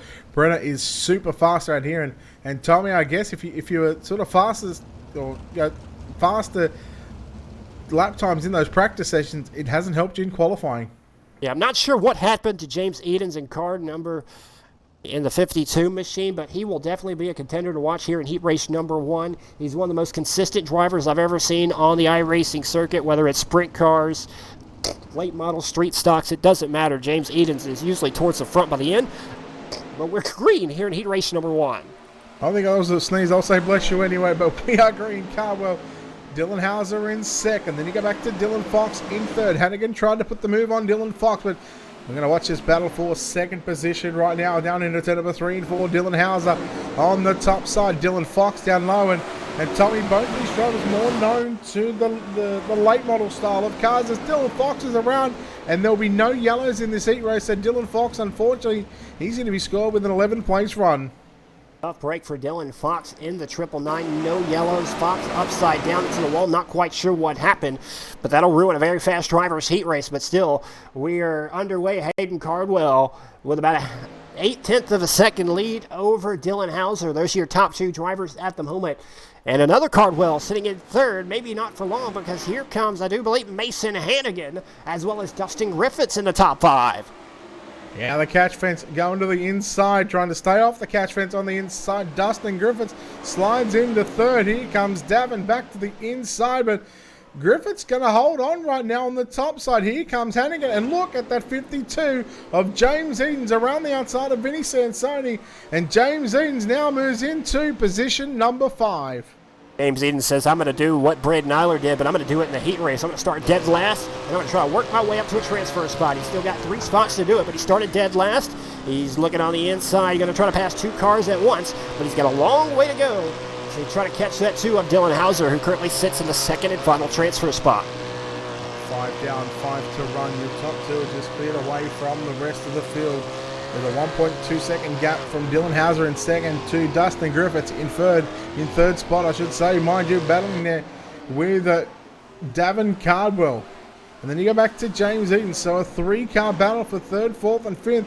And there's a lot on the line right now, Tony, because if you're 3rd and 4th, I believe you're in a B main. If you're 5th, you go to a C. Absolutely. James Edens, as talented as he is, he does not want to find himself working throughout the field, trying to do what Braden Nyler did. He moves up to 4th now. Now has his sights set on Dustin Griffin. That would be the pole for the B main event here later on this evening. That would be a great start for James Edens and be a great spot to try to transfer his way into tonight's $700 to win main event. Yeah, Edens moved up to position number 4, and again they ride the top side on the entry into turn number 1 and 2. They'll ride the cushion all the way through, down the back straightaway, under the bridge. Here at the Williams Grove Speedway, past the turn 3 Beer Hill gang, and nearly 3 wide. Edens up on the inside of Griffiths. It's now Edens looking for 3rd on Griffiths. Down low, he puts a slider on Griffiths. Cardwell puts a slider on Griffiths as well. And Griffiths, as quick as you like, from 3rd back to 5th. And might be 6th, Tommy.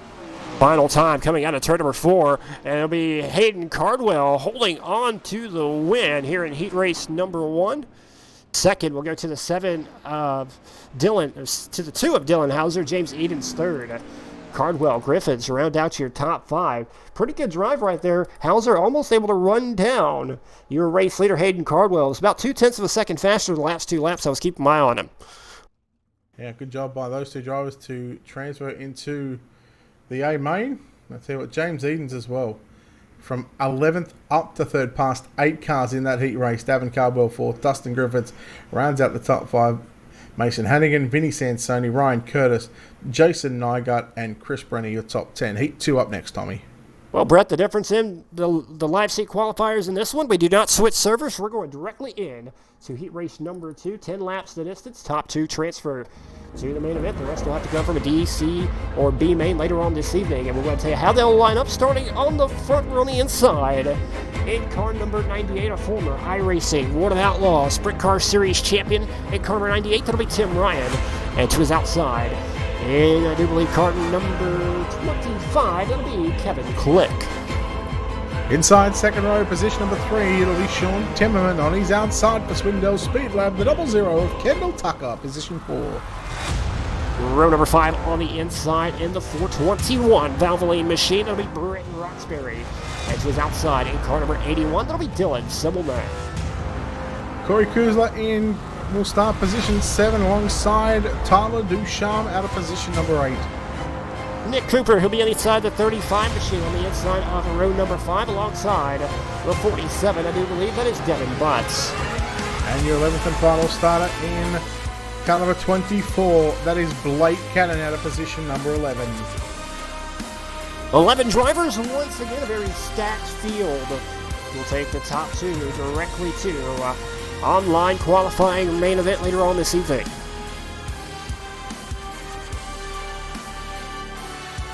Who do you like in this one, Tommy? I like Tim Ryan starting on the front row on the inside. He's got a very good spot. He's a very, very smooth, very fast driver.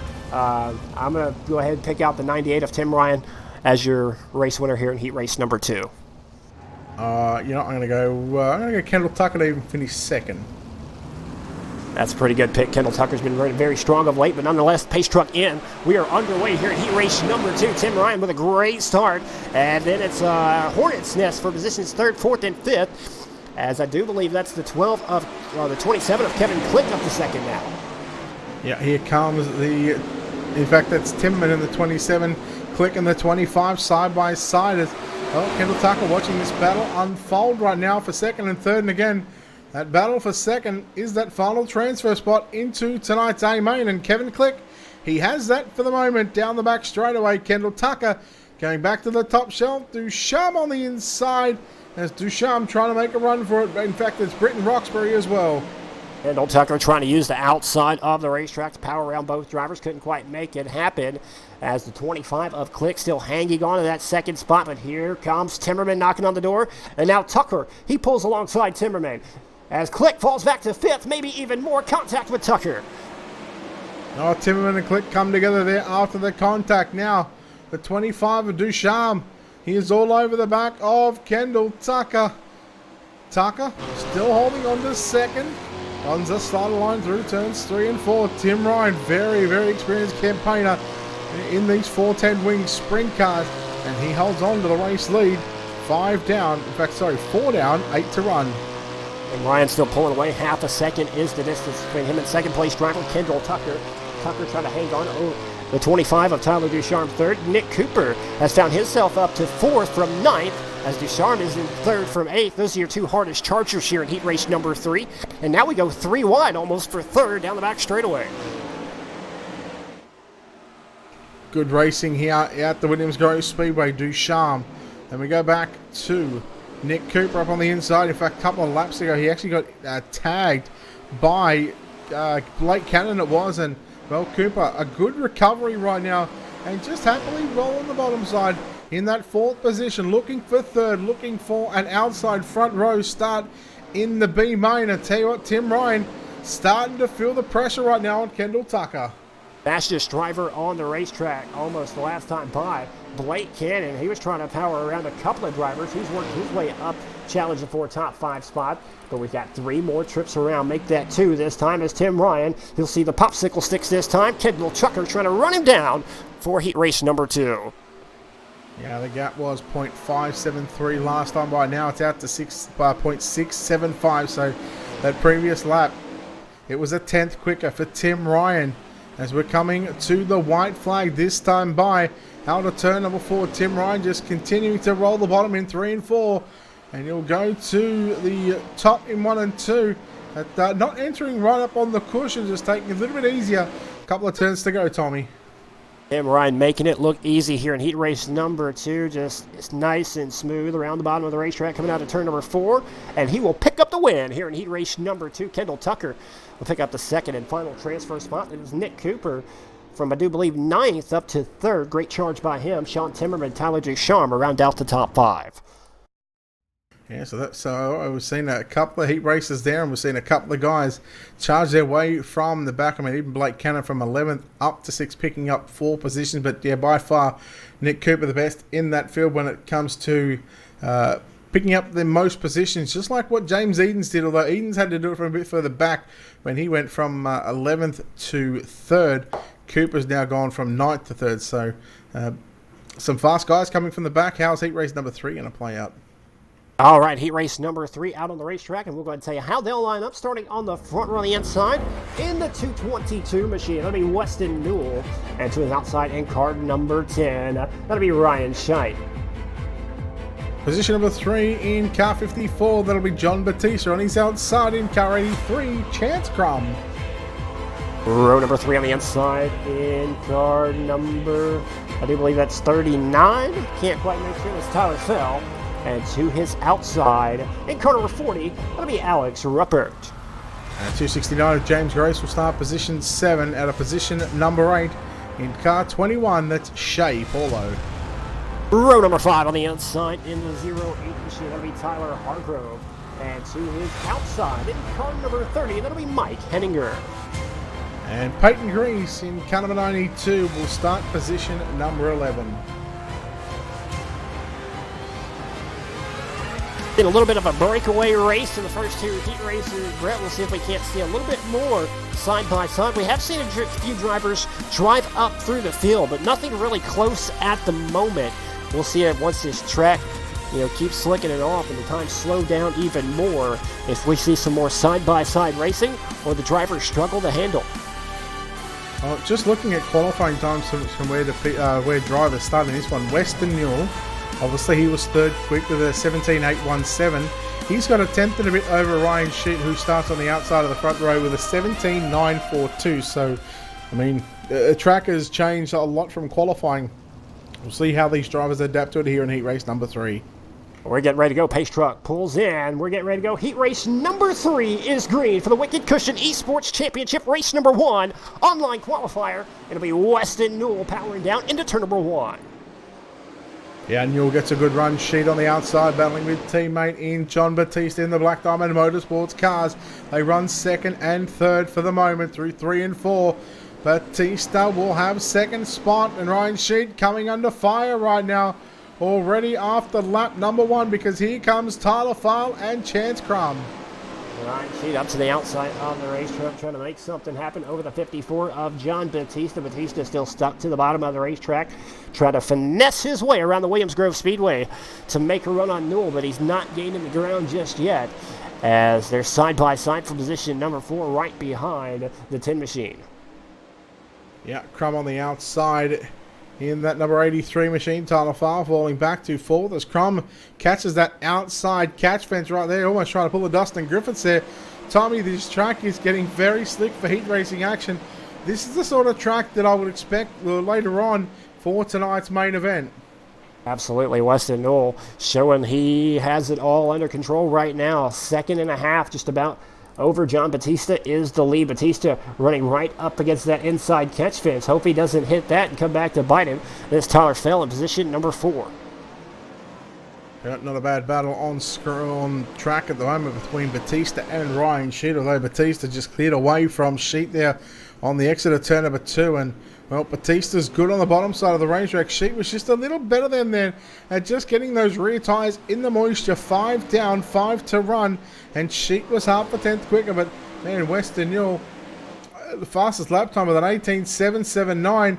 I think Weston Newell at the moment, he's just trying to survive and just to hang on to a top 2 spot. Yeah, he's just hanging on because the 2 drivers right behind him are trying to find something to make it work.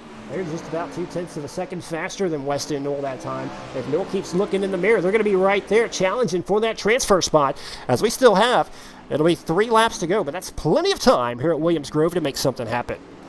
Yeah, 1.5 miles to go. Sheet moved to the middle of the racetrack there on the exit of turn number 4. Tommy, you see these drivers start to move further and further down the racetrack on the straightaway.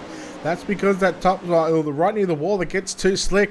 And the round day where sort of Brent Marks spoke about it, he was only half throttle around here, especially on the straightaways. And sometimes that's what you got to do here as well. Battle's on for the second and final transfer spot. 2 sticks in the air. John Batista trying to hang on. He's gaining some ground on Weston Newell. And here comes the tent car. Ryan Sheet right there as well. White flag will be out. Who's going to take the top 2 spots? Newell and Batista, your top 2 at the moment. Ryan Sheet back there in 3rd. He has got one final time to make this happen. Can he do it? Weston Newell stays low on the exit of turn 2 because here comes John Batista. Batista goes to the middle. Newell stays down low. Batista's got to run. Can John Batista pick up the win? It's a drag race. Oh, Weston Newell just takes it at the line. He will take it by 0.021 of a second. What a race and what a win that was for Weston Newell. As I said, Tommy, it looked like with about 4 or 5 to go, Weston was just trying to hang on, and he done just that. Finish of the night so far, maybe, between Weston Newell and John Batista right there. 0.021, like you said, just the difference. And great drive by Ryan Sheet, or Brian Sheet as well to take home the 3rd spot, just 1 spot short of transferring. But we're getting set to go 4th and final heat race coming your way, Brett, as we'll have 10 more drivers get set to take the grid, and we'll go ahead and tell you how they'll line up right now.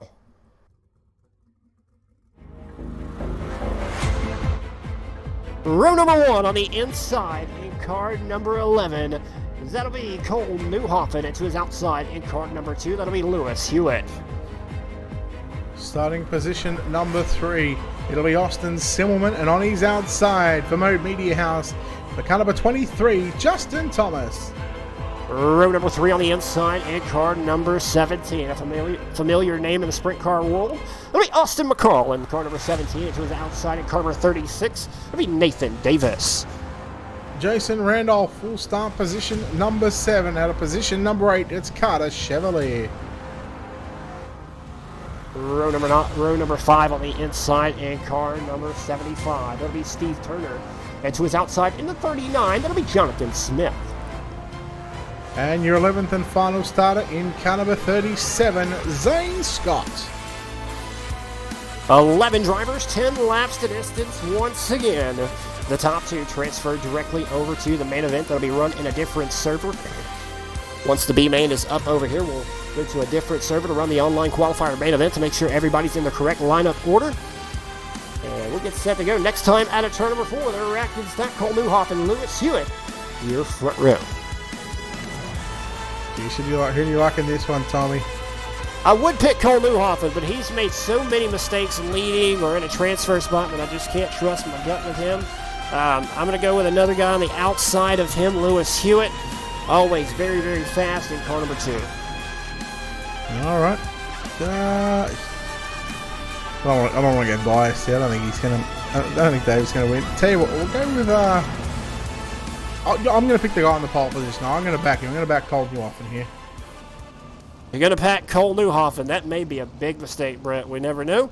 But we're coming to green. Green flag is out. Cole Newhoffen is on the gas, and he's trying to prove me wrong already.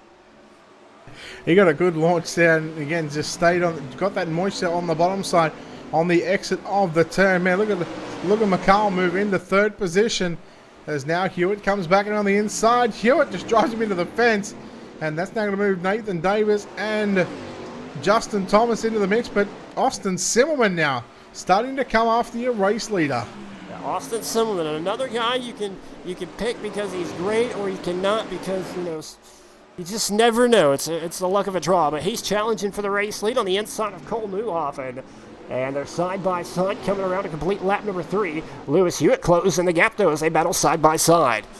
Yeah, with these two battling side by side, that is really going to bring in our 3rd and 4th place drivers right now. Nathan Davis, in fact, has moved into position 4. Justin Thomas falling back to 5th spot. But I go back up front and watch this battle on screen at the moment between Austin Simmelman and Cole Newhoffen. This two-car battle right now. It's now going to be a 3-car battle because as soon as the 2-car gets to them, it's going to be on for young and old. Yeah, Lewis Hewitt, he's going to try to work that outside of the racetrack. The other 2 guys are running the bottom. Lewis is like, okay, I'll go to the top, and he's trying to make it work. He's gaining the ground, just not as much as he wants as they come around to complete lap number 5. Excuse me, lap number 4, still 6 laps to go. Yeah, looking at lap times right now, mid to low 19s. I'm talking 19.3s at the moment. A number of these drivers 19.3, so... we are going to have a track maintenance after this heat race, and again, this is going to bring the racing back to a multi-groove lane racetrack, and it's exactly what we're seeing in the opening couple of heats, and exactly what we've seen in the live seat qualifiers as well, Tommy. Austin Simmelman putting all kinds of pressure on Cole Newhoffen. It'll be 4 laps to go this time. Simmelman stuck to the bottom. Newhoffen not running the top, but he's not running the very bottom either, kind of stuck in the middle, just trying to hold that momentum from Austin Simmelman, and that's allowing Lewis Hewitt to once again catch these 2 front runners. Newhoffen still out in front, 7 down, 3 to go. Here comes Simmelman now peeking to the inside. Can he stick it on the bottom side? He gets to I want to say mid-track, but he wasn't quite there in the mid-track of turns number 1 and 2. He's got some good drive down the back straightaway, Tommy. That 18 is on a rail right now. Yeah, the problem is that line is so slick, it's just hard to make that pass in 3 and 4. It needs to set him up in 1 and 2 if he wants to make it happen.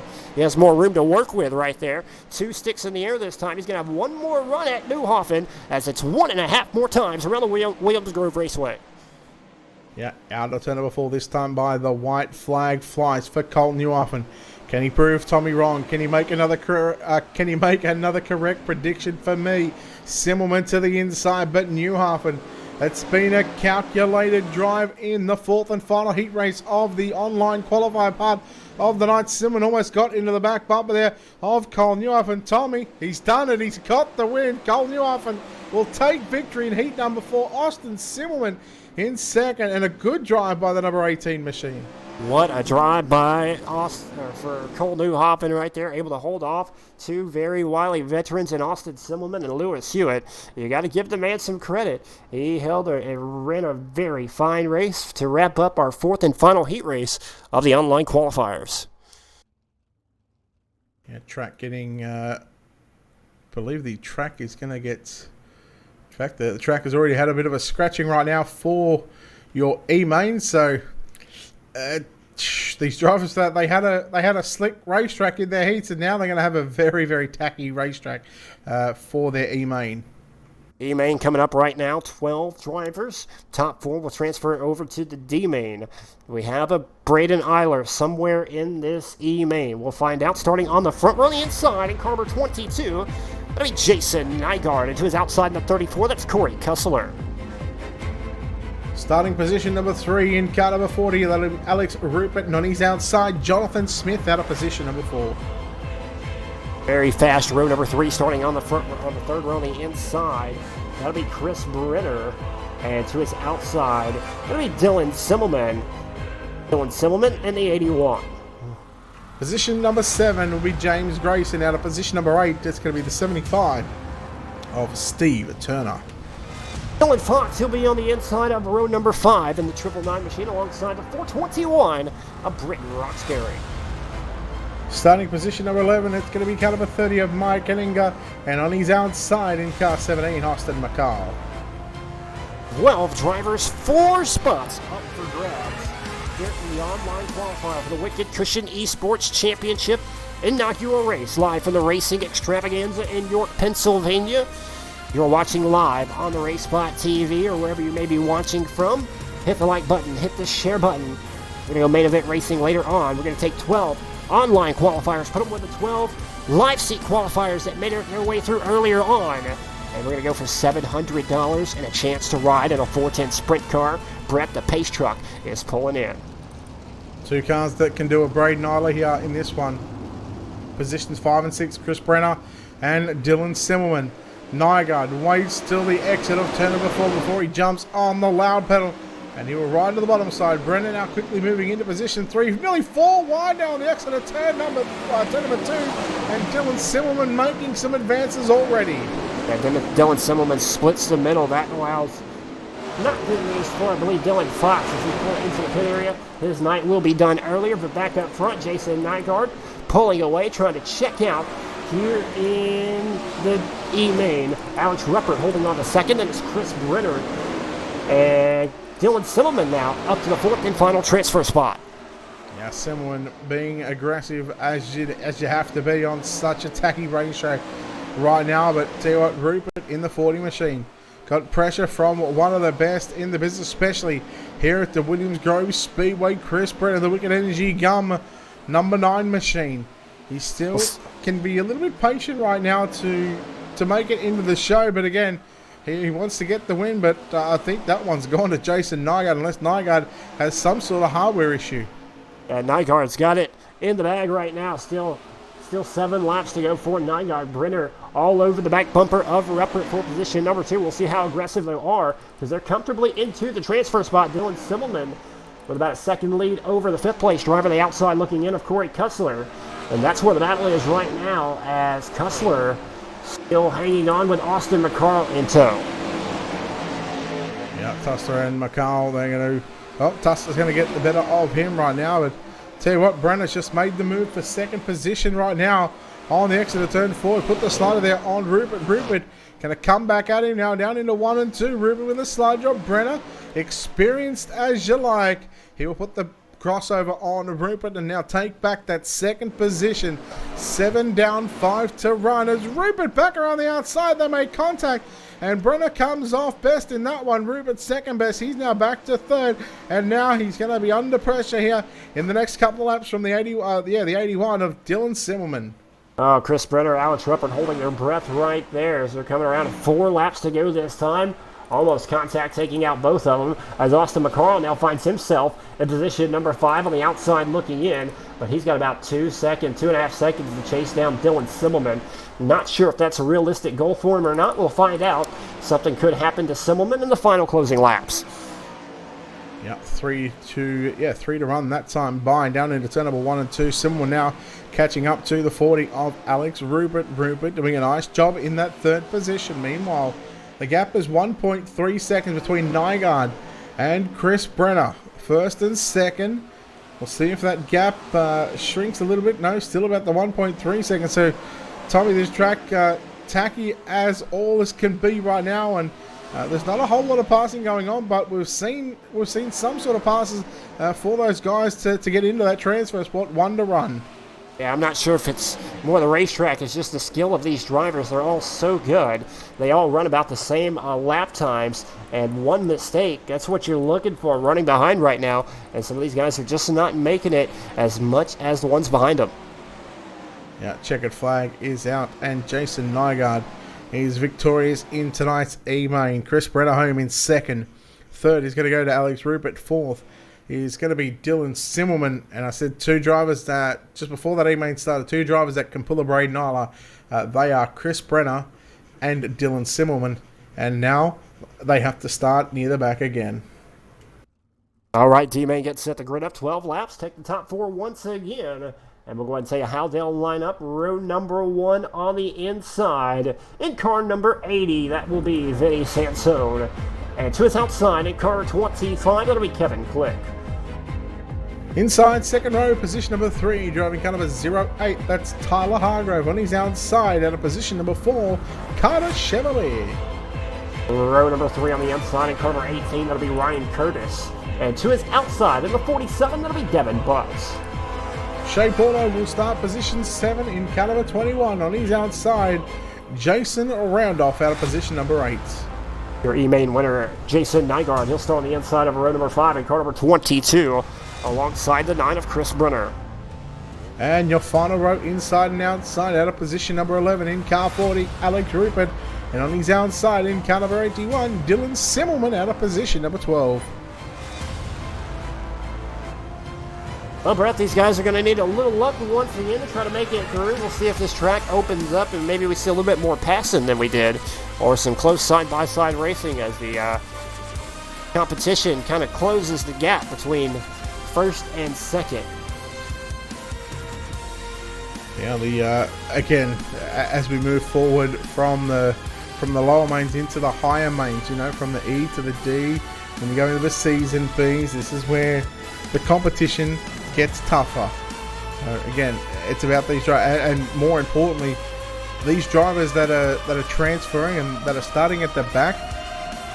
Personally, I don't think with the likes of Brenner and Simmelman can do this. Not unless we have a whole lot of luck go their way, because we've seen Isla make those advances on a track that had multiple grooves. This one, at the moment, with that reset, it's still very, very fresh to where it's probably around at the mid-track right now. Absolutely, and Braden Nyler he had so many laps throughout those last chance qualifiers. He was just so comfortable in the car. These guys have been waiting all day. They've got laps too, the online qualifier, but nothing like racing against competition.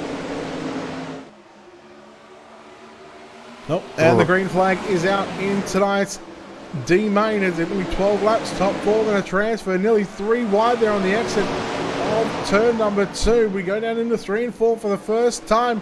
Wow, there's some cars really starting to make some very aggressive right now. Brenner around. He gets it back going again, and we stay green for the moment. Vinny Sansone under pressure from the 25 at Kevin Click. Not sure if there are any cautions from these last champ qualifiers. Tough break for Chris Brenner, finds himself in last. But back up front, the 80 of Vinny Sansone pulling away. Kevin Click right on his heels in second, getting a run down the back straightaway.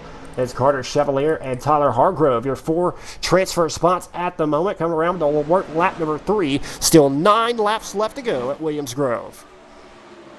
Unfortunately for Nygaard and Brenner, they're both back on pit road, so their online campaign is done. But meanwhile, Kevin Click in second position right now, all over the back of Vinny Sansone. Then you go back to Carter Chevalier in third. Fourth is Tyler Hargrove. I'm just trying to see if we've got any transfers from the E-Main that are inside a position to where they can make it, but no. Rupert's pretty much done and dusted. Brenner's gone. Nygaard's gone. Simmelman is all sorts out of whack. Pretty much the top 7 drivers are where they started. Not much passing here in the D-Main. They're single file. The top 4 trying not to make a mistake and just ensure their transfer into the C-Main. Back up towards the field right now, the front of the field, Vinny Sansone, a pro driver in the R-Racing World of Outlaws 410 NOS Energy Drink Sprint Car Series. He's having a good run so far in this D-Main, but again, probably a little in a lower main than what he was not anticipating. Normally, you would see him around the mid-pack of an A-Main field, but again, he's still got his work cut out for him, and again, this time on the racetrack is very critical, especially getting used to the setup and what these drivers are doing. Again, they're widening this racetrack out, and that's going to be better for the drivers in the C or even B main, to where Tommy, that once this track slickens off, just like we've seen in the heat, we've seen some fantastic racing and some great passes. Absolutely, just waiting to get to that point, but we still may see some great finishes here. Vinny Sansone still holding on to the race lead. It'll be 3 laps to go this time. Kevin Click closing the gap, going to try to get a run on the outside. Here on the front straightaway, try to pull up alongside Sansone. We'll see if he can make the pass on the outside, going down the back straightaway, see if he can't cross him over, as it's still 3 laps to go. Yeah, Sansone just pretty much took that slider line in turn number 1 and 2, and now try to stay as low as he can, but mid-track there on the exit of turn number 4, Popsicle sticks around, and right now Kevin Click looks to be the better driver of the 2 at the moment. Carter Chevalier quickly followed in third, but the battle is on for that 4th and final transfer spot. Right now, it's Tyler Hargrove just holding on, but here comes Ryan Curtis. Tommy, 1 to go. Yeah, Jason Randolph right there as well. He was running a pretty fast lap the last time by, but the 4th and final transfer spot's being held down right now by Tyler Hargrove. As I say that, we go down the back straightaway. Ryan Curtis, maybe he'll throw it in there one more time. See what it'll do. Side-by-side contact. And he lets off, and it'll give the spot to Hargrove. Just quietly, Kevin Click got the race win there. He passed Vinny Sansone on the outside in turns 3 and 4. Sansone got second, Carter Chevalier third, and Tyler Hargrove going to hold on to that 4th and final transfer spot. And now we move into our C-Main. C-Main coming up pretty quick. 2 more races left to go before we have our online qualifier main event. We'll switch servers. We'll go ahead and tell you how they'll line up for the C-Main. 12 laps, top 4 transfer starting on the front row. On the inside in car number 82, it'll be Dustin Griffiths. Who's outside in car number 25, it'll be Tyler Ducharme. Inside second row in car number 83, Chance Crum. On his outside for Mode Media House in car number 23, JT Justin Thomas. Row number 3 on the inside and the 1X machine. That'll be Little Hurricane. I do believe that's Mason Hannigan in that one machine. Into his outside, scheduled to start in the 24. Blake Cannon not making the call. Peyton Grease will start.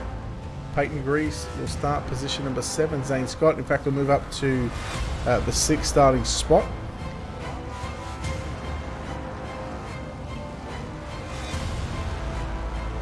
Go back through the rest of the field. Kevin Click will start position number 9, and then we go back to Vinny Sansone, and then we have final row, Carter Chevalier and Tyler Hargrove. So, Tommy, we're not taking 4th in this one. We are taking 8, and that will go into a the next B-Main server. So the top 8 to go through.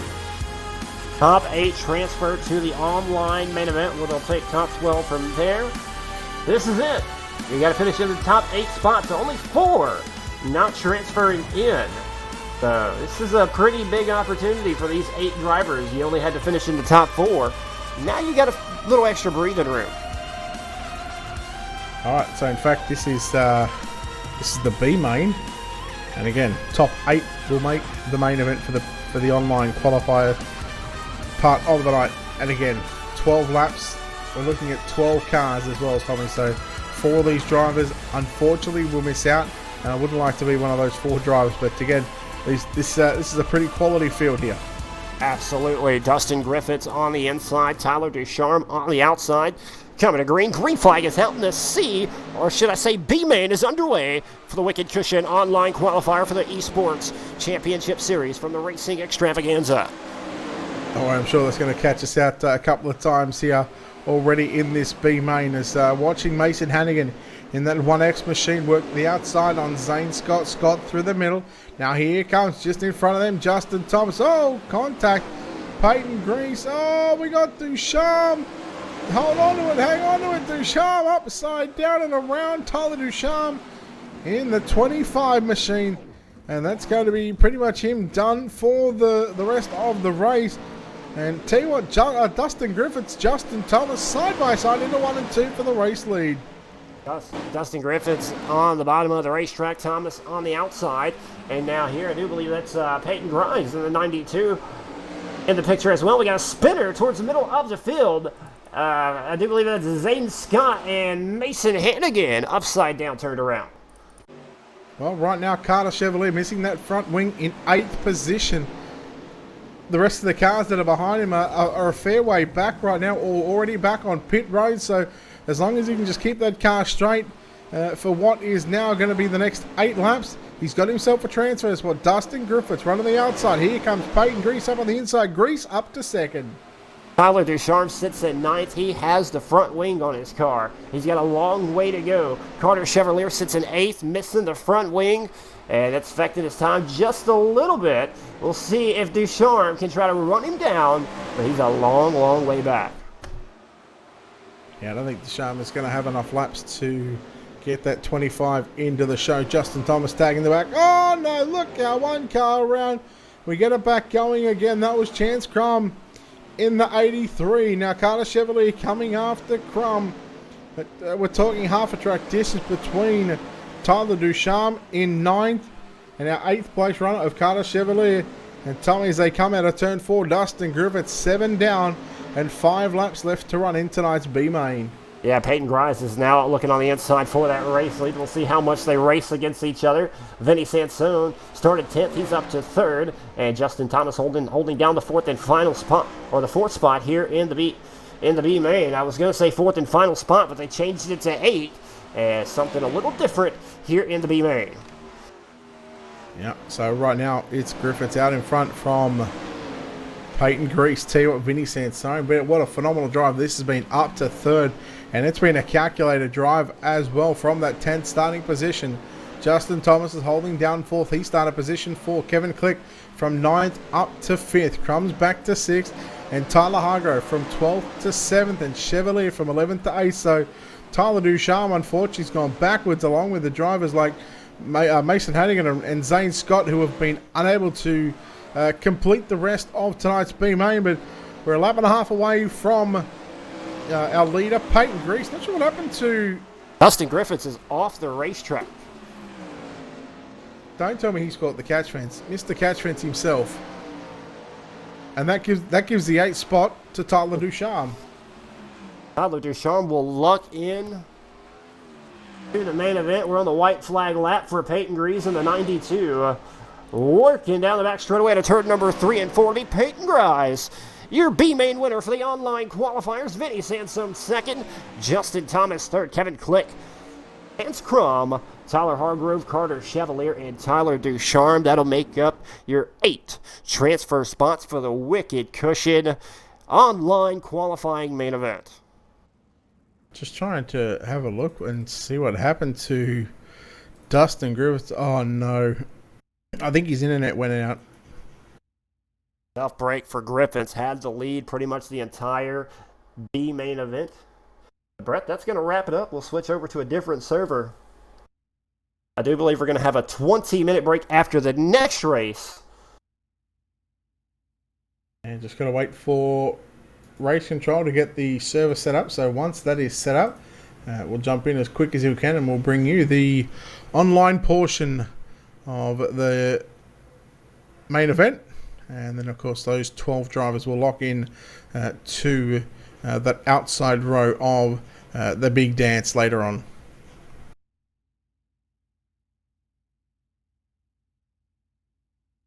Well, guys, we're going to take a quick break. We'll be right back after a few messages and words from sponsors.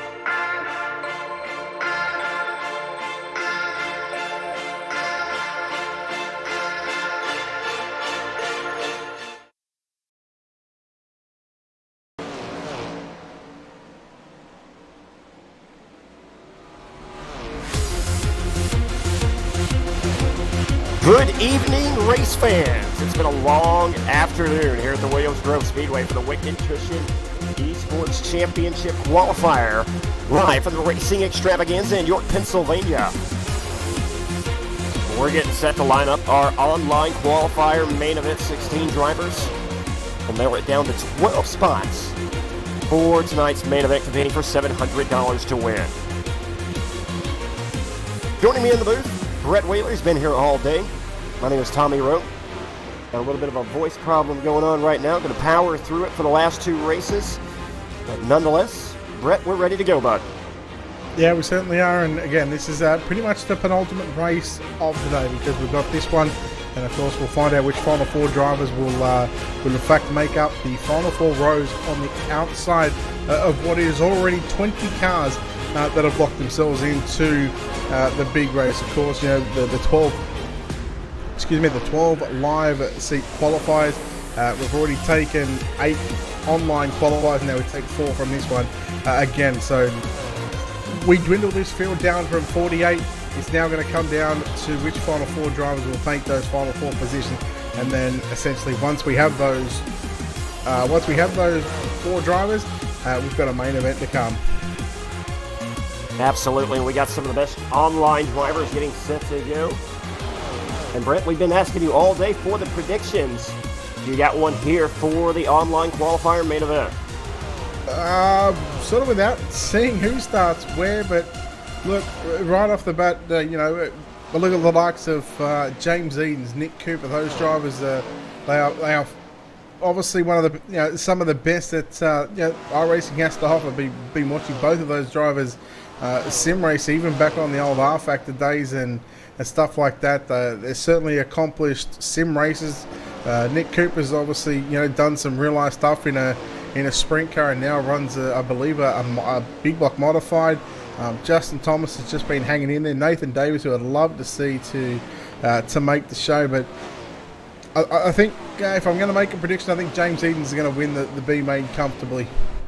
James Edens got a very strong race car in that 52 machine around the speedway right now, as he currently sits about 5th in practice at the moment.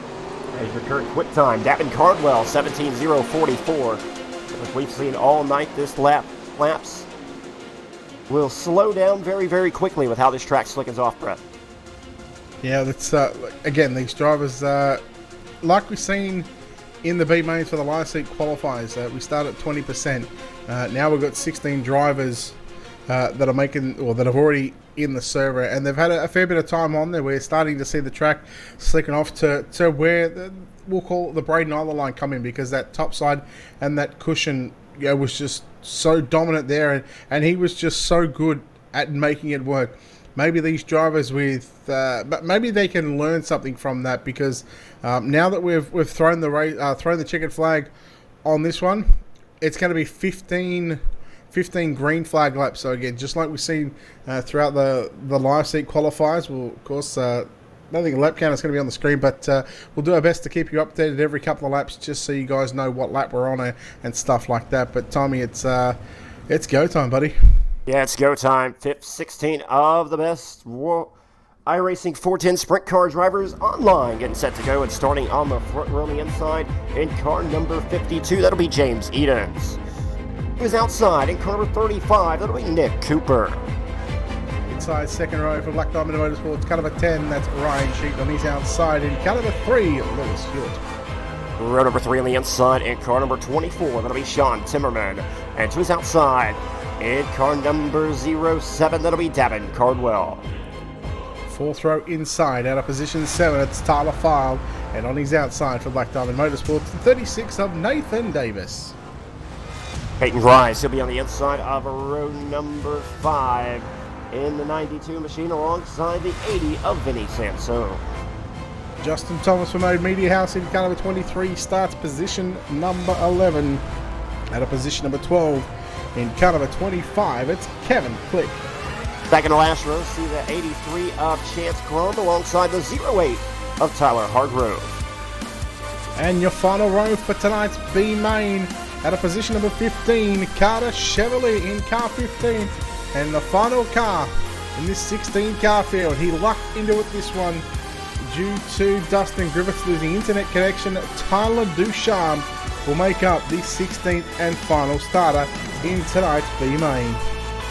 Well, Brett, only 4 go home from here. 12 will transfer over to the main event with the live seat guys. And 15 laps to distance. It should be a pretty good one. Caution flags will not count. We'll get set to go green this time out of turn number 4. The calm before the storm right now. Pace truck about to move to the infield. What a front row this is. James Edens and Nick Cooper. As I said, both drivers very accomplished on the sim side of things. 15 laps. It's time to get after it. 25% of this field is going to go through. 75% will not, but we are green here at the virtual Williams Grove Speedway, and Hewitt already around, and he is looking facing the wrong way there in turns number 1 and 2. Caution flag out for the first time in tonight's B main. Top break for the Aussie Lewis Hewitt. He'll retag the rear of the field. Doesn't look like there's too much damage on there, so he'll tag the rear of the field, maybe have the opportunity to gain some more spots back. And Brett, one thing we should know, this track starts on 20%. That's what we saw in all the live seat qualifiers. So the first time we've seen this track state with the online guys. Yeah, like I said, if these online guys were watching during those qualifiers, they could really learn something here in this race and just put into perspective or put a plan in place to get these drivers to get their way forward from the back of the bus.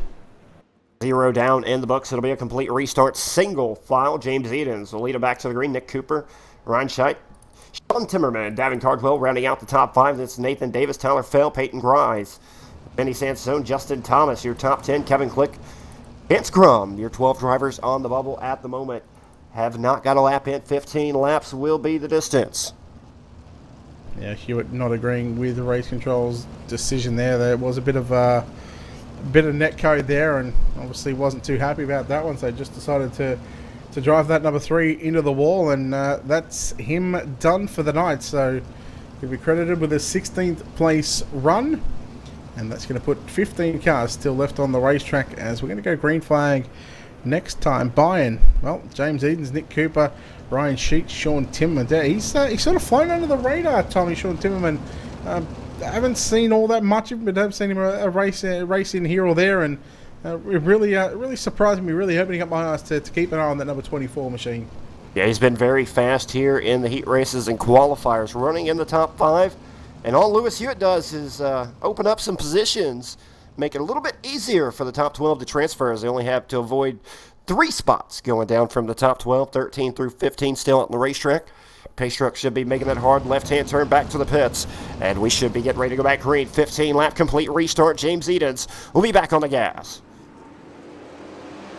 Edens going to lead us down out of turn number 4 on the front straightaway. Here we go. Green flag back underway. 0 down, 15 to go. Ryan Sheet back there in 3rd position. Runs the top side of the exit at turn number 4. Keep it on. Davin Cardwell in a 07D machine. He's in 5th position, just in front of Nathan Davis. But now here comes Nick Cooper challenging James Edens for the race lead. At the start-finish time, we're going to give it to James Edens by 3/1000ths of a second. And the race is on for the top spot. Nick Cooper has it down the back straightaway.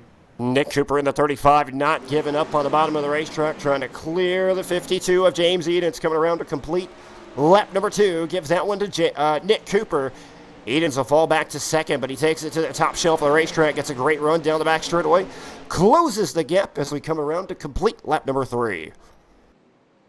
3 in the books and 12 to run. Your top 4, Nick Cooper, James Edens. Then you go back to Ryan Sheet, just over Sean Timmerman, as Timmerman slides up in front of Sheet. Sheet looks to cross underneath, stab the brakes, opens up the top side for the 07D of Davin Cardwell to get a run now on Sheet.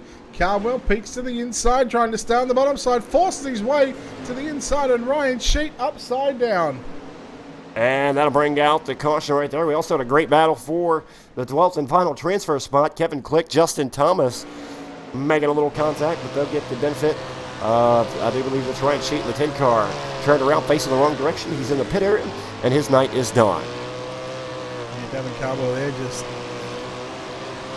forcing the issue just there. Anyhow, it was, I guess a gap was left open a little bit, and he took it, and unfortunately he made contact with the 10 of Ryan Sheeton, and also you see on screen there just a couple of cars coming through and catching the Black Diamond Motorsports number 10 machine, and Ryan Sheet back on pit road, and that is him out of the event. Yeah, a little aggressive right there on Cardwell's part, especially both guys running into a transfer, and tough break for Sheet. His race will be over here on lap number 4.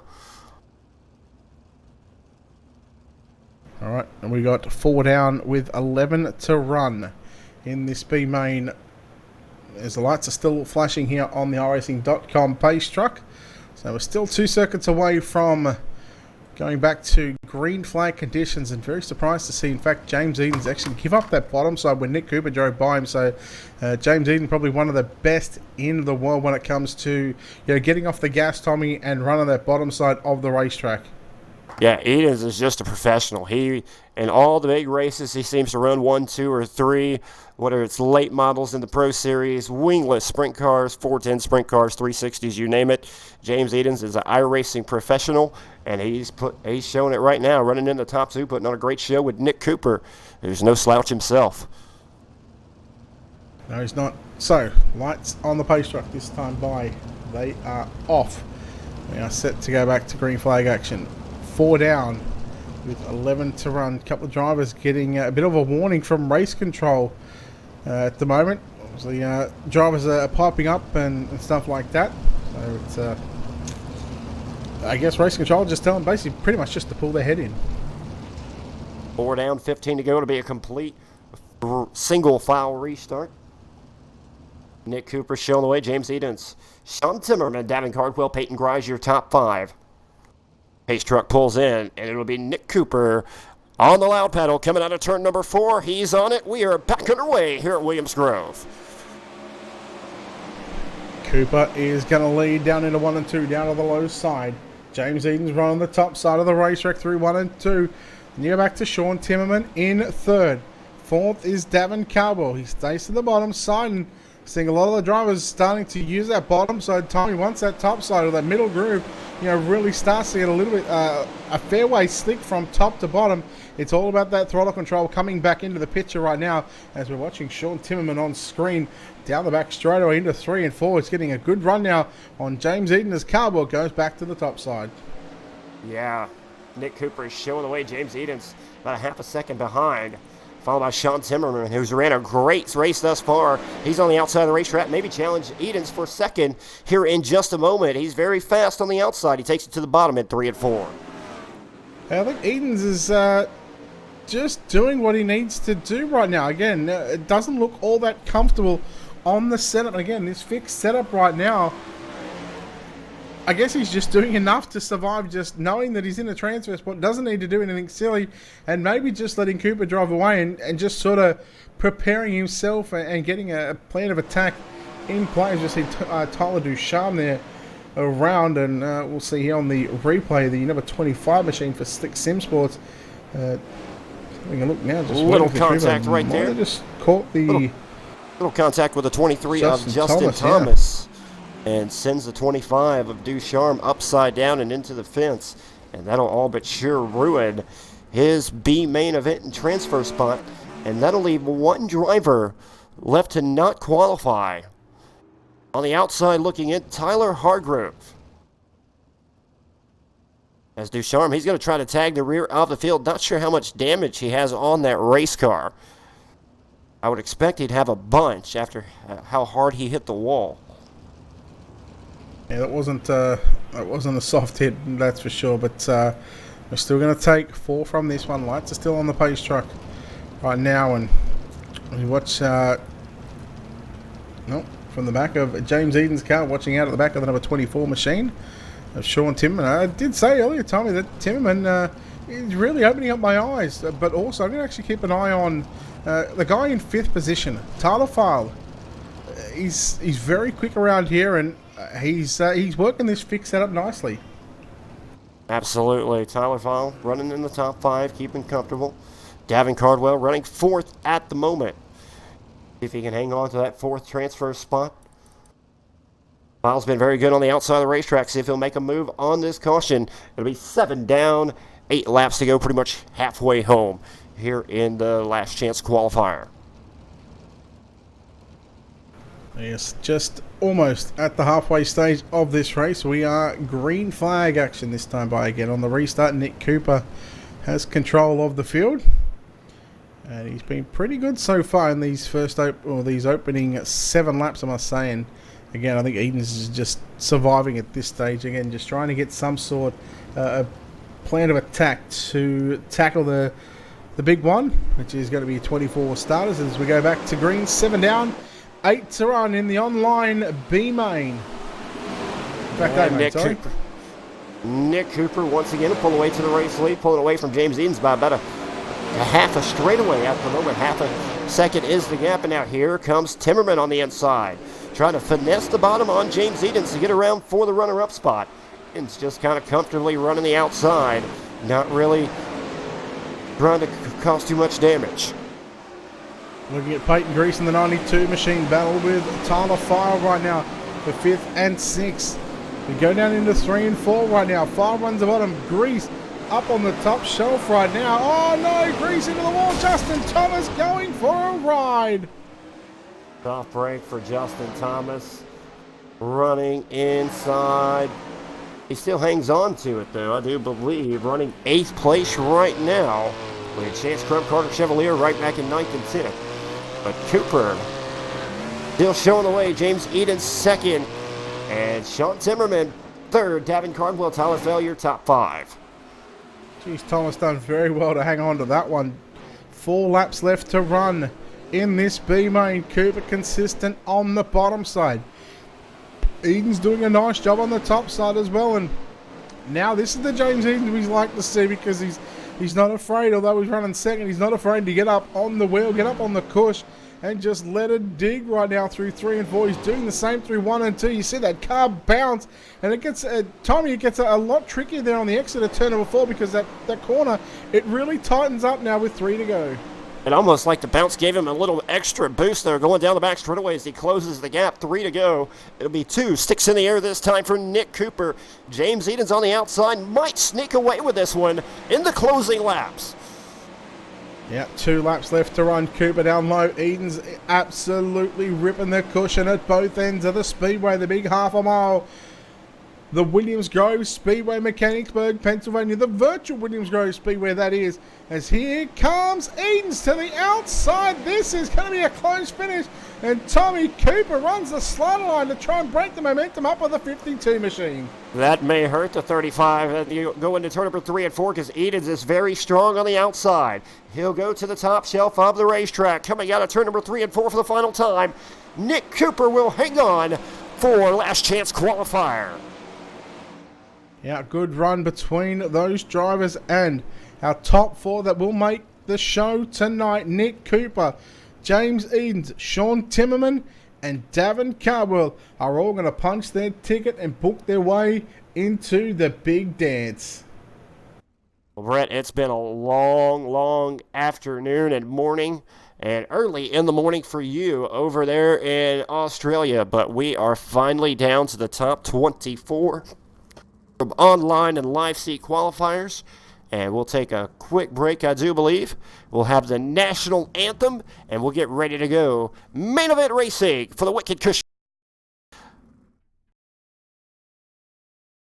Series. 5:45 Eastern is the projected time for the main event to go green.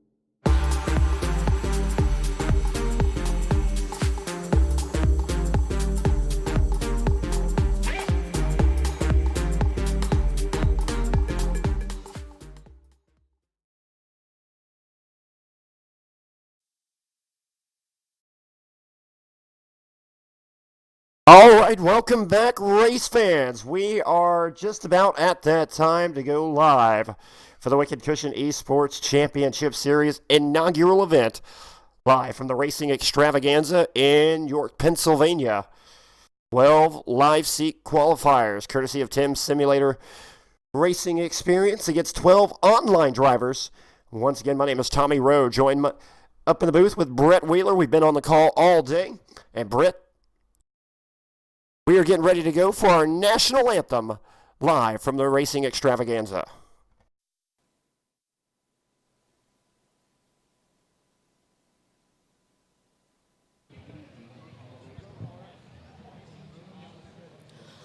Oh, say, can you see by the dawn's early light what so proudly we hailed at the twilight's last gleaming, whose broad stripes and bright stars through the perilous fight o'er the ramparts we watched were so gallantly streaming, and the rockets' red glare, the bombs bursting in air, gave proof through the night that our flag was still there.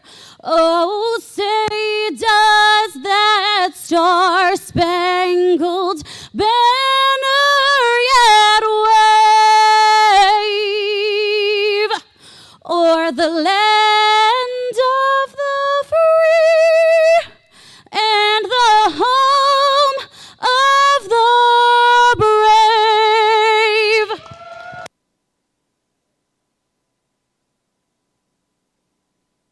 It's race time.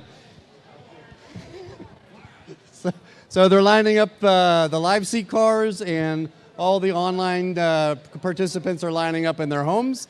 And we're going to combine the top 12 from the 2 sessions today, and we're going to run a 24-car A feature. Before we get started, though, I want to thank everybody for coming out and spending some time with us. The Wicked Cushion Esports Championship, this is the first time we've ever done this. It's all made possible by Tim Nichols at TIMSSIMS and the folks at Alkaline 88, so we want to make sure we thank them. I'd like to take some time and see if I can interact with some of you folks to see if any of you have been paying attention. Have a lot of you been watching some of the races today? Okay, you have. So I'm going to ask some questions, and I got some prizes. I got some cool stuff here. So I got a couple of Speedway passes, $20 gift certificates to Baps Motor Speedway. And I also have 2 VIP passes for Lincoln Speedway. So let's see if anybody can see what was happening here today at the races. So first question, easy one. Whoever is not an iRacer, can you name one of the iRacers that are here today? You. Who?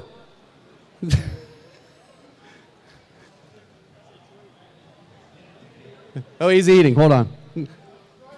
Okay, you win. Come on. What's your name? Greg. Hey, Greg. Thank you. Thanks for coming out. All right. So we're going to try that again. Whoever is not an iRacer, raise your hand. Yeah, you are. You're married to an iRacer. How about you? What? No. What's his first name? You got to try one more time. Close, though. You got his last name right. Braden Eiler, that's right. All right, come here, buddy. All right, you take that one right there. Okay. All right, so we got two more gifts here. Raise of a hand. Okay, you in the back. What?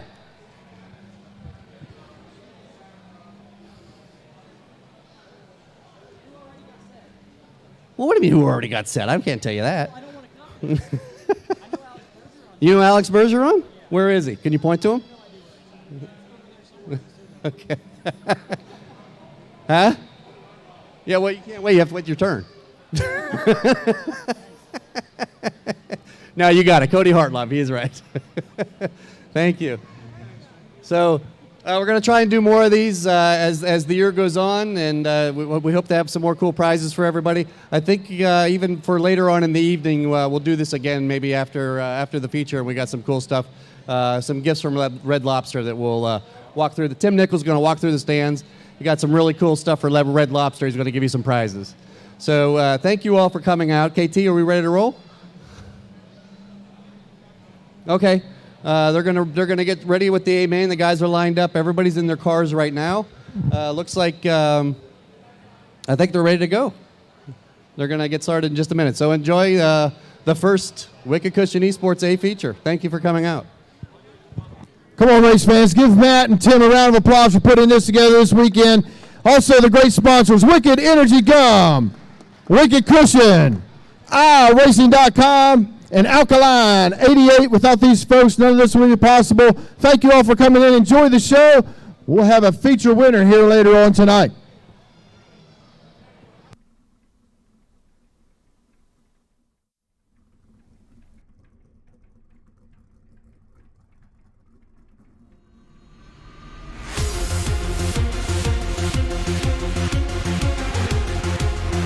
All right, welcome back, race fans, live on the RaceSpotTV, live on Facebook, YouTube, watching from the Racing Xtravaganza, live in York, Pennsylvania. We are ready to go. We've had a long, long day. We are down to our top 24 drivers, 12 in the TIM simulators, and 12 online qualifiers getting set to compete for a $700 prize, over $2,500 in cash and prizes on the line, including a possible chance to win a ride in a 410 sprint car. Hello everyone, my name is Tommy Rowe. Joining me alongside for the main event call, it'll be the Aussie Brett Wheeler. Brett, how you hanging in there, bud? Look, normally you'd think after a 7-hour stint you'd be someone having a bit of a voice breakdown, but I tell you what, this final 24 car field, I'm actually more awake and more pumped than I've ever been. So look, I'm looking forward to getting after it and calling a great race, and let's hope these drivers put on a good show. As my young boy Mason says hello.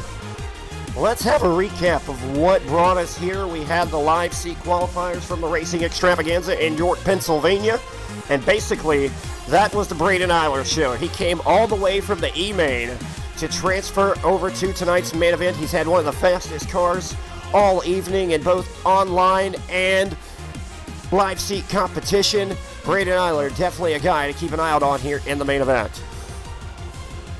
Yeah, look, he's going to have his work cut out for him, to say the least. But, in this kind of field, I mean, we try and, I've been picking winners all day, and to pick one in this field, it is going to be so difficult. The 12 drivers that, had locked themselves in via the live seat qualifiers, up against the 12 drivers that did it online from the comfort of their own home, on their own equipment, albeit on the same setup, but nonetheless trying to pick a winner in this field. I think it's going to come down to, I'm going to say one of two people, and I think these two drivers, they're both been, and the only two world champions for the 410 wing sprint cars. I think it's going to come down to Tim Ryan versus Alex Bergeron. And you know what? I'm going to throw in David Harlan as well, just for the fun of it, and just to have a world championship battle up front for the top three.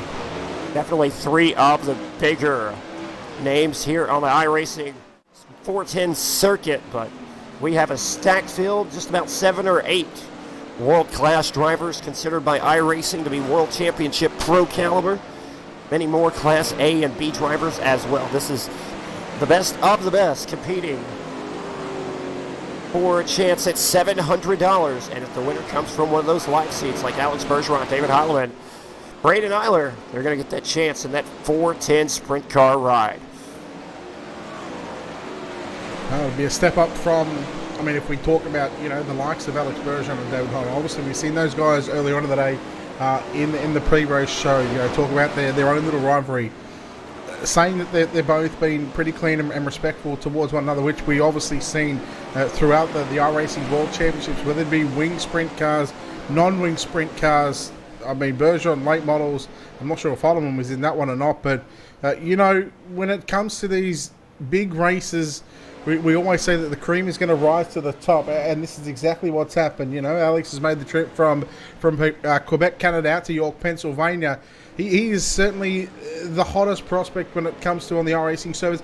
Very, very professional in the way he goes about things, whether it's an interview, even after he gets wrecked, if he gets taken out or whatnot, and or he comes home second and third. He's always been that driver that has just been so respectful to broadcasters, commentators, to his sponsors and stuff like that. He's just the way he goes about things. He set the benchmark when it comes to the iRacing.com service. I'm going to throw in another name that's going to be sneaky fast. He's going to start towards the back of the field, but that's James Edens in the 52 machine. James is very strong in all classes that he runs. You usually see him near the top 3 in just about every race that he runs. Look for James Edens to somehow, when the race comes down to the wire, to be up there in one of those top 5 spots competing for a race win. Yeah, look, there's a very good chance, and the way he does it, he runs the bottom of the racetrack. He's just so versatile in running all over the racetrack. He just does what he needs to do to get there. So again, he is going to be one of those drivers that we'll keep an eye. But we're not going to really sort of single out those 3 drivers, even 4 drivers that we just spoke about, because in reality, Tommy, all 24 of these drivers have earned their way and have earned a chance at not only to pick up the win, but also we talk about a $700 payday as well, over $2,500 in cash and prizes. Absolutely nothing to be ashamed of about that. And also being one of these top 24 drivers, nothing to hold your head about, as you've had to outlast some of the best drivers already in the live seat competition as well as the online competition. And I do believe that everyone has been ordered to the pit area. Sean Timmerman, quick time in practice. He's been sneaky fast all evening. He currently sits on top of the leaderboards. Hayden Cardwell, Weston Newell, James Edens, Colt Newhoffen, the top 5 drivers in practice. But I do believe all the drivers have been ordered to the pit area, and we should be getting ready to go main event racing very, very shortly. Yeah, I believe we're just waiting on Brandon Proudfoot and Braden Isla to get back into the race server and connect up again. I think there was some sort of issue there with Brandon Proudfoot's sim, so if we can wait for obviously any confirmation on that one to get fixed. But once that is all fixed, obviously we're not too far away from starting this main event. It's been a long day, Tommy, from start to finish. Obviously you covered the first couple of heats of the live seat qualifiers, and then obviously I jumped in there with you in the final 2. Plus obviously we've seen the Alphabet Soup run, and I mean we've already spoken about it a number of times, but I'm sure this kid has gained a whole lot of respect from not only his peers on the iRacing.com service, but I'm sure he's gained a lot of fans. Braden Isla. Yeah, Braden has probably gained a lot of fans up there at the Racing Xtravaganza up there in York, Pennsylvania this evening. He's probably got a lot of people pulling for him. I was told his section of the crowd was going crazy as he was making all those passes and picking up win after win from the E to the D to the C to the B. But he was just on a whole different level, and not just passing the guys. He was passing them and then taking off and leaving them by over half seconds at times faster than your second place driver. It was unreal. Yeah, we didn't get to see, obviously, with the tracks change and the track states, we didn't get to see too much of that during the online stuff. But during those heat races, the track really slickened off, and that gave us a good indication on what I think we're going to expect here tonight in this final race of the series. Yeah, these online drivers have not gotten to use this track state. This track state started off 20%, and that's what they used for the live seat qualifiers. So if any advantage right now, it's the live seat qualifiers, although it's not much of an advantage because, like I said, you're in front of a live audience crowd. This is not your rig. You can't be comfortable at all, and the pressure to perform well has got to be astounding at the moment for those guys sitting in those cockpits. You got to wonder how much of the nerves building up as well. As you said, not in their own stuff. We see Heilemann on screen there. Just I think it's Brandon Proudfoot next to him with Boomhauer.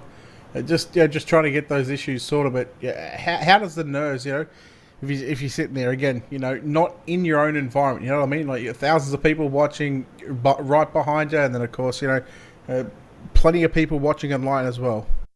Absolutely. One of a kind first event that I've gotten the opportunity to cover, Wicked Cushion Esports. I know they do these a lot overseas with the road course stuff, maybe the asphalt stuff, but this is one of the very few times that I've seen a live simulator event with the online qualifiers as well, and it's turned out to be a really big success. I can't thank Wicked Cushion enough, Matthew Henniger, for coming on board and putting on this event, along with Tim Nichols, the Tim's Dirt Track Simulators.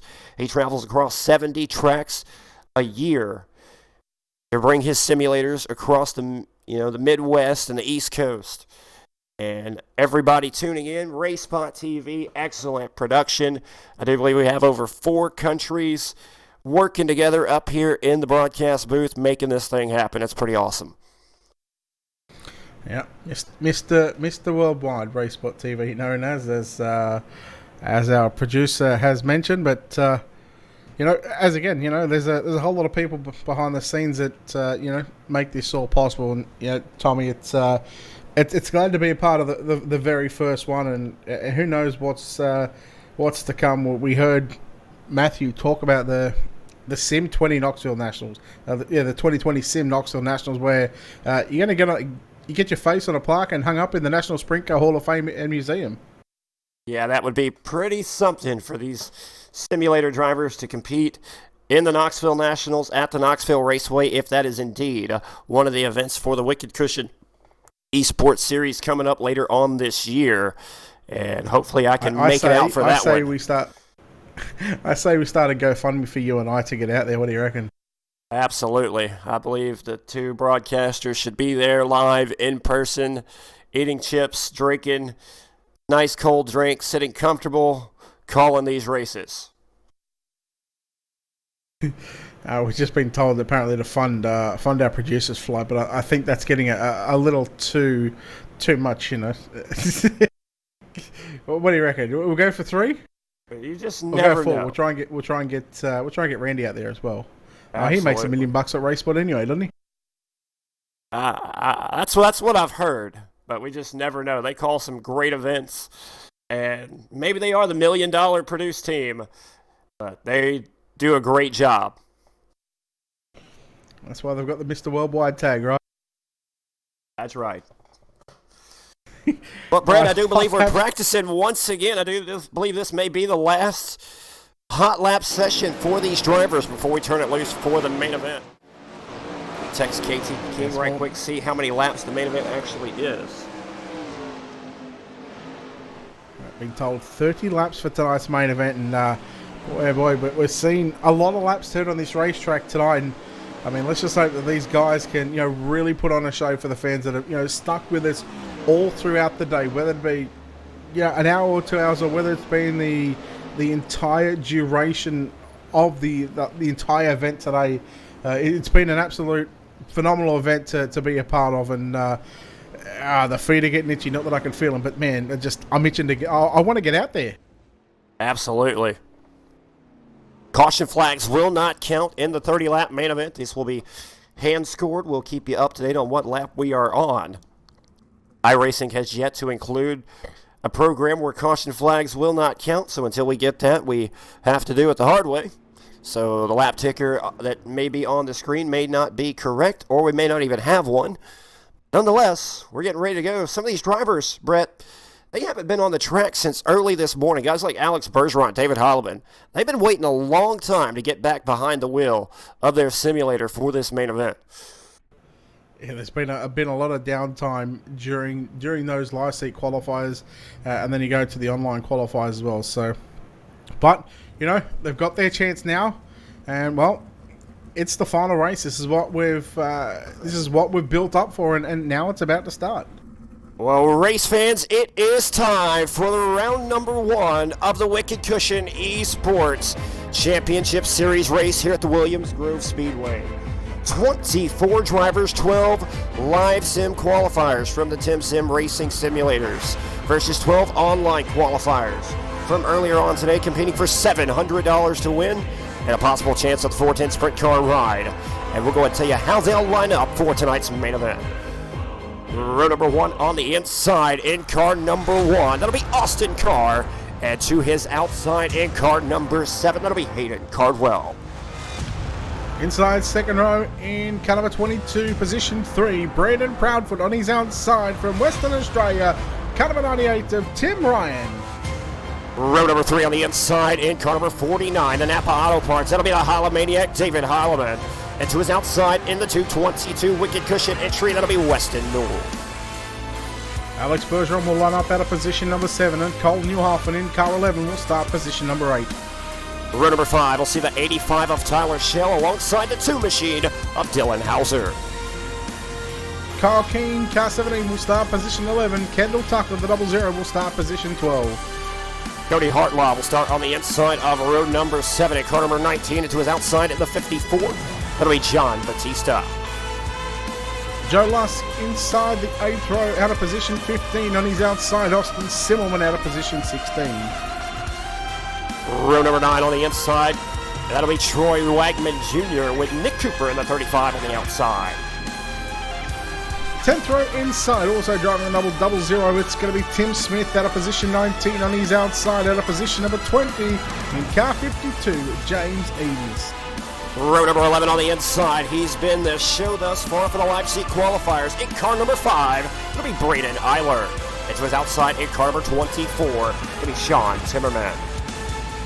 Your final row, car 38, Brett Strickler out of position 23. Out of position 24, Davin Cardwell. Well, we have paced the racetrack 2 times. We're getting ready to go 30 laps here for the Wicked Cushion Esports Championship. Round number 1, it'll be Austin Carr, Hayden Cardwell, the front row are green. And it's time to get dirty for 30. It's Carr and Cardwell side by side down into 1 and 2. That inside line completed by the drivers from the live seat qualifiers. And that outside, the online drivers sitting in the comfort of their own home. Oh, Cardwell into the wall. Carr takes back the race lead. Lap number 1, and it's Austin Carr, the Cuban, flexing those muscles.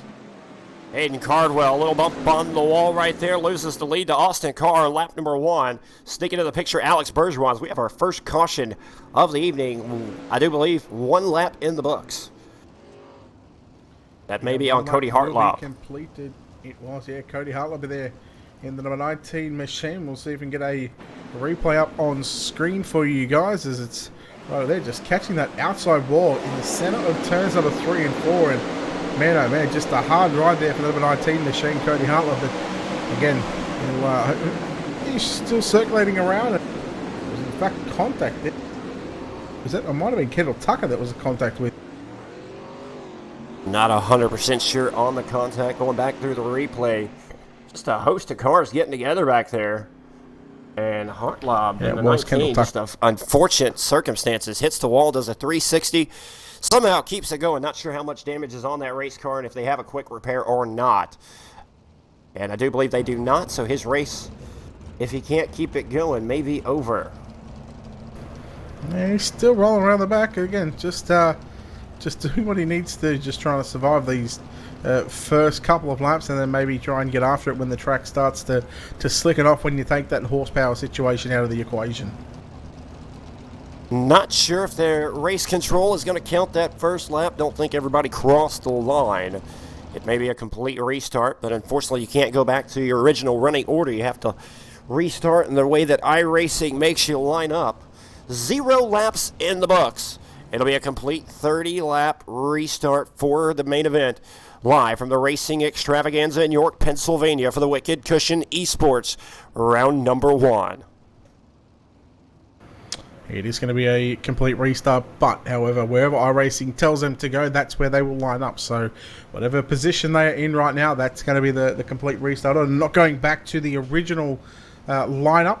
Of course, a little hard to do on the, obviously you can't do it on the iRacing service, but yeah, they still give us a good platform to race. But we're going to go back to 30 laps on the board, Tommy. Yeah, we re-racked, restacked, pace truck, making that hard left-hand turn back into the pit area. It'll be up to Austin Carr setting the pace, and he's on the gas. Green flag is out, and Austin Carr leading him down the front straightaway. Hayden Cardwell sitting in position number 2, going to try to make the move. Here comes Bergeron on the inside.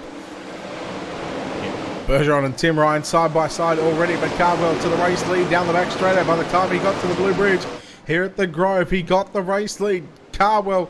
He's looking for the lead. 3 wide as here comes Bergeron up on the inside. Bergeron car side by side. And now Tim Ryan throwing his name into the mix. Top 4. What a good race this is at the moment. We've only completed lap number 1. But here comes Bergeron back down low into turn number 3 and 4. Cardwell blocks that line and tries to take the momentum away. But now he opens up the door for the top side of Tim Ryan. 4-car dance for the race lead. Alex Bergeron showing why he swept the iRacing Pro Series in all classes in 2019 at Williams Grove. He'll pull back to position number 2 alongside Tim Ryan as Hayden Cardwell showing the way. He gets a little loose right there out of 4. And now Ryan, he'll try to power on the outside. Here comes Bergeron once again on the inside. Now Bergeron good on the low side of the racetrack, but top is the place to be. And again, these are online guys. Tim Ryan, Hayden Cardwell. Then you go back to Brandon Proudfoot. Proudfoot on the top side in the 22. Car falling back to 6th. As here comes David Holloman making his way into position number 5. But it's Ryan around the outside of Bergeron. The 2 iRacing 410 world champions. Oh, the first ever one and the second ever one. Brandon Proudfoot up to position number 4. He's got a very fast race car as well. And the Holomaniac, the Napa Auto Parts 49, up into the top 5. Austin Carr, your pole sitter, he's falling back to position number 7, maybe losing more as we have complete lap number 5. Still 25 laps to go. Hayden Cardwell showing the way. Alex Bergeron. Tim Ryan trying to run him down. Yeah, Tim Ryan doing a nice job in second position right now. Alex Bergeron just following the former world champion around here at the Grove. Now, Bergeron goes back to the low side, realizing the top 2 were on the top side, and now Alex Bergeron going to pick up second position right now. And here comes the 22 of Brandon Proudfoot starting to climb over the rear crash bar and the rear tail tank of that Altus Esports number 98 machine. Yeah, he put on an amazing move on the outside of the racetrack in his heat race, but that was a long time ago for him. But he's running very well, so we have a caution out on the racetrack. Maybe Weston Newell in the 222. Weston Newell and Tim Smith both coming together there in turns number 1 and 2. Just sort of caught the back end of that one. So bring a replay up on your screen right now. They were 3 wide down the front straightaway, and then, man, there was Tyler Shell tagged the back of Tim Smith. Weston Newell also got tagged, and Tim Smith had nowhere to go. And that 00 machine, well, he was happy that he made the show, but now unfortunately he forces a 7-hour drive back home and in what could be a 20-odd position finish. Brett, we're 7 laps into this race. Do you see who the hard charger is at the moment?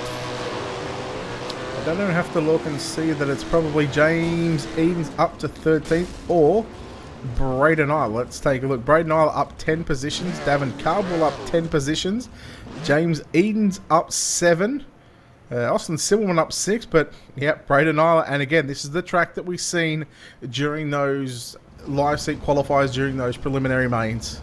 Yeah, he had one of the fastest cars, somehow faster than a couple of tenths on most of the field that he was running against, but this is a different caliber field. But he's still putting on a clinic up to 11th. He's passed some very good cars, had some good luck thus far, looking for a top 10 run, maybe even more, as we're only 7 laps in, 23 laps to go. Hayden Cardwell, he's going to have his hands full on this restart, I expect. Well, just looking at lap times as well, just while we're sort of about to go back to green, but fastest lap time for Braden Isle, 18.614. However, that's in traffic, so that's certainly slowing up his time.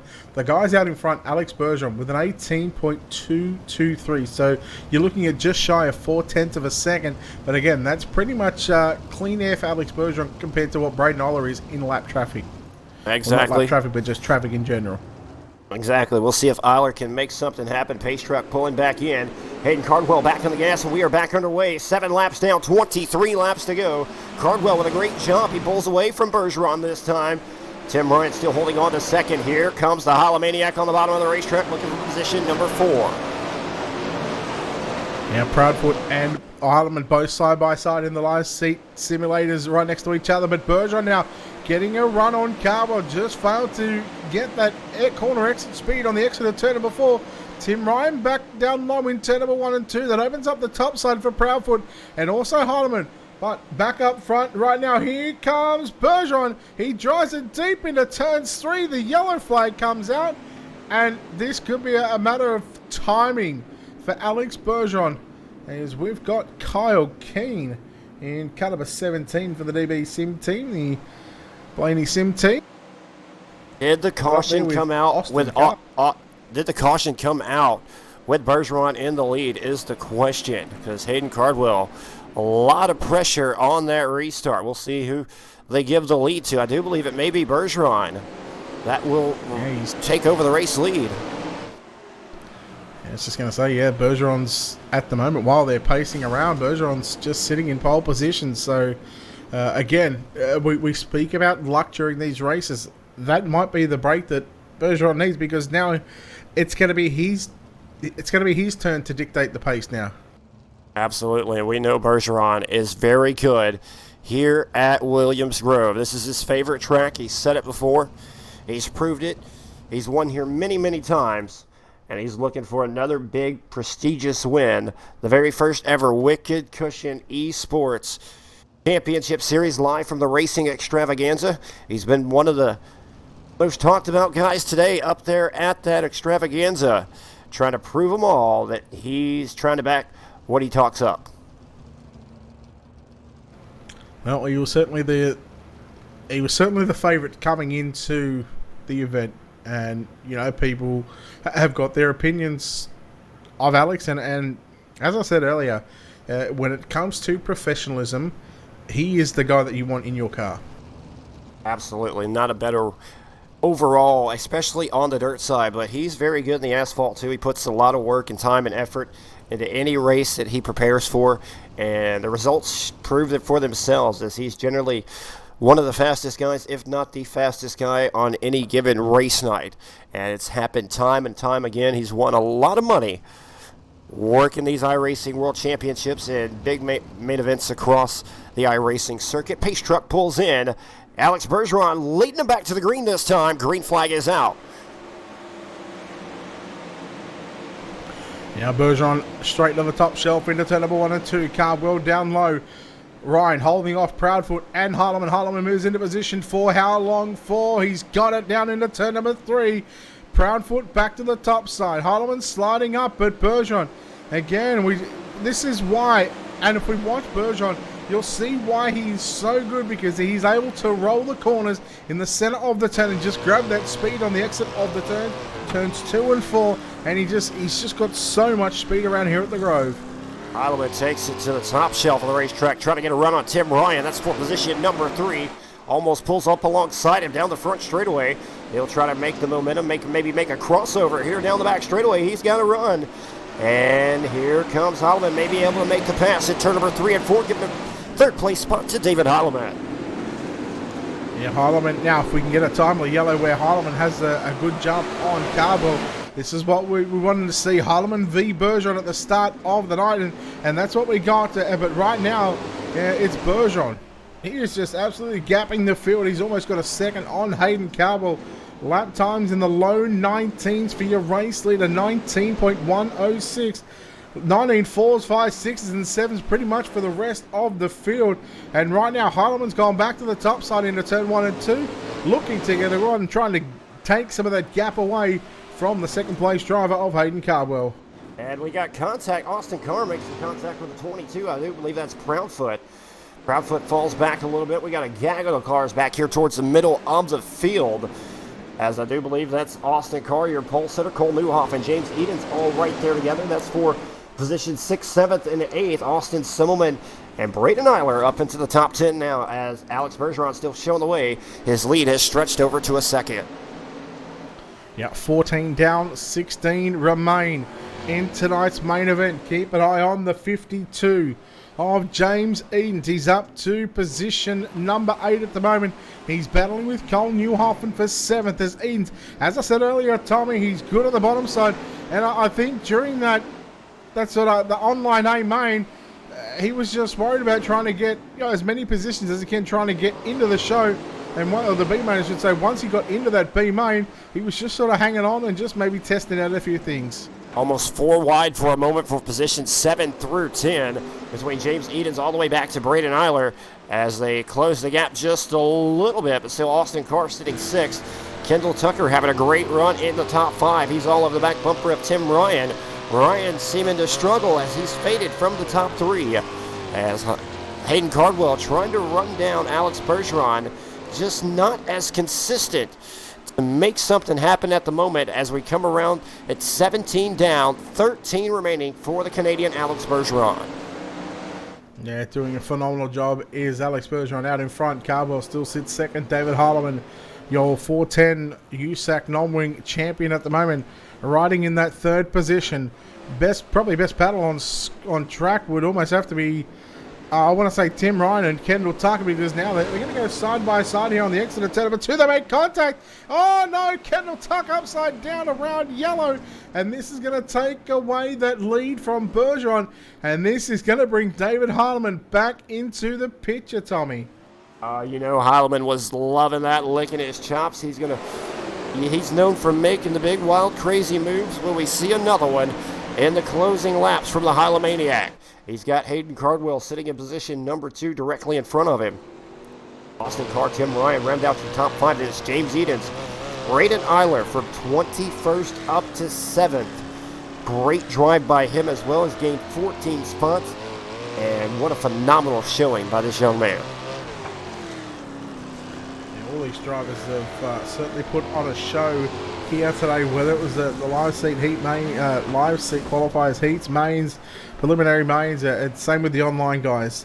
You see there, just Kendall Tucker just getting into the side of Tim Ryan then, and unfortunately Kendall Tucker coming off second best in that one. But just going back to comparing with the live seat qualifiers, they run 1st, 3rd, and 4th. So the online guys run 2nd and 5th, and it just goes to show you that the diversity through the field, whether you're running on somebody else's equipment or whether you're running on your own equipment, again, the cream is always going to rise to the top, and you just know what to expect from these drivers that just are constantly always up front in these big races. These are the best drivers in iRacing, competing for the $700, possibly $800 prize. And Alex Bergeron looking for that 410 sprint car ride as well, maybe on his way. As the live seat winner takes home tonight, they're guaranteed that 410 ride.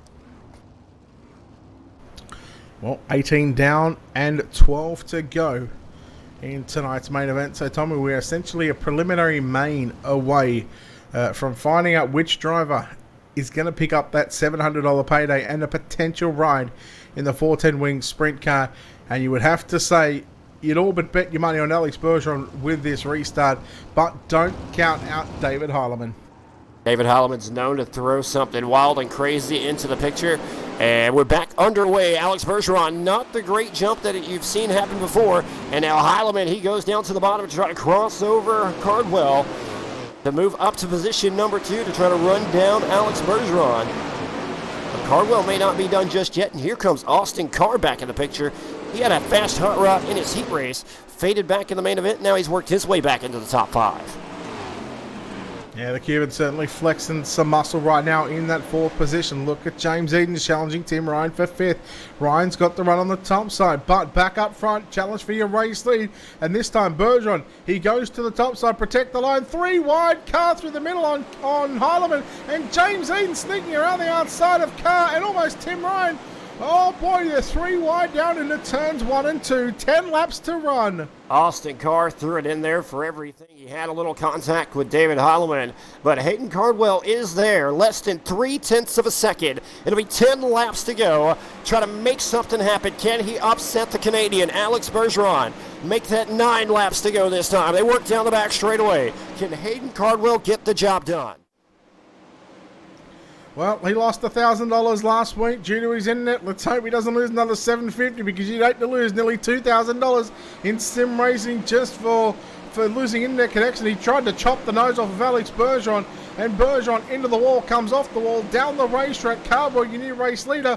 And how is Bergeron going to respond here, as they're going to have 7 laps left to run? Bergeron stays low, and it's going to be Cardwell to come back through the middle of the racetrack. Bergeron! No, it's going to be Cardwell. Cardwell racing for everything he has. The online qualifier back to the top shelf of the racetrack. He'll try to power around Alex Bergeron down the back straightaway 7. More trips around the Williams Grove Speedway. Here comes Bergeron on the bottom.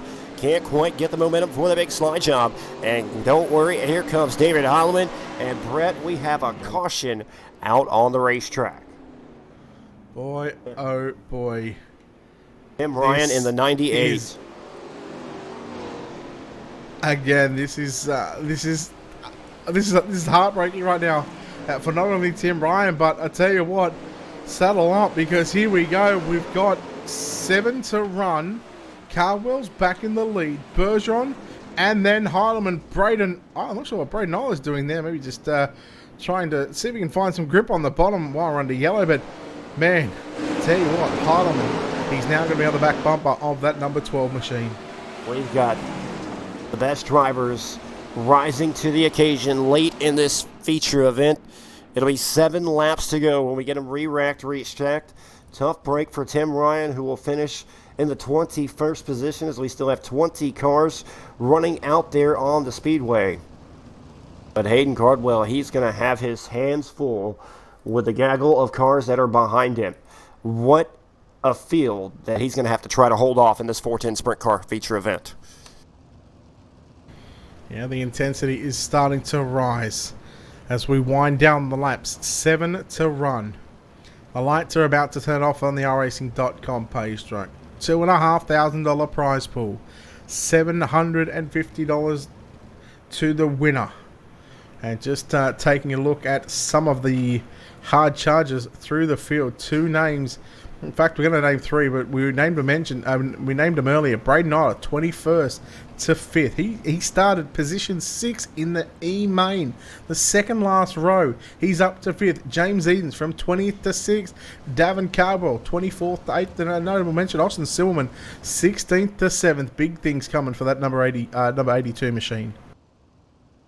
We're getting ready to go. 7 laps to distance. Will we get all 7 green flag laps? Hayden Cardwell going to try to run the race of his life. Coming back to green for the final time, hopefully. Cardwell on the gas, and we are back on the way for the Wiki Cushion Esports main event. Both drivers, Cardwell, Bergeron, go to the top side along with David Heilemann. You almost get the feeling that you just take a look at the wing angle difference, the top wing, and that's the only thing that these drivers are able to adjust here on the fixed setup, as Bergeron is your new race leader with 6 laps left to run. And here comes Cardwell back with his own slide job on Bergeron down through turn number 1 and 2. Can Bergeron use the momentum off the top side to cross back underneath? No, he cannot. As Cardwell going to go down low, he will run the slider line. Alex is going to stay mid-track and try and drive back down the racetrack and get the grip, but it's going to be Hayden Cardwell, 5 to run. 5 laps to go for Hayden Cardwell in car number 7, the first online qualifier. Trying to upset Alex Bergeron. David Heilemann directly behind him. He'll come around to 4 laps to go this time, running the race of his life. Heilemann with a big slide job on Alex Bergeron. That's for second, and that'll allow Cardwell to pull away even more. Yeah, that move may just be the maybe the move that Hayden Cardwell needed for someone to put pressure on Bergeron. But Bergeron, he has already gapped Heilemann by nearly half a second in 1 lap. Yellow is back out. And Tommy, it's now going to be 4 to run. We are essentially about 2 miles away from victory lane, and we still don't know who it's going to be. Oh my goodness, Hayden Cardwell was running the race of his life. Alex Bergeron put the move on. Cardwell able to come right back and block it, pull away, but he's going to have to do it all over again, as we're going to have 4 laps to go here at Williams Grove. It can't get better than this, Brett. I've got a prediction here. I'm going to say that in the 3 and 4 on the very first lap that we go back to green, if Heilemann is close, it might even happen in 1 and 2. I doubt it, but I think it's going to happen in 3 and 4. If Heilemann's close, he's going to throw a double bonsai slider. And for those watching out there, caution laps are not counting, so we're going to have a 4-lap shootout. Caution laps not counting. They're being manually hand-scored. Hayden Cardwell, he'll have 4 trips to hold off Alex Bergeron. Then it's David Holloman in third. Austin Carr, James Edens, Braden Eiler, your top 6 drivers. Davin Cardwell, Austin Simmelman, John Batista, Nick Cooper, your top 10. We'll go around the racetrack one more time before we turn them loose in what is possibly the final restart. Well, if nerves weren't enough to start with, when you got 4 to run with $700 on the line, the anticipation builds. This is going to get exciting. Hayden Cardwell trying to hold off Alex Bergeron. Bergeron, a heavy favorite, won all the iRacing World Championship races, late models, USAC 410s, World of Outlaw 410s here at the Williams Grove Speedway. This is his track. Trying to do it one more time in the live seat at York, Pennsylvania, the Racing Xtravaganza, the Wicked Cushion Esports Championship round number 1. We'll go back to green. It'll be 4 laps to go. Hayden Cardwell on the gas, and he doesn't get that great of a restart this time. Bergeron able to hold on. Oh no, Braden Eiler around, and that is heartbreak for the 5A after passing so many cars. The one restart with 4 to go, and he catches the wall and he turns around. The 5A of Braden Eiler will go to the back of the bus, and Tommy, he must feel a lot of heartbreak right now. Tough break for Braden Eiler. Nothing to hang his head about, though. He came all the way back from the E-main to transfer into tonight's main event, run into the top 5 after starting 21st. Definitely nothing to hold your head about there.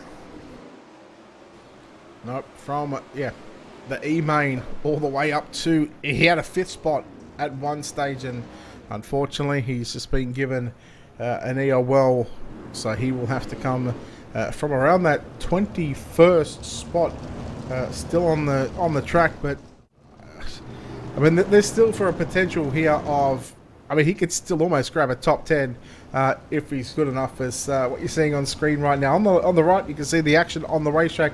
The left-hand side, the Jeff Gordon TIMSSIMS Dirt Track Simulator chassis.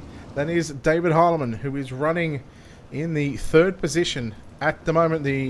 Go back a couple of minutes ago, just before that last restart, the driver that was on screen was the man in 2nd spot as well, of Alex Bergeron. But the guy you see on screen at the moment, just looking a little bit cool, calm and collected right now, just chewing some fingernails, Tommy, just loving life at the moment. Yeah, he's just cool, calm and collected, ready to go. He's been here plenty of times, not maybe in this type of situation in the live seat, but he's a professional, and he's proven it right now. Just maybe it's a little bit of nerves with the fingernail chewing, we'll see. But we'll see what he has in store for these final 4 laps. All right, still with 4 laps remaining. The lights out on the iRacing.com pace truck. Again, Hayden Cardwell. He let $1,000 slip from his fingernails last week. Does he let this $750 slip? Can he hang on? I'll tell you what, this is going to be an interesting final 4 laps, Tommy. I'll tell you what, I'll bring us to the first 2. You can have the last 2 as Hayden Cardwell, Alex Bergeron, and David Heilemann. Austin Carr, a little bit slow there on that restart, but you see all these top drivers on the front straightaway hugging that inside wall. Top 3 go straight to the top shelf. Carr down low. We'll keep an eye on Bergeron to see if we can get a run on your race leader, Hayden Cardwell, in that number 7 machine. Down into 3 we run. Cardwell, slider line. Bergeron going to stay tucked to the inside wall, trying to get that moisture. 3 laps left to run that time by, and it is still Hayden Cardwell. He is coming close. Heilemann into the wall. He gets that rear end on the wall and comes back down. That's surely going to have a busted rear end, so you'd think that Heilemann, that is all but sewn up his race. And now just 2 laps left to run. Tommy, it's all yours. Can Cardwell hang on? Hayden Cardwell, 2 sticks in the air, trying to hold off Alex Bergeron, who gets in the wall. It's all Hayden Cardwell, 1.5 more times around the Williams Grove Speedway, trying to pick up one of the biggest wins of his iRacing career. He'll come out of turn number 4. He'll see the white flag this time. He's got a 2.5 lead over Alex Bergeron. White flag for Hayden Cardwell in car number 7. Bergeron hanging on strong to second. It's Austin Carr third. James Eden's looking on the inside for position number 3, but down the back straightaway for the final time. He'll go into turn number 3 and 4. It'll be Hayden Cardwell in car number 7, picking up the first Wicked Cushion Esports Championship Series race at Williams Grove. Alex Bergeron second, Austin Carr third, James Eden's fourth, and I do believe David Cardwell will round out the top 5. Brett, what a drive by Hayden Cardwell. Yeah, he let $1,000 slip from his fingers. He didn't let this 750. He wasn't going to be denied twice, but I'll tell you what, James Eden's 20th to 4th, Davin Cardwell 24th to 5th, even Nick Cooper 18th to 6th. Man, there was a lot of drivers that were able to make their way through the field, and just what a race that was from start to finish. That just kept us on the edge of our seat, even with those final couple of yellows inside of those final 8 to 10 laps. And again, Hayden Cardwell was just a better driver here today. Alex Bergeron might be kicking himself after that second place run. Just what could have been for Alex Bergeron. Yeah, great drive. Hayden Cardwell, like you said, he lost $1,000 disconnected in the Chili Bowl just a week ago. Got to feel some redemption picking up this win. He is in the TeamSpeak server. Maybe we can't get him in for an interview before we go to the live interviews. But what an awesome event. The racetrack was absolutely perfect for the main event. We saw these drivers running 2, 3, 4 wide all over the top to bottom. Can't say enough for the race control on how they set this event up, and what a blast it has been to call these races. Yeah, I don't think that the track was ever just sort of one lane dominant, other than probably that online probably E-main when the track got reset to 0. But the whole track crew and stuff like that, and race control done a fantastic job in preparing these races here tonight. And again, shout outs go out to KT and Stephen Calivoda as well. Absolutely. Big thanks to Matt Henninger. And I do believe we have Hayden Cardwell waiting in the wings. We'll pull him up here. Hayden Cardwell, your Wicked Cushion Esports Championship Series inaugural event winner. Hayden, you let one slip away last week at the Chili Bowl. How does this feel for redemption, bud? Oh, dude, I feel like I could almost cry, dude. This is insane, dude. I know people say it's, just a game, but last week or 2 weeks ago, whenever it was, the internet went out. It was able to hang on all 30 laps here, dude, and I couldn't ask for all the guys at Wicked Cushion Esports, Matt and everybody, TIMSSIMS and everybody for just allowing me to be a part of this deal is awesome, and you guys for everything you do. You hold off Alex Bergeron for the win, but you had some of the best 410 sprint car drivers directly behind you.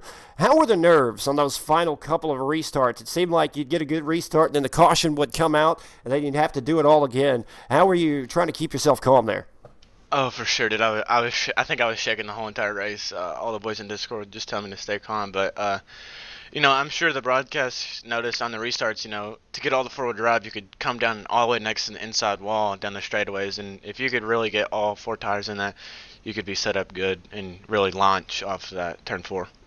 Oh, brilliant race by you. Brett, you got anything you want to add, ask Hayden about this phenomenal effort here this evening? What was going through your mind there multiple times with those restarts inside of those 5 laps? Dude, I don't really know. I couldn't even think straight, I was like, Alex is probably about to go to the bottom and just suck her left side off, I just knew how to get a good restart and hit my marks and make him pass me. I mean, I feel like one restart there we got in a rhythm, and then the caution came out, and then every time you restart, you just got to make sure you get out and stay clean and stuff, and we were able to do that and hold on. Well, Hayden, congratulations on the win here. And I think Brett may have a few more questions we can ask all night. You could. I was just getting ready to throw it back to you, actually. All right. Well, Hayden, once again, congratulations on the win. Topping off some of the best 410 sprint car drivers on the iRacing circuit to do so, holding off the likes of Tim Ryan, Alex Bergeron, David Heilemann. And go enjoy this one, bud. Thank you. I just got to thank all the boys at Bad Racing for sticking with me. And like KT said and Steven, can't thank all the guys at Wicked Cushion, TIMSSIMS, Matt Henninger, everybody that puts this still apart. Hopefully we can make it out to one of the live rigs one time. But can't thank Dustin Hall for the RAB, SRTV Network for everything to do, and Tommy Boyd, Checkers and Wreckers, and you all for the broadcast. Everybody at RaceSpot, it means a lot, boys. Well, Hayden, congratulations and best of luck to you in the future, bud. Go celebrate. Thank you. All right, that's Hayden Cardwell. All right, we're going to switch it over to Matt Henninger from the Racing Xtravaganza. I do believe they have Alex Bergeron.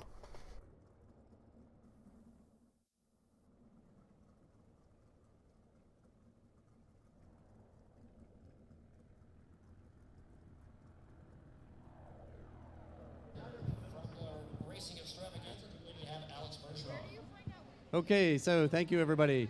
Thank you, Tommy and Brett. We had an amazing race, and I want to congratulate Mr. Cardwell. I wish we were here to talk to you, and because we have an amazing trophy here, about a 3-foot trophy we'd like to have presented to you. But if you could shoot us your information, we'll make sure that the trophy is sent to you right away. Of course, you receive the top prize for the program. You'll receive the $700 plus the gift certificate for a brand new set of General Tires, courtesy of General Tire. If you were one of the live seat participants, you would have been able to qualify for obviously the ride in the 410. But nevertheless, you had an amazing race. It was really fun to watch, and we really enjoyed watching you, and you did a great job. So congratulations, Hayden. So I'd like to talk with Alex Bergeron, who came all the way from Canada. And Alex ran a great race, and he ended up just a little bit short, but great race nevertheless. And Alex, what'd you think of the race? And what'd you think of the program? The program was actually very good. We came all the way from Canada, like you said, and to make the trip here and have, be sitting in real sprint cars. But for iRacing, it's awesome. TIMSSIMS, Wicked Cushion. I thank them for everything they do here. Couldn't be possible without them, So, but other than that, in the race, we started 7th, so we made our way through the field slowly but surely, and we got to 2nd, and we made a move on Cardwell there. Ran the bottom a couple laps, and then bottom felt, it didn't go as I wanted there at the end, but 2nd place always good. Congratulations to Cardwell for an awesome race, but we'll try to do it a better job next time. Yeah. Well, it's not a total loss though, right? Because you are the top live seat participant, so that means you get the opportunity to drive this 410 sprint car over here. What do you think about that? I'm very excited. Driving a 360, but then going to 410 is completely different. It's gonna be a new experience. It's gonna be awesome. I can't wait. Seriously. Great. Thank you so much for coming, and congratulations. I appreciate it. Thank you. Okay. We'd like to bring up Austin Carr, who finished 3rd. Austin, congratulations. It's great to talk with Austin. He flew in from Florida to participate in this event, and he was one of the lead racers throughout the entire event. What was your race like from your position? Well, we just had to start out slow and see where the car took us. With the fuel in there like that, it just had to take your time, and my computer started to glitch a little bit, so I had to back off, and at that point I got stuck on the bottom and fell back to 7th or 8th, and I just stayed right there in the middle and the bottom, just taking it easy, and eventually just worked my way back up there. How did the track fare? Was it going to get slick at the end, or were there multiple lines? Oh yeah, it was racy all around. I figured, especially with us being here, it's not like the stuff we have at home, so I was trying to just stay more conservative and stay in the bottom. So that's why when the track started getting slick, that's when I started coming back through, and I was just driving straight through there like I normally would. But the slicker the track, the better for me. Yeah. Well, thank you so much for making the amazing trip from Florida. We're really glad you came, and 3rd place isn't too terrible, but I'm sure you would have rather won the whole thing. Yeah, but you just gotta take what you can get. Coming out here against Alex and all them, I'm more of on the pro side with the World of Outlaws on the late model side, and then coming out here, just flying out here and doing the sprint car stuff, competing with Bergeron, Heilemann. I don't really get to race on there that much compared to like I used to, so just coming out here, placing where I did, that's all I can really ask for. It's a great event. I just want to be a part of it. Yeah. Well, thank you very much for coming, and congratulations. Thank you so much. All right.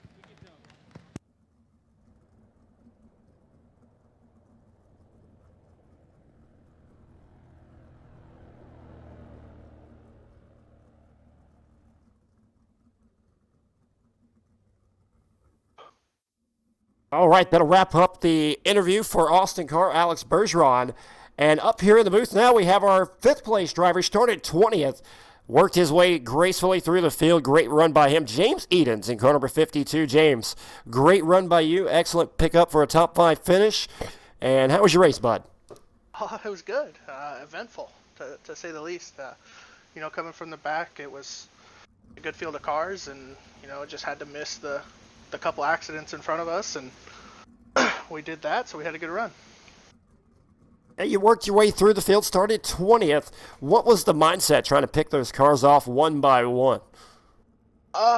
Just be patient, wait for them to make their mistakes and then capitalize then, and just kind of stay out of the wrecks for sure. There was a couple of times it was just 1 or 2 cars in front of me, and that can go it can go real bad if you get into one of those. So James, definitely a great strong drive by you.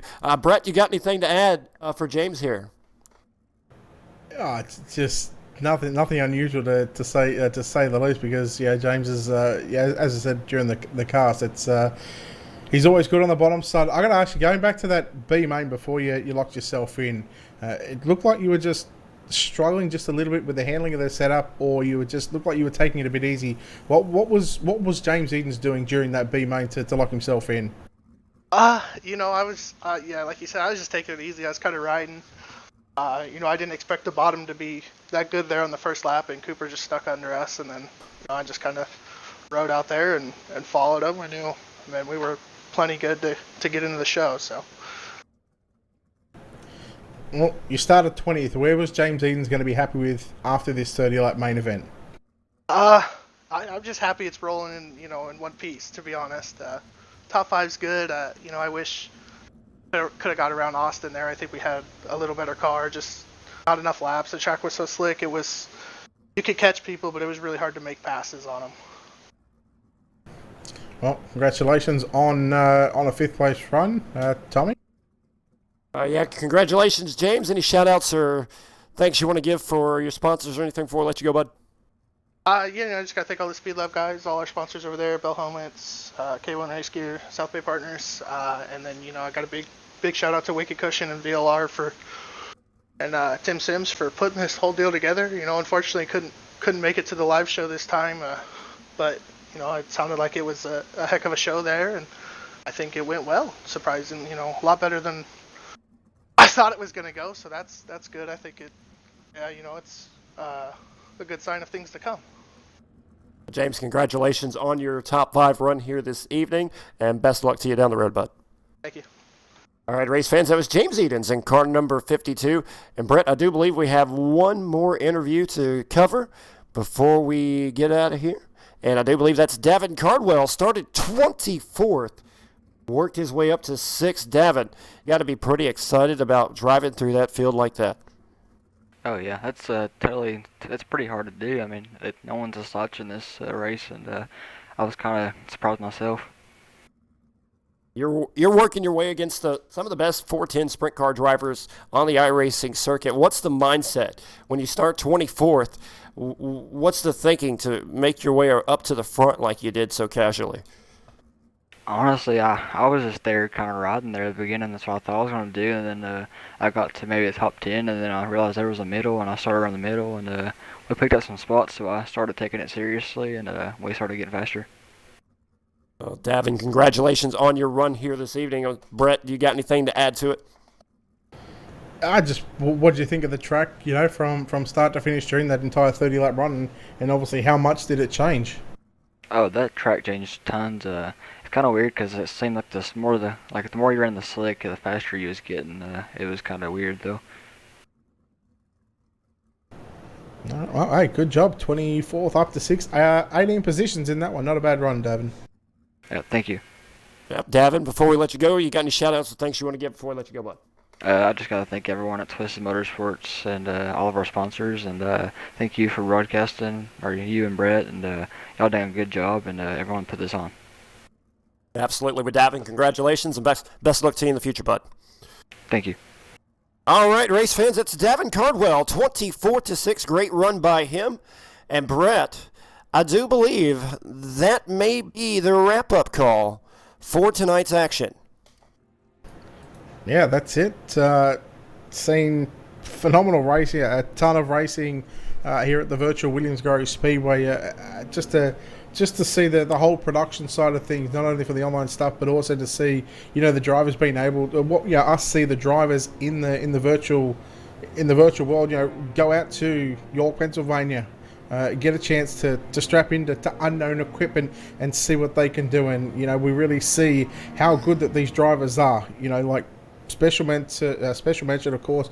We spoke about him during those preliminary mains for the live seat qualifiers. Braden Nyler, he was just absolutely phenomenal here tonight, and you could almost argue to the point that he was probably the driver of the day with how many cars he's passed and stuff like that in equipment that he didn't even know about.